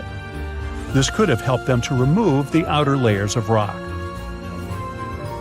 Our next one is an ancient battery set found in Iraq in 1936. The set consists of a ceramic pot, a copper cylinder, and an iron rod. At the top, the iron rod is isolated from the copper by asphalt, and both the rod and cylinder fit inside the mouth of the jar. The copper cylinder isn't watertight, so if the pot was filled with a liquid, it would surround the iron rod as well. Archaeologists focus more on the oxidized iron rod because the vessel just needed to be filled with an acid or alkaline substance to produce an electric charge. After examining this bizarre artifact, an Austrian archaeologist hypothesized that the instrument made use of chemical reactions to generate electrical energy. That's why they likened the instrument to a battery. An ancient civilization might have used it for some kind of electrotherapy. Yet there isn't any electroplated object known from this period. So Koenig's hypothesis was rejected by many archaeologists, but nobody has proven him wrong either. The origin and purpose of the vessel remain unclear to this day. So, want to see the world's oldest art studio? In 2011, archaeologists found 100,000-year-old shells in a South African cave. Those shells were used for paint making. A coating of bright red powder on the inside of a pair of shells is the proof. Archaeologists say they found a complete kit used to produce a pigmented mixture. Now, in a different part of the cave, several paintings were displayed with little price tags on them intended for sale. Nah, just kidding. Although that big one over there would look good over my couch. Experts found the oldest lakeside village ever discovered in Europe underneath the waters of Lake Ohrid in Albania. The lake itself is ancient too. It's said to be one of the oldest lakes in the world. Before this discovery, a village in the Italian Alps held the record. It was about 7,000 years old. But radiocarbon dating shows that the village under Lake Ohrid was built between 6,000 and 5,080 BCE, which means it's around 1,000 years older than any other village in Europe. Around 200 to 500 people lived in this village. It goes back to the time of the Neolithic period. In fact, these people were likely one of the first ever communities that decided to settle down. This discovery wouldn't be so interesting if it didn't have an enigma. Villagers made a wooden fortress of spikes all around their village to stay safe. But safe from what? Something mysterious. These locals went through all the trouble of building their homes on stilts over the lake and surrounding it with spikes for defense. Why did they make things so complex? That's what archaeologists are trying to figure out. Are there any other unusual settlements? Sure thing. For example, Göbekli Tepe. This place takes us back to the very beginning of permanent settlements. It also makes us question everything we thought we knew about how organized societies started. It seems like the fellas who lived there were into something pretty special, like rituals or hanging out together as a community. Around 11,000 years ago, ancient humans carved huge blocks of limestone and somehow managed to drag them to the other side of the mound. These blocks were like canvases painted with images of animals and people. They were placed in circles. Underneath these stones, you'll find the same massive pillars as the ones from the other side of the mound. Around 250 of these pillars hang out on the surface, and researchers also found around 60 of them during the dig. These are like messages from the past, telling us about people who once lived here and the stuff they were up to. These findings challenge traditional timelines and interpretations of early human society. While Göbekli Tepe has gained popularity among tourists, there's another site nearby, Karahan Tepe. It remains lesser known, but equally significant. Both sites challenge the belief that animal farming led to settled life. In fact, it appears people became sedentary first, and then they started animal domestication. They also question the traditional idea that organized societies followed the development of agriculture. These ancient sites suggest that organized communities existed before agriculture, possibly with cultic or communal rituals. These structures suggest complex, multi-purpose functions rather than just religious ones. People gathered in these places for discussion and storytelling, fostering a collective identity. These buildings might mark the beginnings of a cohesive community, showing the emergence of horizontal hierarchies and knowledge sharing. Let's move to the other side of the world. Mexico's 1,500-year-old unknown pyramids are worth talking about. These pyramids have stood strong for all these centuries, all thanks to a secret ingredient from the prickly pear cactus. With its help, indigenous builders crafted these ancient marvels. Gray volcanic rock pyramids rise like a mini mountain range. As we get closer, it becomes clear that skilled hands etched identical steps into the hard rock, forming a staircase of the largest pyramid. The two smaller pyramids, called the House of the Wind and the House of the Longest Night, share the same human touch. Legend has it that these structures hid treasures. But it wasn't until Mexican archaeologists started digging there in the early 2000s that the secrets began to unravel. The House of the 13 Heavens was built around 540 BCE to keep track of time. After all, it wasn't so easy for ancient people to keep track of dates in the days before clocks and calendars.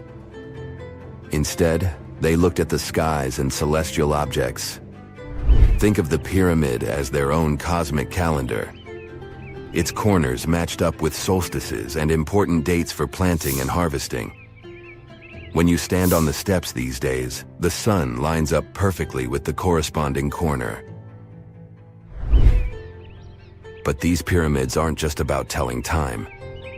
Quiroz and Zepeda, archaeologists on a mission, are trying to piece together the clues. They've recovered a few artifacts, and that's how they've learned that the ancient builders used the sticky substance from prickly pear cactus leaves to hold their creations together. This ancient technique is still used by some indigenous people today. One surprise after another. The House of the 13 Heavens reveals a skeleton older than the pyramid itself. Nearly a millennium older. This means that people carried this body with them for 950 years. It's another mystery. The next stop is Duna de Bologna. It's a Spanish sand dune hiding Roman ruins. This sand pile is near the edge of Europe, reaching out toward North Africa. It's more than 98 feet tall and 656 feet wide.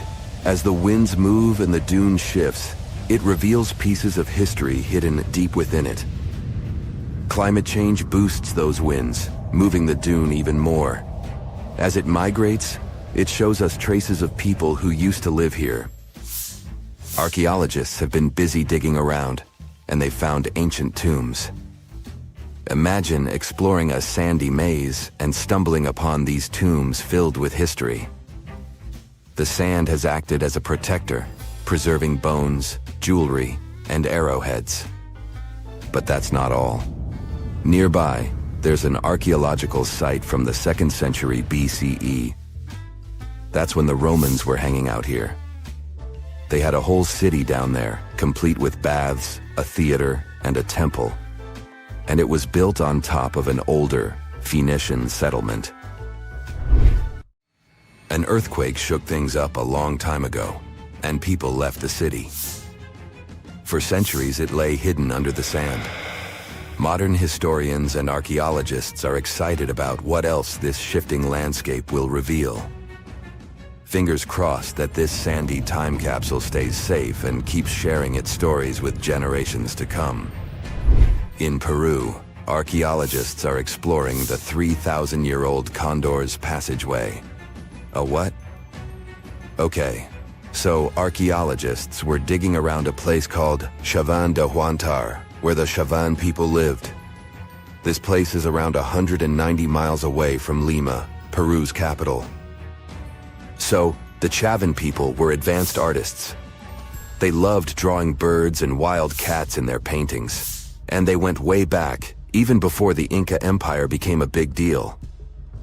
They were some of the first societies that settled down and started farming in Peru's highlands of the Andes Mountains. That's more than 2,000 years before the Incas showed up. Archaeologists found a secret passage in one of the temple buildings. They called it the Condor's Passageway. It was a hidden hallway that had been locked away for ages. Lara Croft would love it there. This passage leads to other rooms inside the temple. It gives us a peek into what life was like then. Inside this hidden hallway, the researchers found some neat stuff. Like a big piece of pottery weighing as much as a big bag of potatoes and decorated with a drawing of a condor's head and wings. The condor, by the way, is a power symbol for the ancient Andeans. Archaeologists also found some pottery. All of this stuff was discovered in May 2022 when the entrance to the hidden passage was finally opened. Pretty new. The temple complex where they found these ancient items has other structures, like terraces. And there's still more to uncover. The tricky thing is going forward in these hidden passages. The archaeologists had to send in cameras mounted on robots to explore them first. They didn't want to risk messing up the ancient building or, getting stuck in there. Let's wait and see what else they'll uncover. Strange and amazing items are discovered often, but figuring out what our ancestors were up to is pretty tough. Especially when all you have are just some rusty cups and cave drawings. It's no surprise that even the experts in lab coats sometimes make mistakes. But it's not just about dusty plates and huge stones. Sometimes there's even humans with large heads. So grab your digging tools and let's travel back to ancient times to explore incredible societies that even scientists can't fully explain. Sardinia may look idyllic now, but I'm not gonna lie, I wouldn't fancy visiting it 3,000 years ago. Rumor has it, terrible giants roamed around this island back then. People even talk about finding human skeletons over 13 feet tall there, although nobody's ever shown anything to prove it. But the stories will make you wonder because some weird stuff has definitely happened. In 1974, over 5,000 pieces of broken stone artifacts were found in a part of the island called Monte Prama, but instead of being displayed in a museum, they were locked up in an underground vault for about 30 years. Sounds a bit suspicious, doesn't it? When they were finally displaced in 2005, scientists put the pieces together to find statues of 38 giant men standing 8 feet tall. Not quite as tall as the legendary skeletons, but still pretty huge. It's thought these statues were made by the Nuragic people, who lived on the island a long time ago. Besides giant statues, they also built over 8,000 massive stone buildings. Perhaps Nuragic weren't giants themselves, but they definitely liked their things big. I do too. I like a big number of likes on our videos. That would be pretty great. Thank you if you liked this and subscribed. Now back to the video. You and I are pretty smart, but we might not be the smartest humans ever. Actually, we might not even be the smartest species. Since 1913, some skull fossils found in South Africa have hinted at a possibly smarter contender called Boskop man. This human-like species might have lived as recently as 10,000 years ago. Their skull suggests they had really big heads, which means their brains could have been 30% bigger than ours. Wow! Their average IQ could have been around 149, making them among the smartest 0.05% of people today. But if a Boskop brainiac was so much smarter, why are they not around and we are? Well, bigger isn't always better, you know. Our brains are a lot bigger than our ape relatives, mainly in the prefrontal cortex. This part helps with high-level tasks like making decisions, remembering things short-term, and being aware of ourselves. The parts of the brain that handle our senses and movements haven't really grown much. So, maybe the Boskop spent too much time dwelling on the past rather than doing practical things like hunting. But this is all just guessing. We really don't know what happened to these clever cousins of ours. Some people even argue that Boskops weren't any different from us, with the only evidence being parts of skulls. The jungle is huge. Did you know the Amazon rainforest is home to about 30% of all the world's plant and animal species? That's impressive. However, the history of one native species, humans, has long puzzled scientists. The mysterious Kasarabe people lived here for hundreds of years and then vanished around 1400 AD. People thought the Amazon only had a few scattered tribes, but recently we discovered big, unusual shapes in the ground called geoglyphs. These might look like simple shallow ditches, but they're actually the remains of a vast civilization that spread over 5,000 square miles and includes about 450 markings, some as wide as 1,300 feet. That's insane! They likely contained ceremonial buildings and could have hosted up to 1 million people as recently as 550 years ago. Thanks to new technology like LiDAR, which uses a safe laser to map the forest without harming it, we can explore deeper. In 2019, some scans showed miles of raised roads and pathways and even pyramids over 70 feet tall.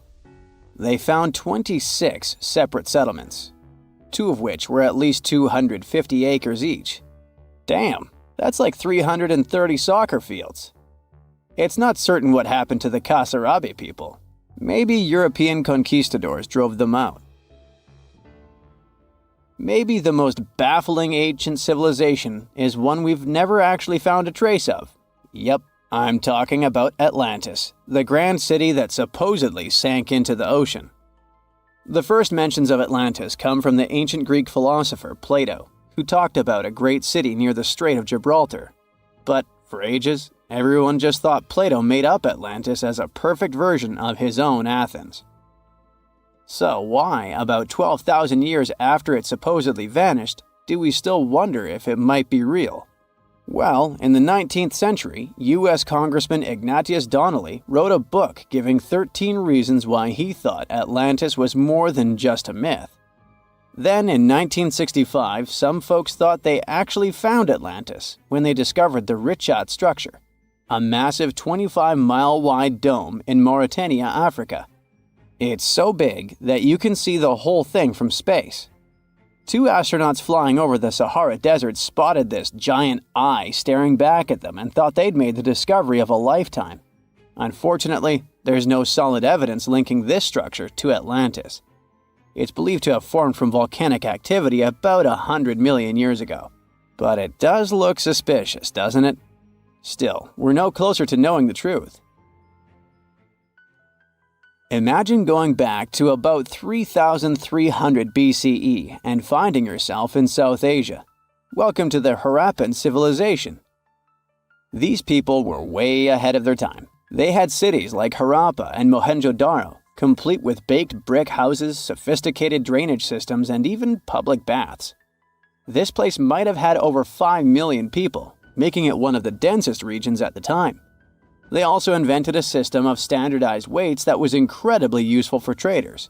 And trading they did. These people had connections stretching all the way to the Middle East, thanks to their great skills in metallurgy. They even had a form of ancient branding.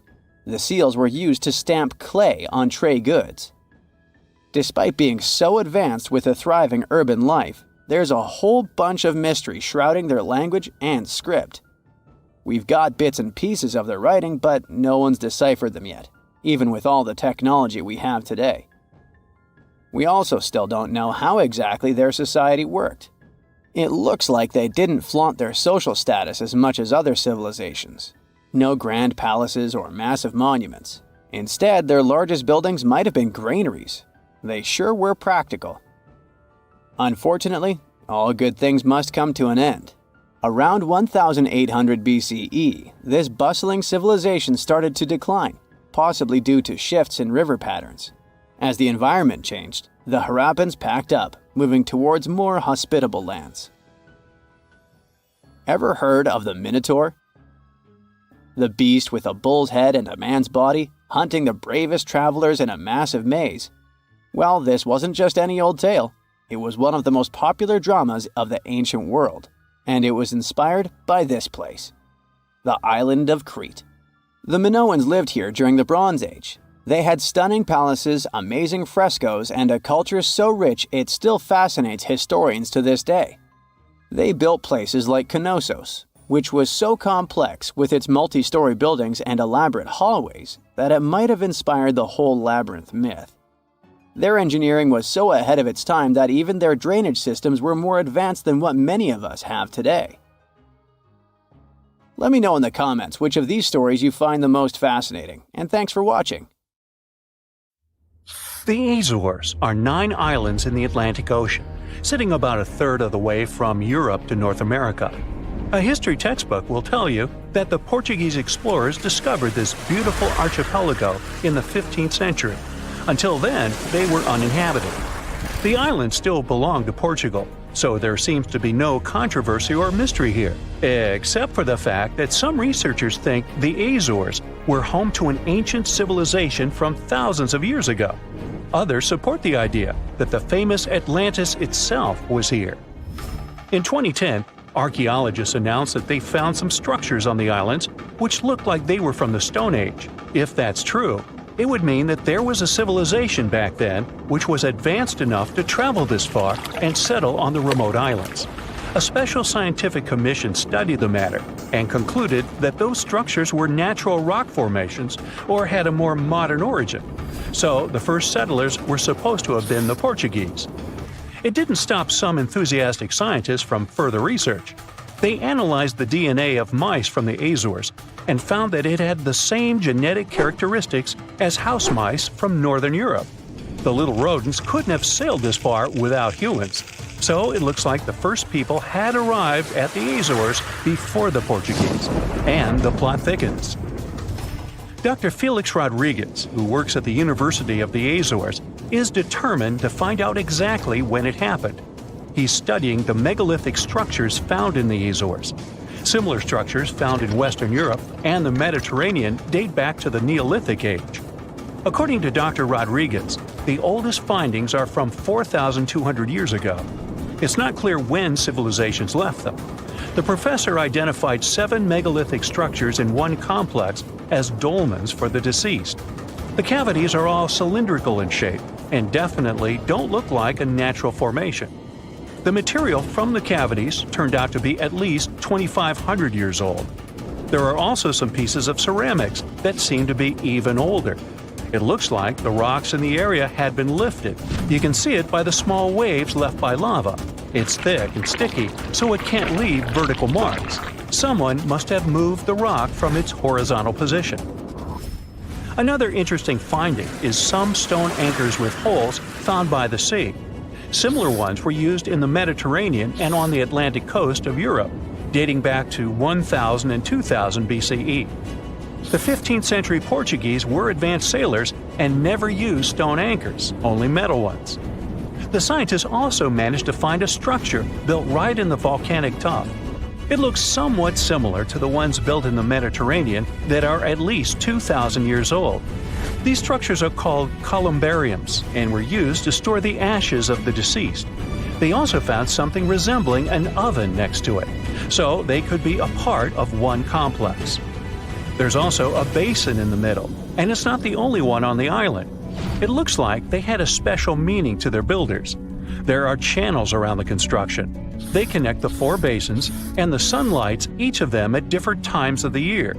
It was all carefully planned, as they were lit the brightest during winter and summer solstices and autumn and spring equinoxes. The water passed through all the basins and went directly into the sea. It could have been a purifying ritual. Now, some people are skeptical about the findings and believe they're all parts of a fortress from the 16th century. Professor Rodriguez is determined to prove it's all much, much older. There must have been some ancient civilization here that could have left because of the volcanoes that go crazy every 50 years.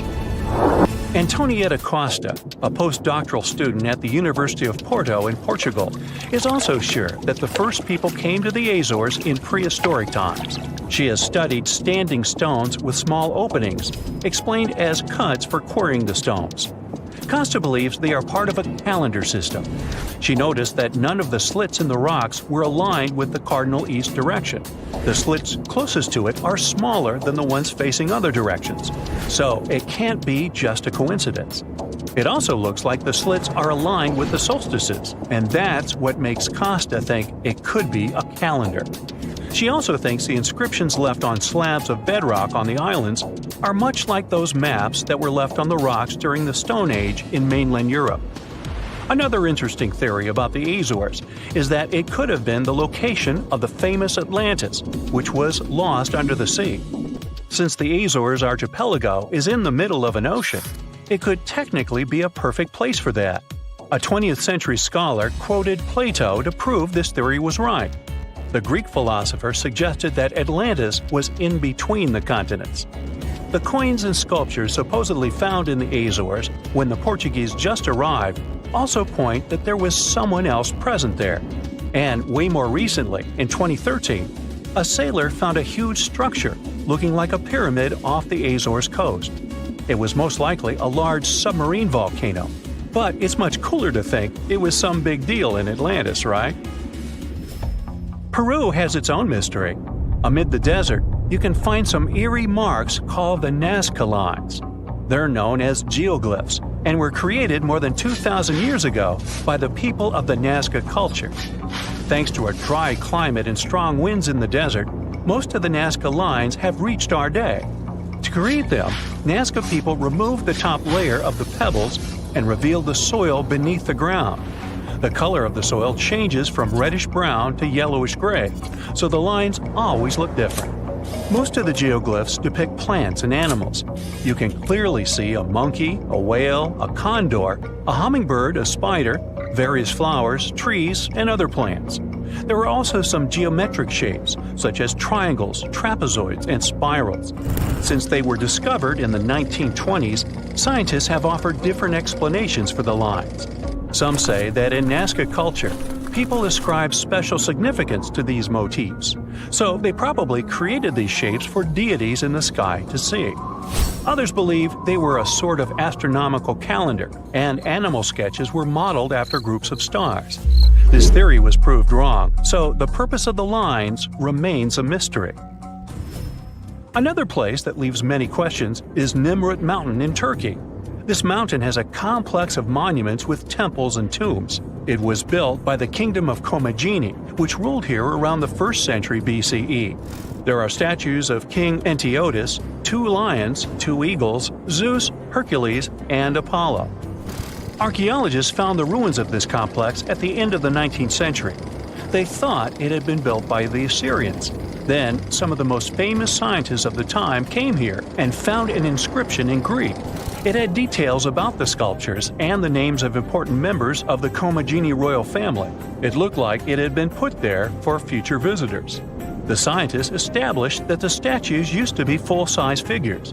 Changes in temperature, strong winds, snow, and the bright sun didn't leave them a chance to last in all their original glory.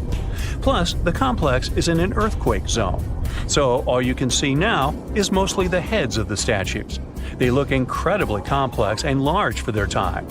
The biggest question is, how did the people who lived thousands of years ago manage to create such huge sculptures on top of the mountain?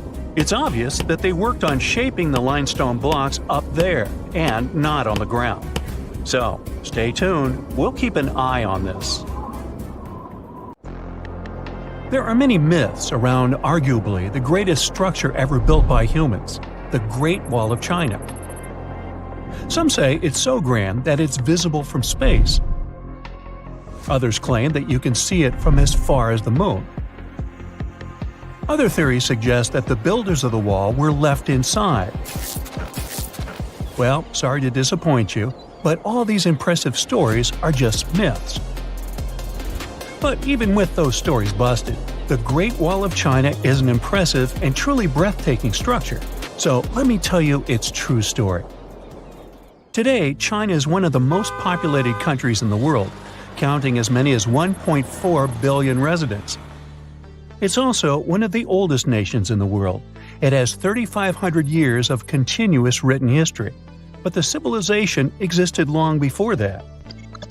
There is a theory that while the European continent, for example, was most likely reached by humans from Africa, China wasn't populated by settlers that came from somewhere else. Some people believe that the Chinese civilization got formed from local Stone Age people who lived on the territory since the prehistoric period. So now, the Great Wall of China. It's truly big even by today's standard, stretching for over 13,000 miles. To imagine it better, it's almost 5 times the distance between New York and Los Angeles, or even a bit greater than the distance between the North and South Poles. Even in modern times, people have never built anything close to this big. Of course, it didn't take a day to build the Great Wall of China. 2? Keep going. In fact, the wall was being built for centuries. Maybe you know that ancient cities had walls around them to protect themselves from invaders. Yes, Chinese cities had them too.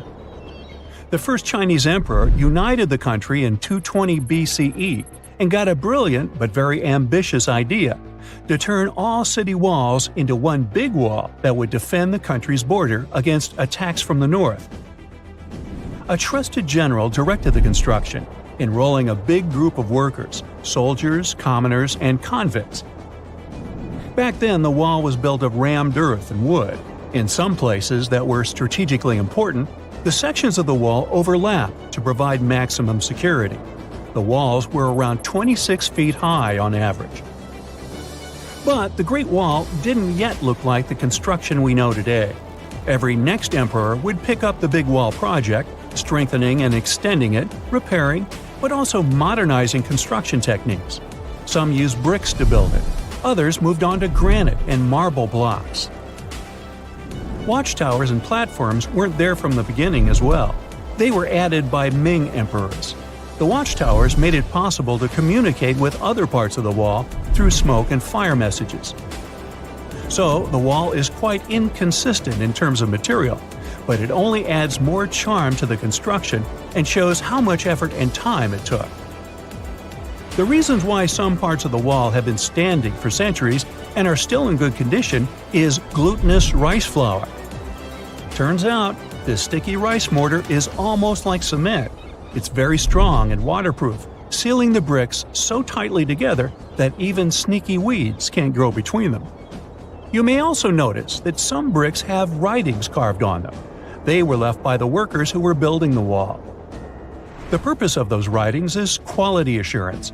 They contain such information as location, quantity, and responsible officials. So, in the case of some problems with the quality of materials or constructions, it would be known who should be held accountable for it. Recently, a research group has looked through official historical documents of the Ming Dynasty that ruled China from the 14th to the 17th centuries. They came across records of secret doors in the Great Wall, so they decided to find them. They used a flying robot to capture continuous centimeter resolution photos of the wall. They photographed 90% of the wall that was built during the Ming Dynasty and discovered the remains of over 220 secret doors along the wall. Some of them have a specific width and height that allows only one person to go through. Others are large enough to allow 2 horses to pass at the same time. Why are the doors there? Well, the Great Wall's main goal was to protect the country from the enemy. Building doors that could let the enemy in would undermine the whole point of having a wall. So, of course, the doors were secret passages. They perfectly matched the surroundings topographically, and the exit on the outside was camouflaged with bricks so that it was almost completely indistinguishable from the brick wall. The wall was never just a defensive wall, and it was never completely closed. It could be opened on demand. It was also a structure used for trade and commerce, communication between inside and outside the wall, and of course, for defense and spying. Some doors were used for trade with the other side. Through smaller doors, a person would sneak out to spy on the enemy that lived on the other side. The hidden gates were also useful for a sudden attack. As you remember, some gates were camouflaged with brick on the outside. The exit was so indistinguishable that the enemy had no idea exactly where it was located. The inside entrance for Chinese soldiers was hollow, so they could walk through the wall and break the camouflaged exit gate from the inside, starting their surprise attack. Now, even though the main point was to prevent outsiders from getting into the city, the wall wasn't too effective on that matter. It could still be climbed over or marched around. So the wall was being watched at all times, and the guards gave signals to the troops if they saw the enemy approach. Also, the wall provided more time to mobilize and bulk up the country's forces or lure the enemy troops into a difficult strategic position. The construction stopped at the end of the 19th century. The wall lost its strategic and military importance due to technological advances. Over the centuries to today, only 8% of the Great Wall is in good condition, and the rest is damaged. Also, around 1/3 of the wall has disappeared without a trace, due to both natural erosion and human damage. I guess you could say it's now just a pretty good wall. As you remember, the first parts of the wall were built out of rammed earth and wood. These are not the most unfailing materials if we're talking about thousands of years. Also, destructive farming methods have turned large areas into a desert and contributed to erosion. Also, many bricks were taken away from the wall in the last century to be used in building farms and houses. The wall is being deconstructed stone by stone even today, but this time by tourists. Quite a few of them take a stone as a souvenir. That's a total of a lot of stones, considering that over 10 million tourists visit the Great Wall every year. Since 1987, the wall has been a UNESCO World Heritage Site, highlighting that it has an outstanding importance to humanity. The wall is one of China's 56 World Heritage Sites, second place among countries with landmarks protected by UNESCO. Who's first, you ask? Well, the top spot, with 58 World Heritage Sites, belongs to Italy. And do you know that the wall isn't only a famous tourist attraction, but also the location of the Great Wall Marathon?